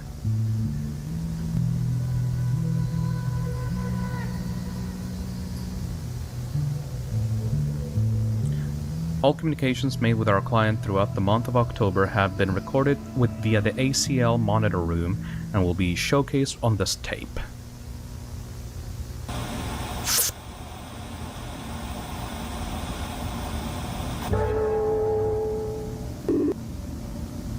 What the fuck?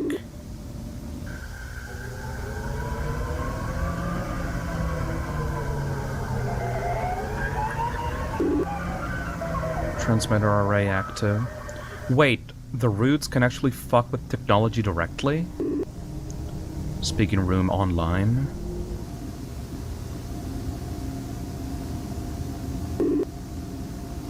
Entering prompt. Earth. Client ready for speaker.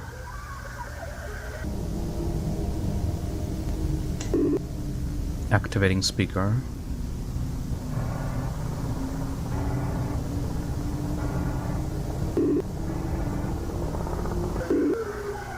Receiving iteration. Running iteration. Mary sees the gateway die. Sleeping wands are eaten whole. The vessel floats into the maw. The jaw hinges. This is not AI, this is just directly talking to the iris. Prom entered moonlight. This is not AI, this is literally just communicating with the iris. This is complete bullshit. New things roam the feeding grounds. The Harbingen guards in vain. Mary hears a creaking sound. The hungry eye is welcomed.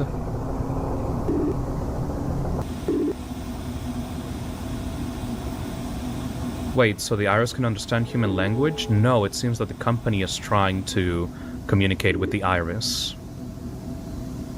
It seems that this is not human language, this is... Jack is with us now. Oh. Yeah, it's not AI. It's just the iris.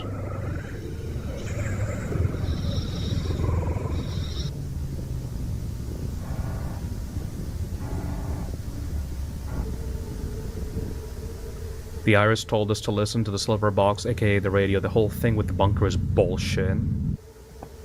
Yeah, it's not AI. It's literally just the iris. Final words. In short, the progress made throughout the month of October has drastically increased our technological capabilities. Our client's influence on the ACL system has allowed for tremendous progress to be made. The client is the iris. We expect to meet our client in person in as little as 7 months. Dude.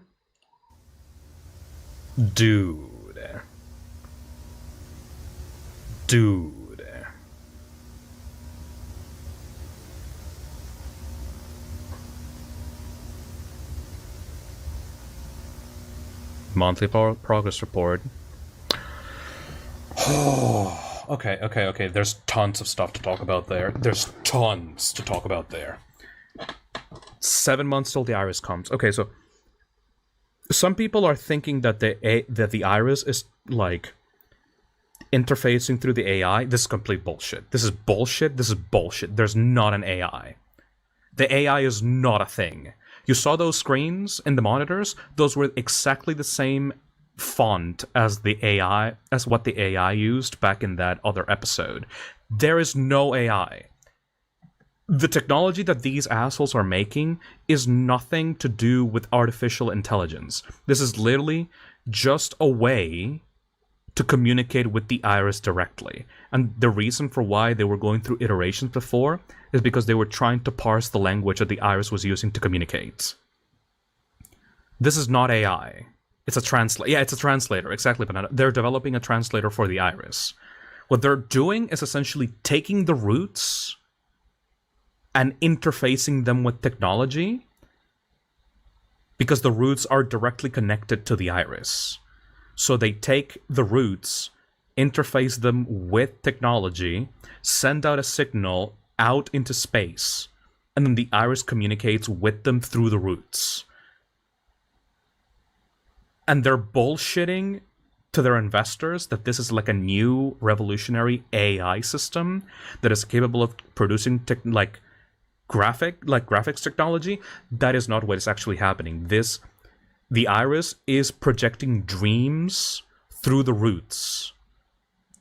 And a dream of the iris got processed as the game that we were playing, as the Omen game that we were playing. Oh my god! Lethal Omen. That's the name of the game. It's literally an omen, aka a dream. The series tells you that no, dude, like these are just dreams. They're not like actually projecting the future. No, it's an omen. The iris is directly beaming dreams into the people that are infected. Like if you get infected with the roots while you're sleeping, the roots will communicate with you, and it will force the iris to give you dreams of the future, which are that he will arrive in our planet. Like all the stuff that we saw with the iris appearing next to you and the planet, and maybe all the stuff to do with the with the wood crawlers and stuff, that's going to happen in the future. That is not like the end of the world has not happened yet, but it's communicating what the iris is planning to do to the planet once it arrives. It's a prophecy, yes. Shit. Okay, I'm hooked. What the fuck is going to be the ending of this? Fuck. Yeah, like, I don't know why the company is trying to hide this, though. Well, is it, like, not realizing what's happening? Does it not understand what the iris is? Maybe this is why the signals are also being fucked with, because the iris is trying to propagate its message as much as possible. But why would they try to communicate with us in the first place? You know? Maybe they just submit it to the iris? Maybe they're trying to get more, like, support for their cause? Like, why would an entity of this magnitude even fucking care to bring this information to people? Why would it not just do it quietly and then take over the Earth like no problem? Why does it need to communicate with humans through this way? Is the knowledge being passed down into humans helpful to it in some capacity? Why is it trying to actually communicate? Huh. The next one is Christmas Eve Party.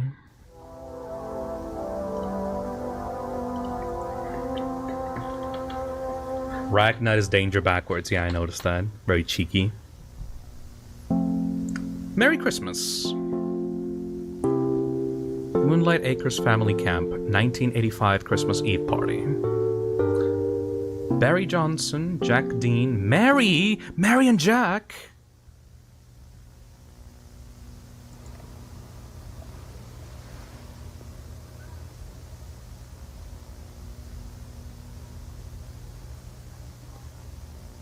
Merry Christmas.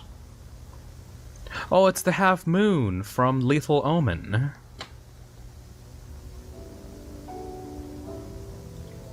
The Dean couple. Barry was also in the camp video.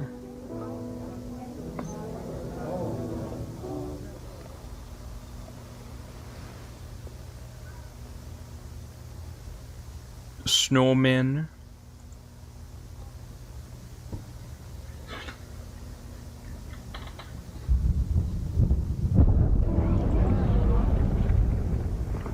Oh, fuck.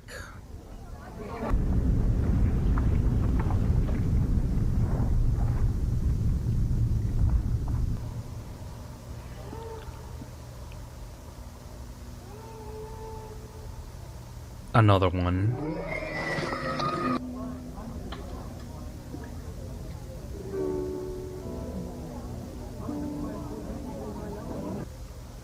Are they all coming out on Christmas?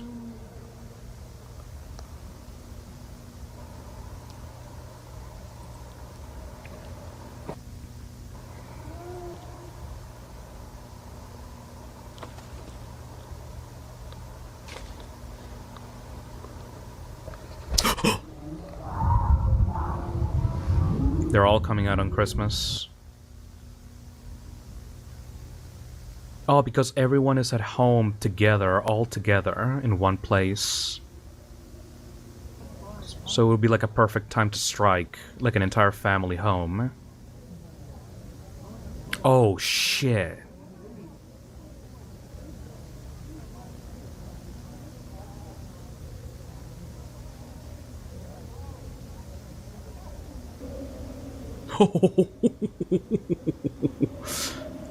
It's like giant fingers.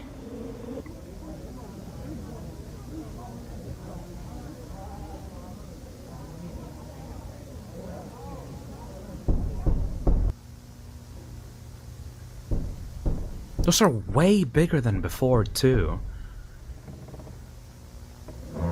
The woodcrawlers are not the same size. These are bigger. Oh, God. It's not even trying to sound human anymore. It upgraded from knocking on the door to knocking on the ceiling.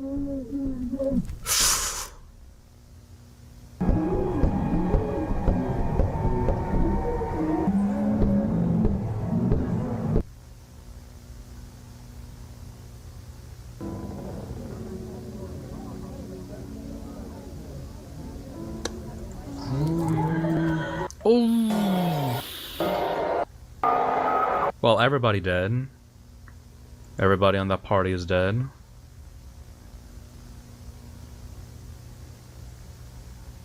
Ew, that's disgusting. The lakeside cabin, home of celebrations.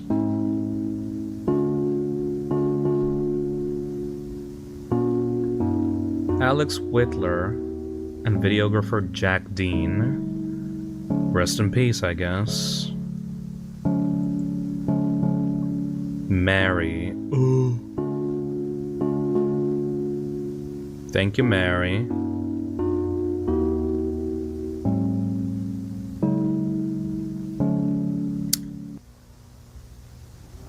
That was short and sweet and to the point, wasn't it?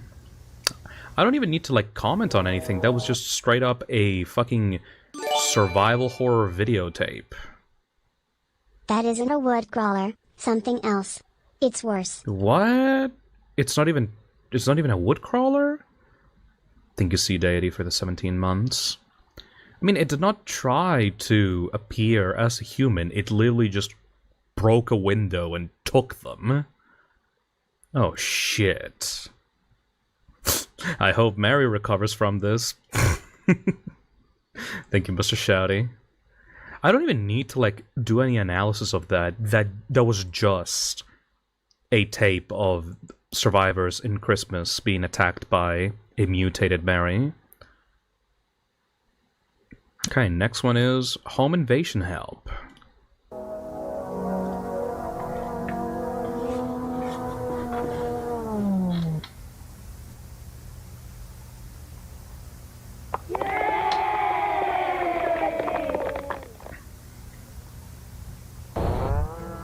Home invasion, help and safety. This is gonna be fucked up. Yay!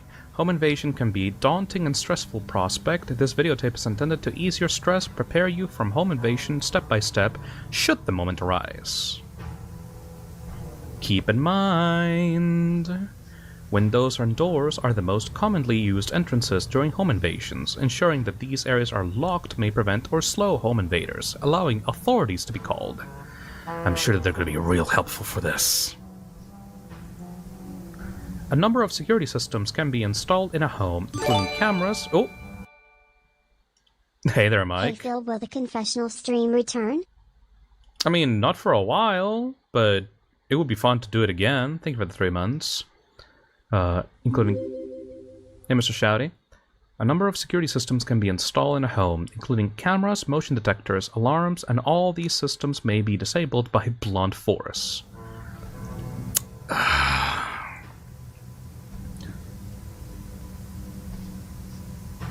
As most home invasions take place at night, sufficient lighting can successfully stop a home invader before they even reach the house.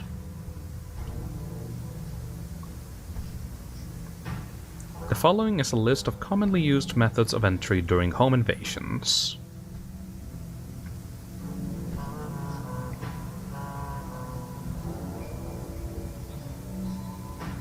Breaking a window can create easy access into the home. Note that this will cause noise and that may alert prey. Wait. Vocalizing or making percussive noises against the door may cause prey to be drawn to it, allowing for easy access into the home. I don't think that this is the kind of video I wanna fucking... That burrowing underneath the home's foundation can create access into the homes from below, allowing for easy access between nests. This is not a video for me, as in... This is not a video for me. The following will explain what to do upon entry into a home. This is a reverse home invasion video. It's not for us. Locate the prey. Incapacitate the prey. Enter prey via proboscis. A proboscis is a long tube-like appendage that a butterfly or a mosquito uses to penetrate a flower or the veins of a human being.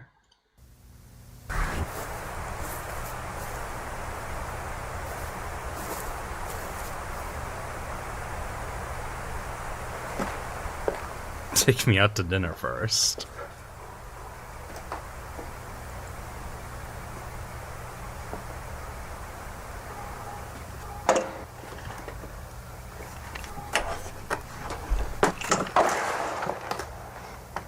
Oh shit.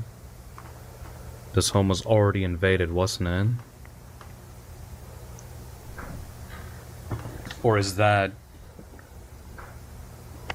Or are we the monsters breaking into a home?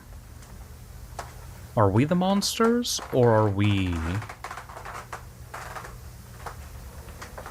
going into a home that was already invaded?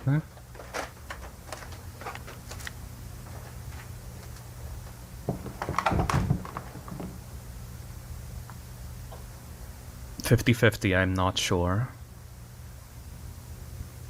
Monsters wouldn't use flashlight, idiot. True. Oh shit, this is from the thumbnail that I got.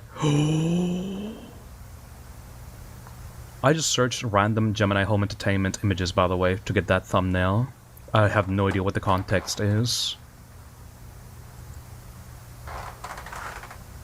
Oh, those are roots.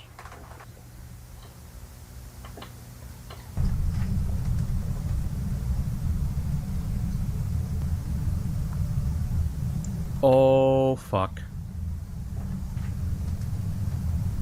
That is an entire human being turned into roots.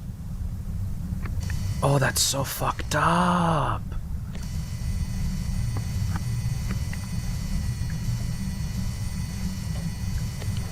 Wait, are those human beings turning into roots, or are those roots turning into human beings? No, I think that's roots taking the shape of a human. Oh. I think I saw the eye moving.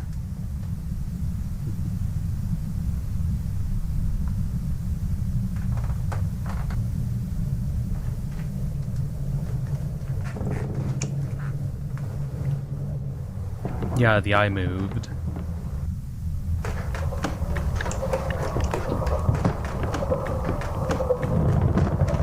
Yep, that is definitely just a person that got into a home.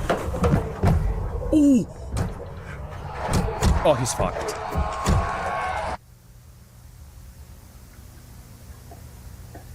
That's what you fucking get, asshole.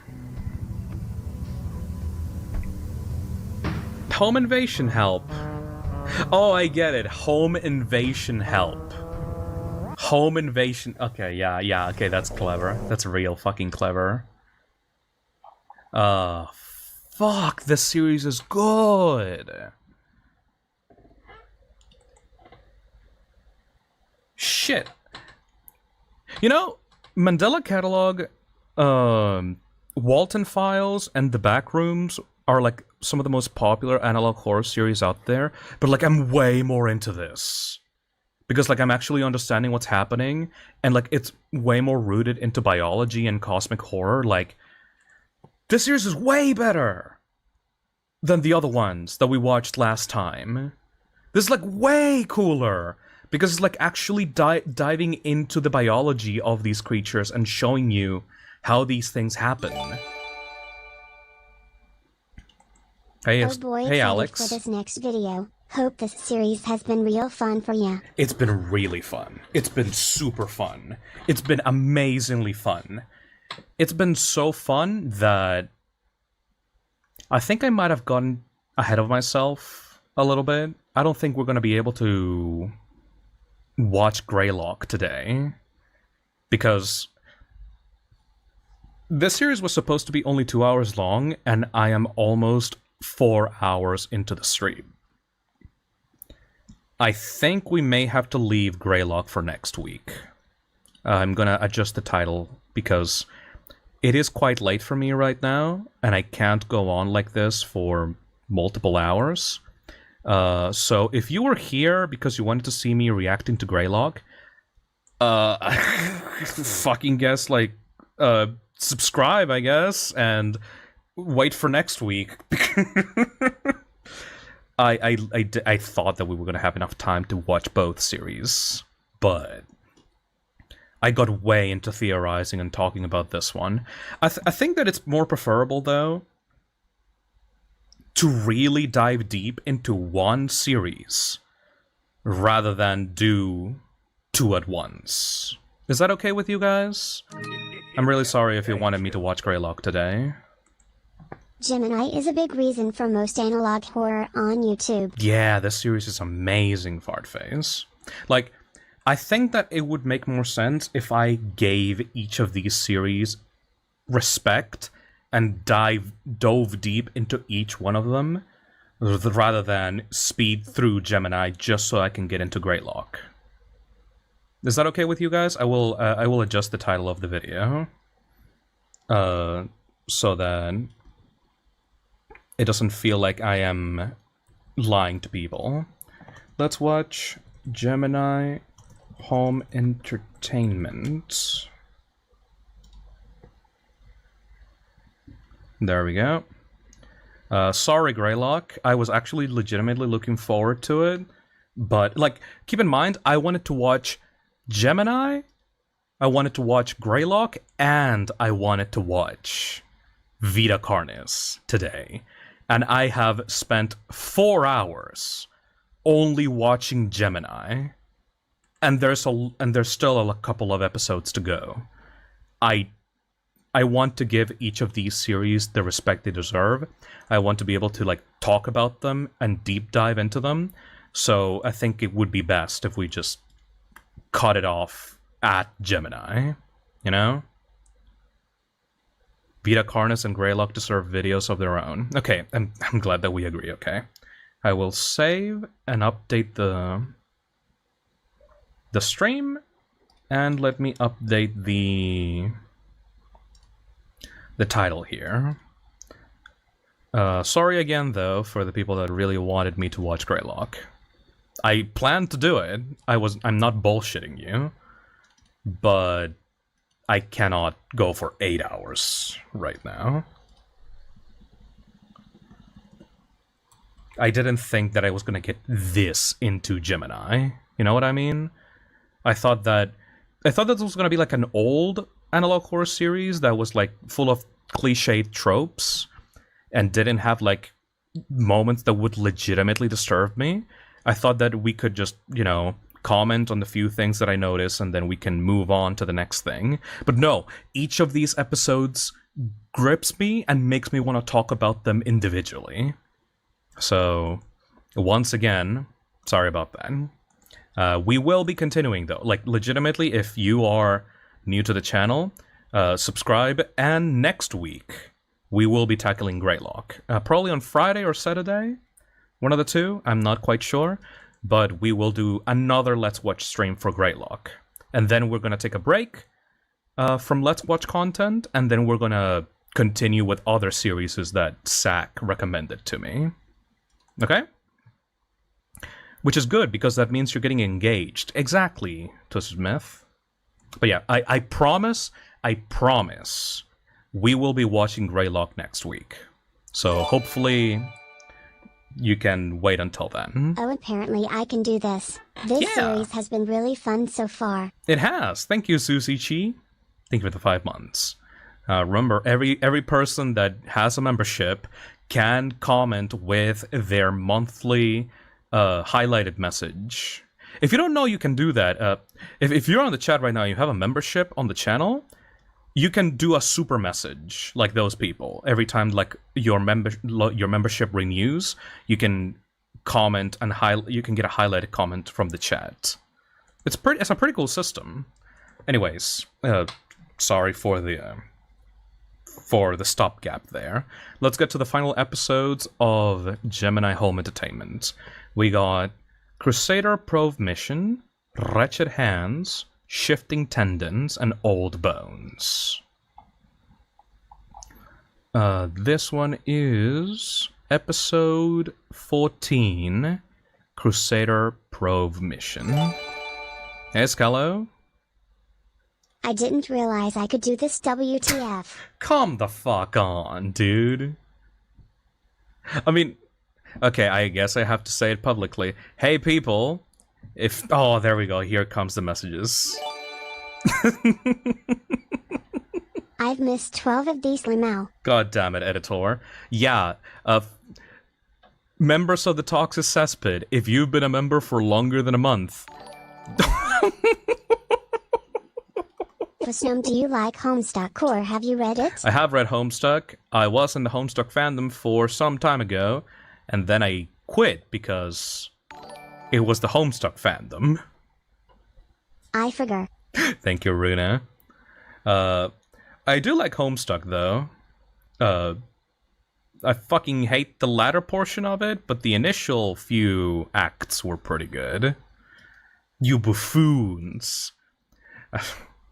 So yeah, if you're part of the Toxic Cesspit and you're in the membership, remember you can leave those messages, and they'll be more visible on the chat. Hey, Fartface, thank you for the $2. All right, let's watch Crusader Probe Mission.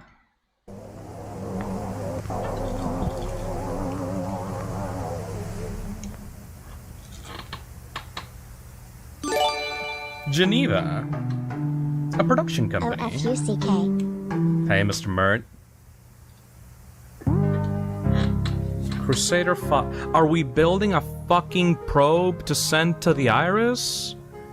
After 12 long years, Crusader 5 successfully completed its planetary flyby mission, resulting in a plethora of new data and photographs.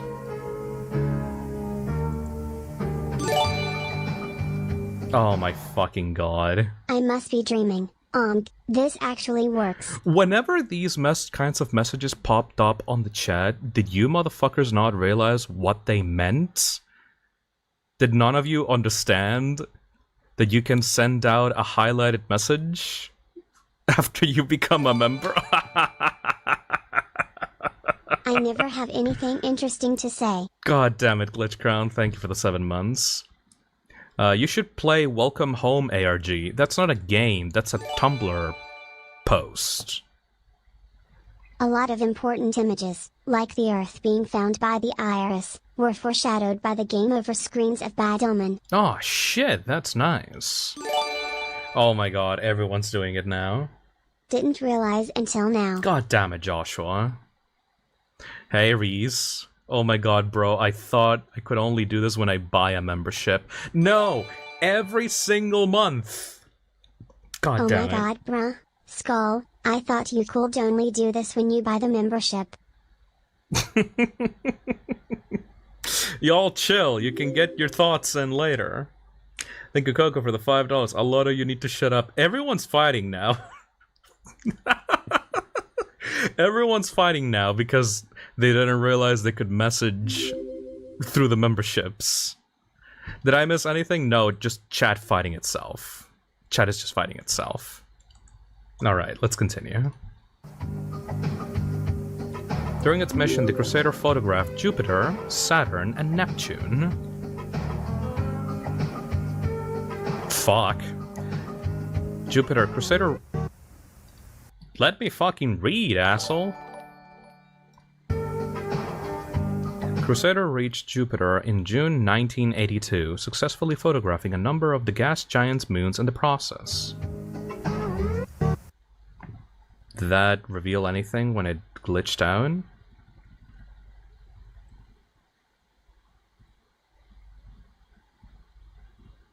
No.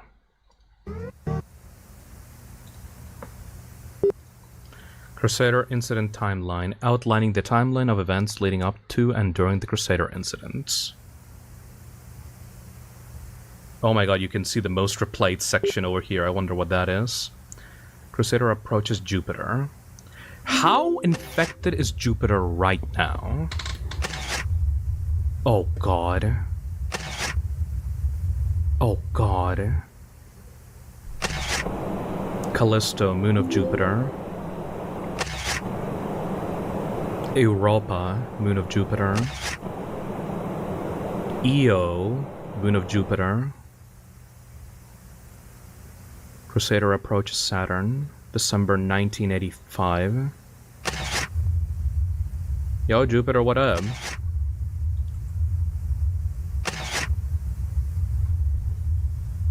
Took a whole year to fucking orbit that. Titan, moon of Saturn. Iapetus, moon of Saturn. Chiron, moon of Saturn. Crusader approaches Neptune. What was that? Hold on. Go back. I am going back frame by frame. That's kind of stupid. I should probably go back. Yeah. That's why everyone is doing... That's why this point is like the most replayed. Because everyone is pausing to get to this point. There we go. Crusader 5. Saturn's moons. Saturn has 79 moons, each of with their own unique characteristics. During its mission, Crusader photographed 2 of these moons. Okay, that... What the fuck?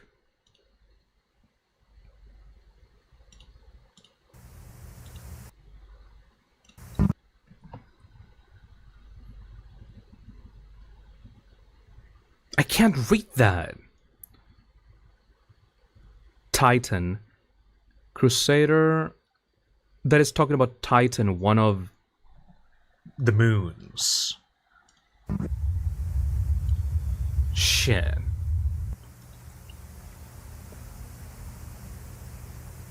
Crusader approaches first cluster. Themis, moon of Saturn. Oh, that's not a moon.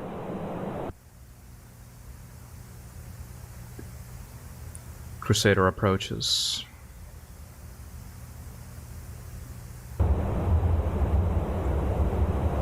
Cyst, moon of Iris.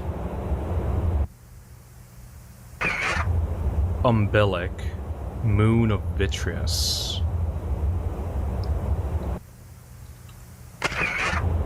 Eucus.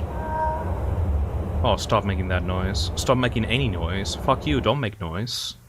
Macula. How many kilotons of flesh is that?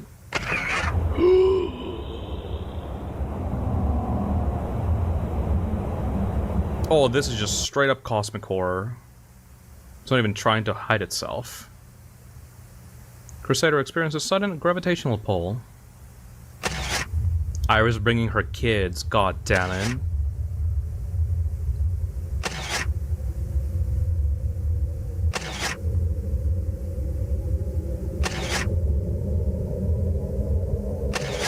Into the fucking Iris you go.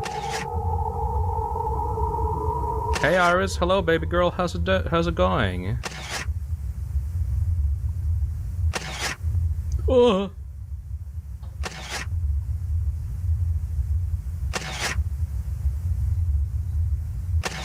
Oh, my trypophobia. Oh, my poor.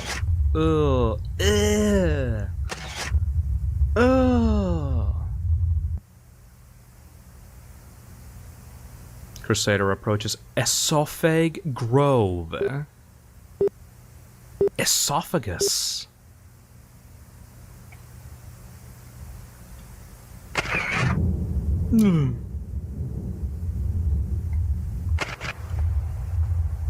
How fucking big is this? Are those moons?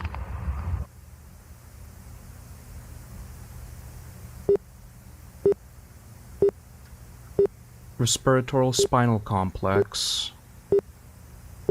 I'm surprised this shit can still broadcast onto the Earth. Holy fuck. Jesus Christ. Hello everyone, I am too drunk to make rational choices with my debit card, so have a 5. Go to sleep. Go lay down. Stop donating.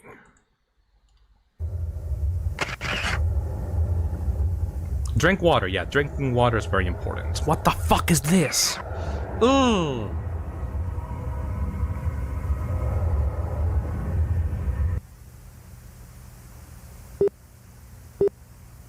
Throat.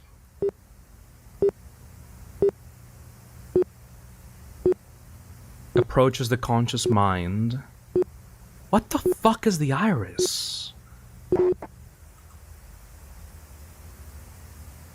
And it's gone. Or not? What? What? Oh.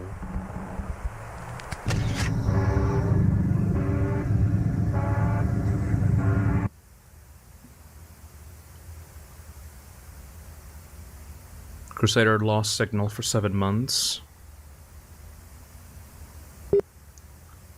What the fuck? Crusader approaches Earth.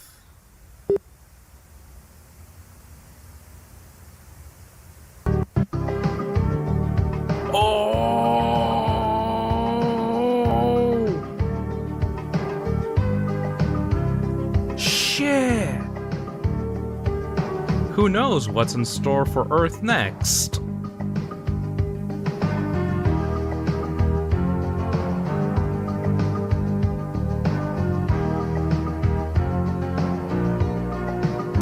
Seven months! 7 months. 7 months. Crusader lost signal for 7 months. Remember? Back in the fucking fake AI video? Shit.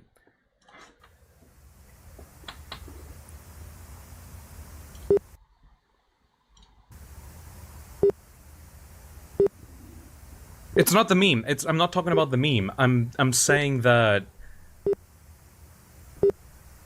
That's what they meant before on that other video. That they can communicate with the iris for, like, they need to wait periods of 7 months to be able to communicate with the iris. Hey, Jumbus, thank you for the $5. I don't know much about space, but I do know that probes aren't supposed to come back. Seems a little bad. Yeah, no. I just got that. Okay, so basically, for those that did not understand, it took years to send the probe out to the iris. But once it got the probe, it was able to send it back to Earth in 7 months. Fun fact, due to how the planets in our solar system move, there's been speculation of a 9th supermassive planet that is just very far away from us. That's fucking terrifying, ice cream. Thank you for the 14 months. Okay, so, let me get this straight. The moment that the probe enters the iris, it goes to the esophagus, it goes through the nervous system, it goes through every single part of its body, and then it enters the conscious mind, and then it snaps a photo of the conscious mind of the iris, and then you get a POV shot of a woodcrawler or a fucking mimic in Earth about to attack a human being. The roots are not only connected to the iris, but they're like part of its nervous system. Like, it is not only, it is like, that's how it's able to communicate with the people that made that fake AI back on Earth. It is able to directly communicate and see through the eyes of the roots back on Earth. It is able to transcend basically time and space through the roots in order to assimilate humans back on the planet. So that, remember back in the first few episodes when, like, I joked about, what's fucking, like, Neptune gonna do? And we're literally a billion miles away from Neptune. No, the iris doesn't give a shit. I don't know much about space, but I do know that probes aren't supposed to come back. Seems a little bad, lol. Yeah, though that's terrifying because it means that the iris is able to, like, send a physical thing into Earth within 7 months. Coco says, hear me out, Chad. Iris is kinda... Well, you know, this is like the cosmic horror equivalent of, like, a Dommy Mommy. But, like, for the entirety of Earth as a planet. That's fucking rad. Naming the hive mind iris really puts the eye into Gemini. Thank you, Bosswa. This is like the planetary equivalent of a giant Dommy Mommy. Thank you, Iris, you fucking crazy bitch. Anyways, we have 3 episodes to go. The third penultimate one is called Wretched Hands, and it seems to be completely different from the rest of the series. Hey Alex, thank you for the 5 GBP. Now you see why I love this episode. Also, hey, by the way, what was Jack streaming?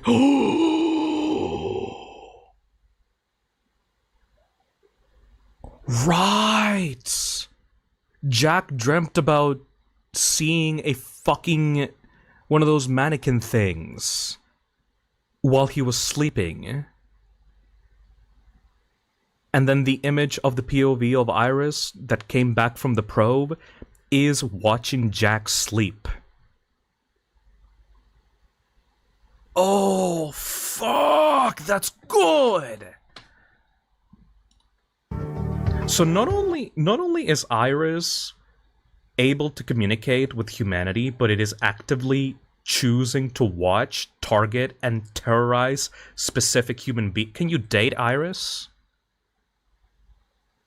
As like a person? Can you communicate with her?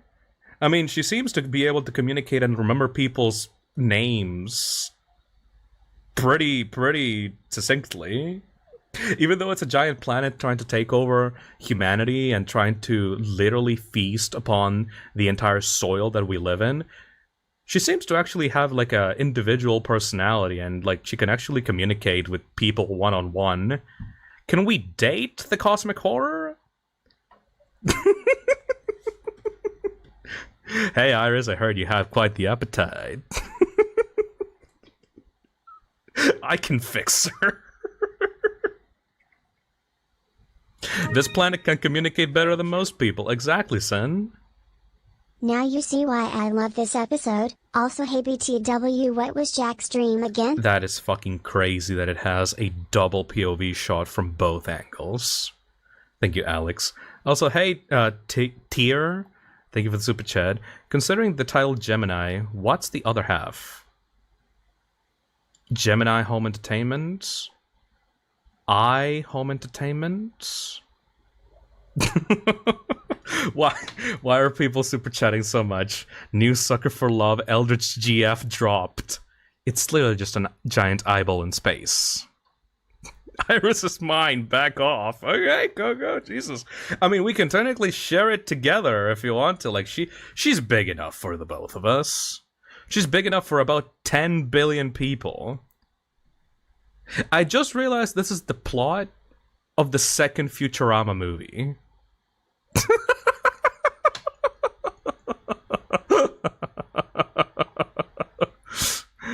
Hey Punk, thank you for the super chat. I finished the Sanctum Sanctorum. Let's go. Hell yeah, congratulations, my boy. This is literally the plot of the second Futurama movie, if anyone has seen that. Hey, mister. Thank you for the super chat. Gemini really entertained me at home. Okay. Not so scary now, when, like, the giant eldritch monstrosity that wants to enslave and assimilate the entirety of humanity is just a giant dummy mommy called Iris. I mean, if you're gonna name yourself Iris, come on, that's a pretty rad name.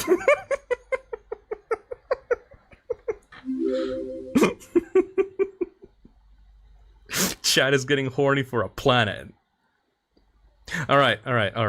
We need to finish this series. I love Eldritch Horrors. Hell yeah, Sin.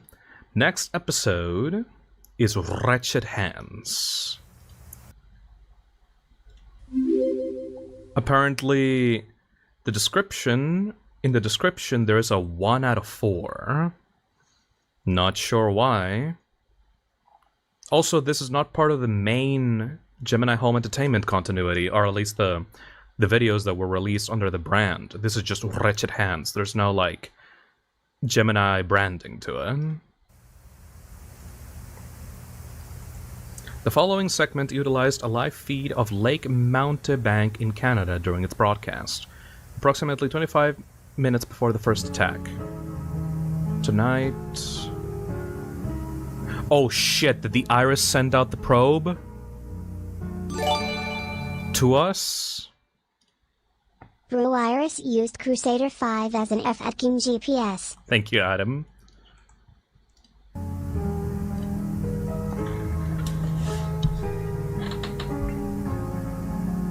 The fuck is this?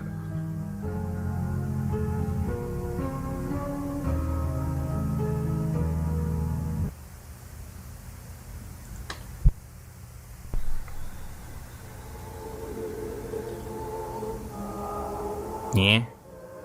May 3rd, 1946. Curtis, come down to the camp this weekend. Fulton and I have devised a plan on how we can continue to uphold the deal without giving in to these beings' abhorrent demands. Richards has seen a bear lurking near the boys' cabins. We will go and shoot it. If the statue wants a sacrifice, it will have to settle for this. I will be a pawn no longer, Curtis.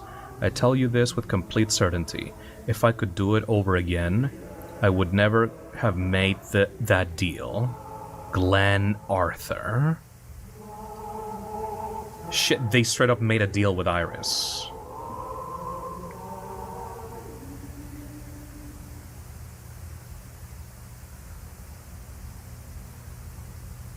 May 1946. Hey, Home Mortis. entertainment, eh? Very much home entertainment, if you know what I'm saying. People say the earth is flat, but I know for sure Iris got them curves.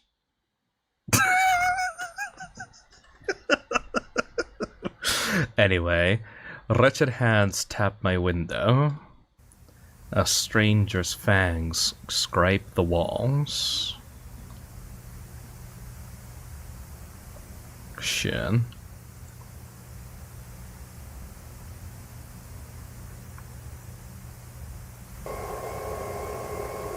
Right thigh.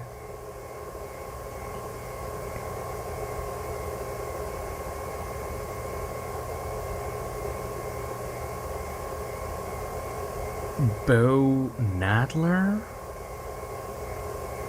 Neck region on the side.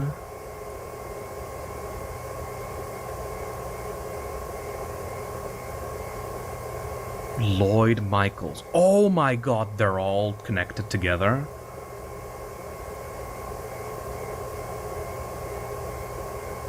Christine Hoyt.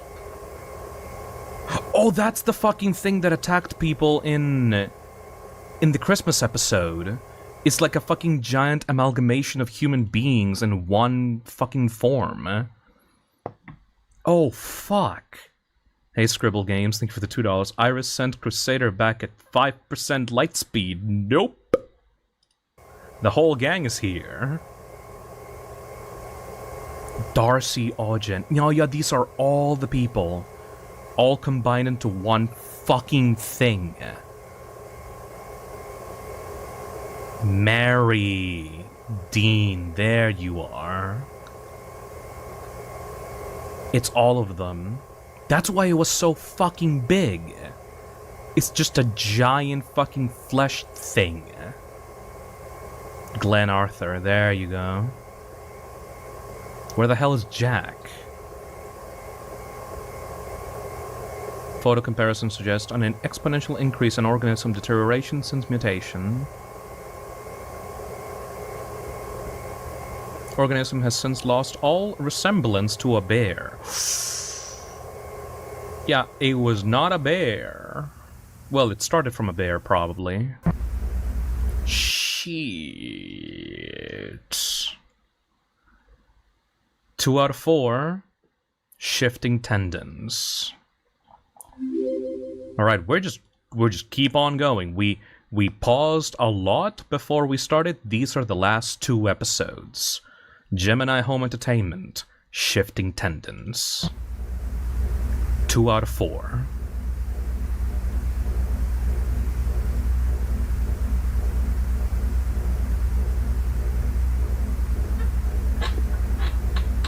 Almost to the end. Oh. Oh.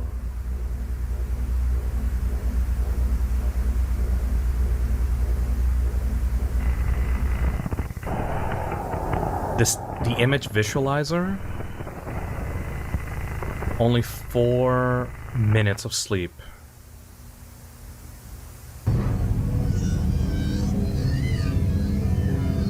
What the fuck did you dream about, boy?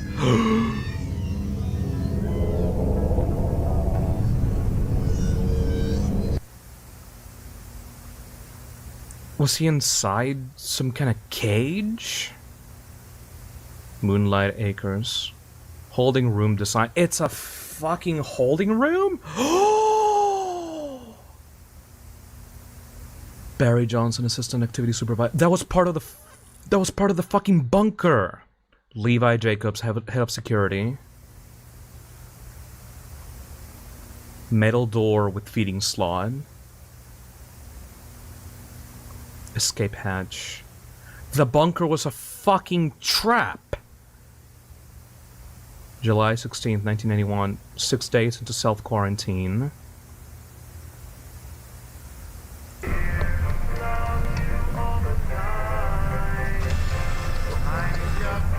Self-quarantine, huh?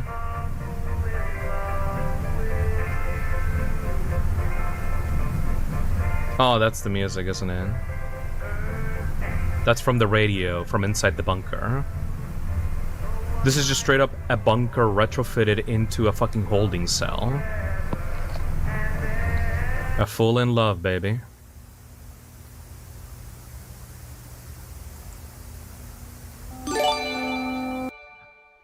EA Postman. Hi Phil, 2 months, huh? 2 Hope you months. play Abiotic Factor with your friends, _ Phi Hype. Thank you for the 2 months, Amplu. Figure 1. Figure 2. Figure 3. Figure 4. Yeah, that's a human turning into roots. August 6, 1991. 27 days into self-quarantine.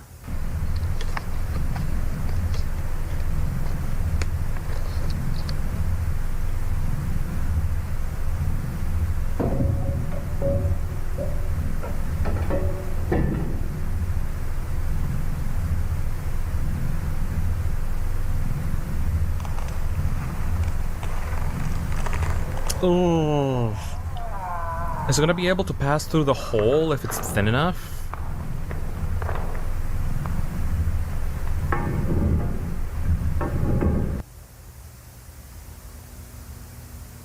I'm rooting, baby.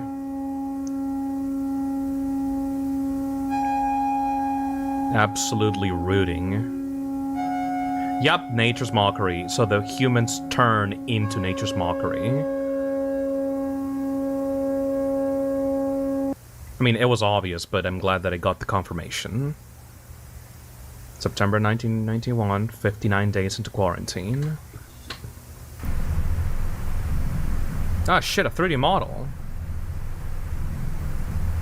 Staff prepared to enter holding room following estimated incubation time. These piece of shit motherfuckers. Staff are equipped with protective suits to avoid contact with deep root growths.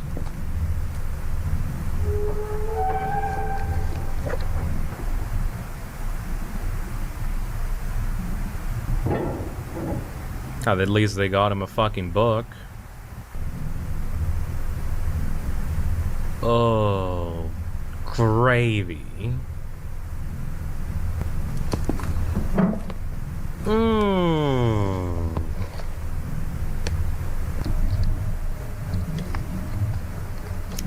I think I know what I'm gonna see now. I think this is the thing that's in the thumbnail. Yeah. This shit creeped me the fuck out. This is why I put it on the thumbnail. Yep, there he is. There he be. Completely rooted. On the ceiling? Oh my god. An interview is performed to assess Barry Johnson's psychological state. I'm sure he's gonna be just peachy.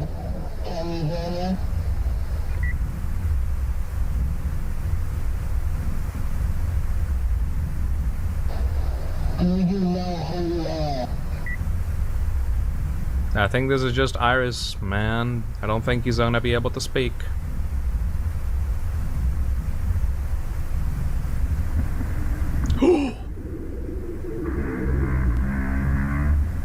Sure, man. Thank you. The Iris and Roots gives me Jordan Peele's Nope vibes of cosmic horror, if you know what I mean. Thank you.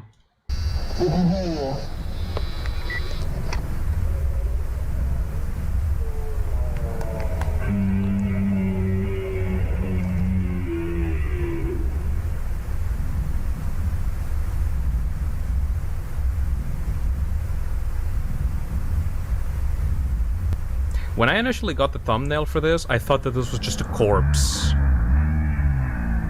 I didn't think that this was gonna be this.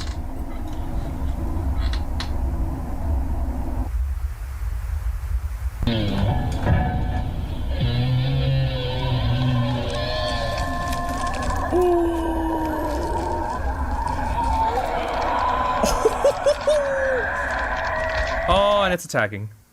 The interior of Barry Johnson is discovered to be occupied. camp staff initiate protective safety measures.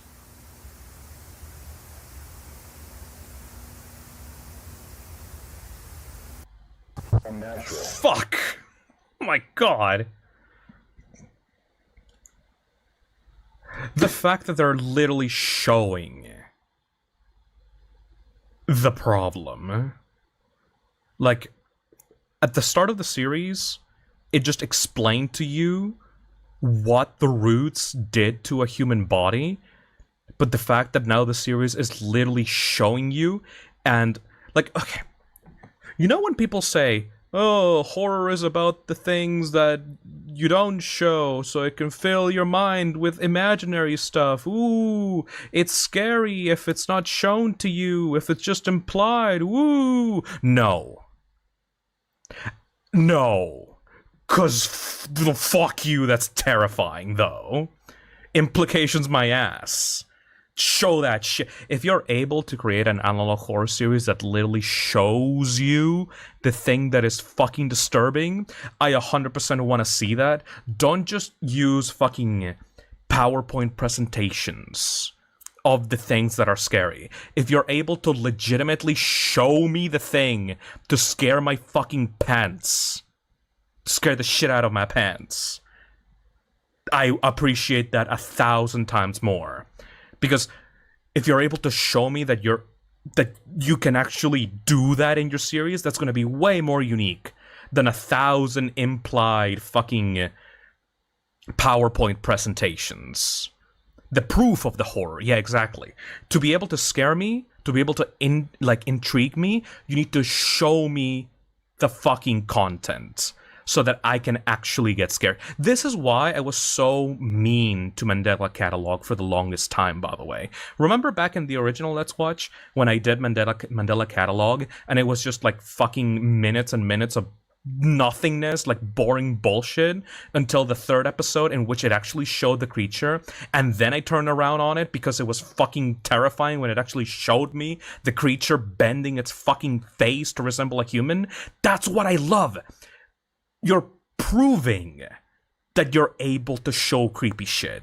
And then I get invested. And then I get scared. And then I get fucking hyped. You know what I mean? Okay, sorry. This is the final episode of Gemini Home Entertainment. A year ago, uploaded on June 9th, 2023, 3 out of 4... Old Bones. The fact that this is the last video, and it's only 3 out of 4, and it's been a year since this was uploaded, makes me scared. What is going to happen when it hits 4 out of 4? Still waiting on the finale. They're cooking something, but I don't know what it is. But this is going to be it for now.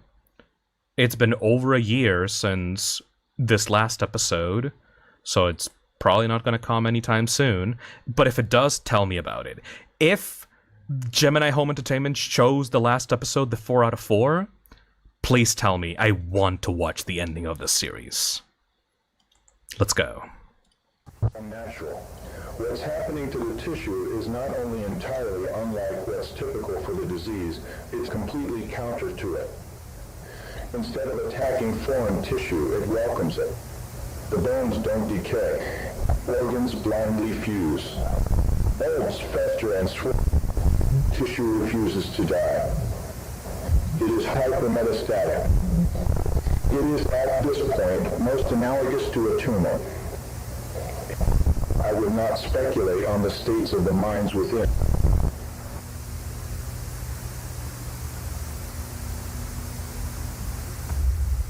Select excerpts from the journal of Glenn A. Arthur. It welcomes the body. I have seen a vision. 1934? That's Neptune shooting out the beam that infected the Earth. It hit a mountain? Heavenly visitors.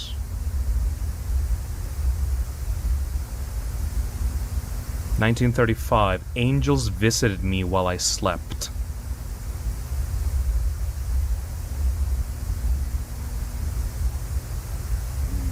This was the start of it all. This is how it all started. Fucking hell. The men in the suits that came into the cabin.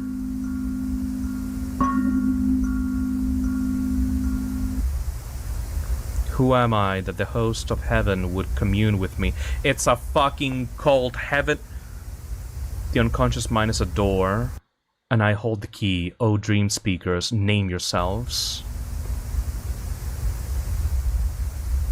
It's a fucking cult. That's what they're helping in.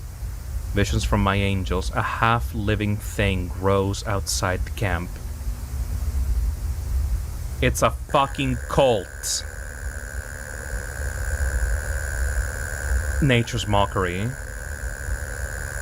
Fuck.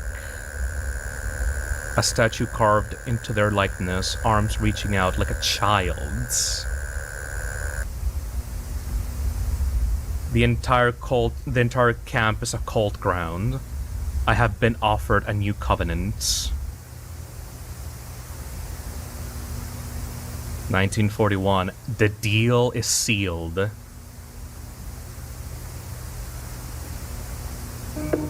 Gloria a las plagas.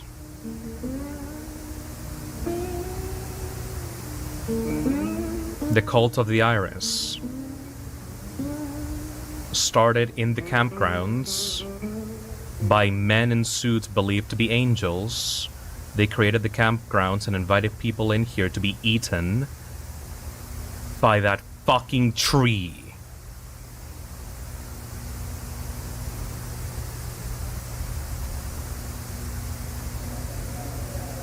(1946). Deal is broken. The camp counselors did not care for this shit, did they?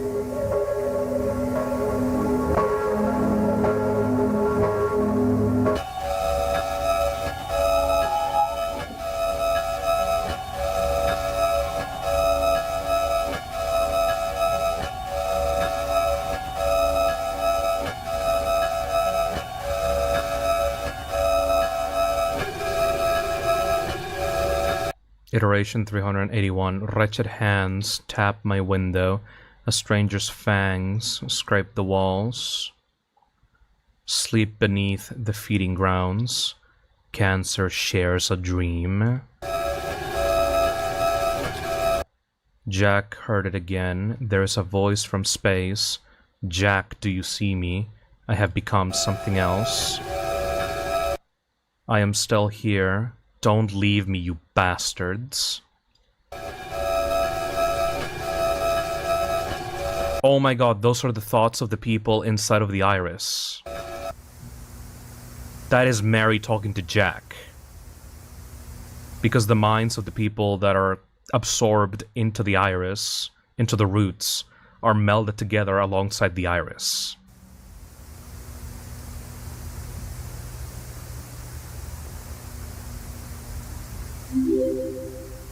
It's the iris's pupil. It's kind of crazy.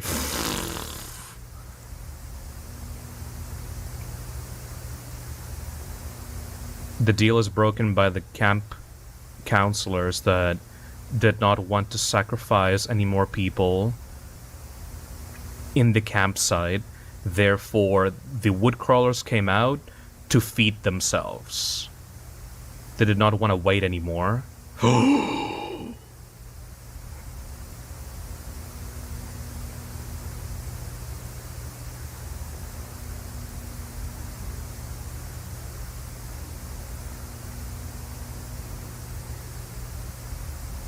Oh, hell no.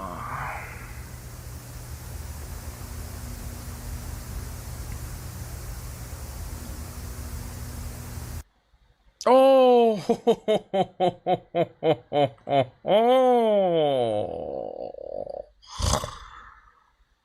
Fuck that shit. And that's the end of Gemini Home Entertainment for now. Oh my god.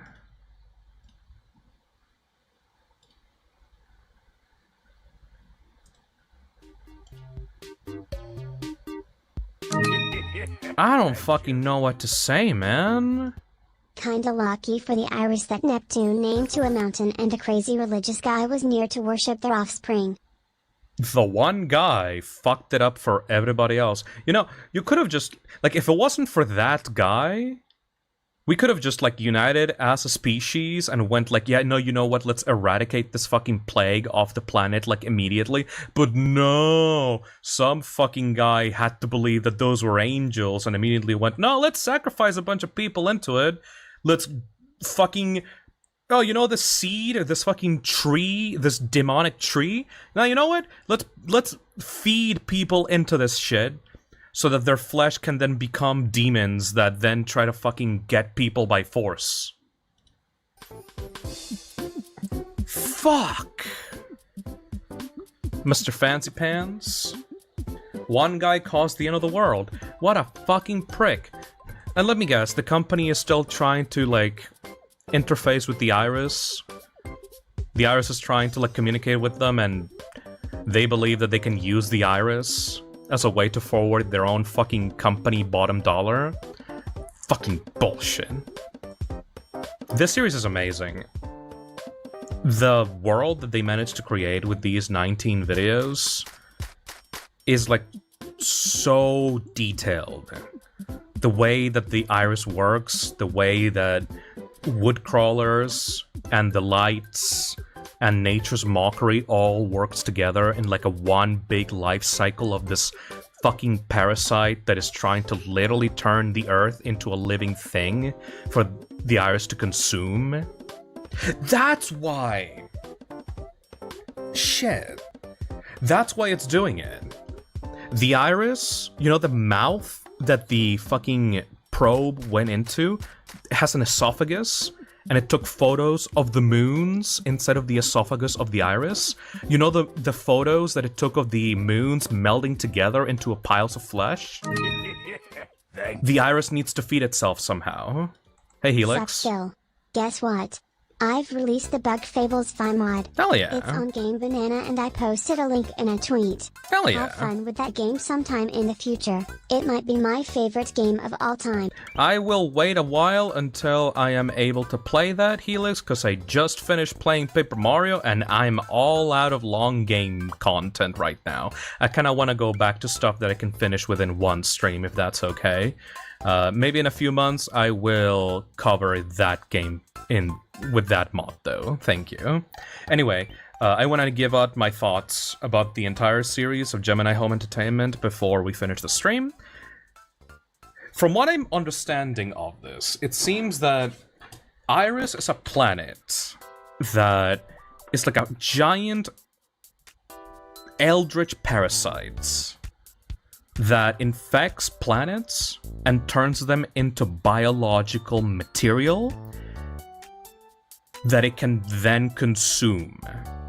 Like, it's literally a parasite that has found a way to beam seeds that will then corrupt and mutate the Earth itself into being biological matter. The reason for why the Iris doesn't immediately swallow the entirety of the Earth is because the Earth right now is not made out of 100% biological material. The way that it's doing this is that it sends out a signal through Neptune, like Neptune is completely mutated by now. It sends out a signal into Earth. That signal gets received, it gets planted as a seed, and then Iris tricks the intelligent people in that planet to cultivate that seed, to cultivate the roots of that seed. The roots go deep inside of the Earth's core and turns the caves and like non-biological material from inside of the Earth into biological material that then grows out and then tries to infect more and more people. That is amazing. Intelligent is an overstatement, yeah, no. The thing that I'm getting from this, though, is that Iris is not going to approach the Earth and consume it until it has been completely overtaken by the roots. So it's not completely hopeless as long as the people in this story are able to fucking eradicate what's happening in those campgrounds. Because it doesn't seem to be... It seems to be specifically situated in the state of Massachusetts, you know? Hey King Rowlet, thank you for the super chat. Glad you saw Gemini, one of my favorite web series. It's fucking amazing. It's like this perfect balance between fucked up concepts and actually showing you the monster. Pretty accurate. Iris is trying to spread itself by farming humans as resources. That's fucking cool. I mean, I guess that's how you get the biological material in order to turn the entire planet into a fucking mutation. You farm the humans and use them as part of the roots in order to infect the entirety of the planet. Shit, that's so good. Alright. I know that I said that I was going to move on to Greylock now, but we spent 5 hours now talking about one single series. If I want to give Greylock the same amount of love and attention that I gave to Gemini Home Entertainment, I'm going to have to do this in another stream. So I'm sorry that I said that I was going to watch 2 series and I only ended up watching 1, but I hope that, you know, my commentary was actually, you know, valuable, I guess. I'm super into this. This is, like, way more my shit compared to, like, Mandela Catalog and, like, The Back Rooms and, the Walton Files. Those are still good in their own right, but I think Gemini just completely surpassed my interest compared to all of those. I managed to talk about one single set of 19 videos for 5 hours. You know that it fucking captivated me. It was awesome. So yeah, next week I will be doing Greylock. Sorry for pushing that back, but I do need to go rest right now. It's pretty late right now, so... I'm glad that you guys had fun, though. We will do the same thing as we did today with Greylock next week. And I will update the thumbnail so that it's only Gemini Home Entertainment inspired, or like based around this series. Hope that everyone had fun, and I will see y'all next week. That fucking slapped. I fucking love this.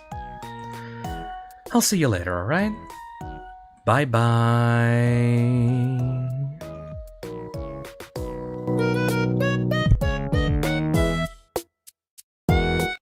Shit, and also, before you go, please make sure to tell me when a new episode of the series comes out. Please tell me. I feel like we're literally getting to the finale of the series.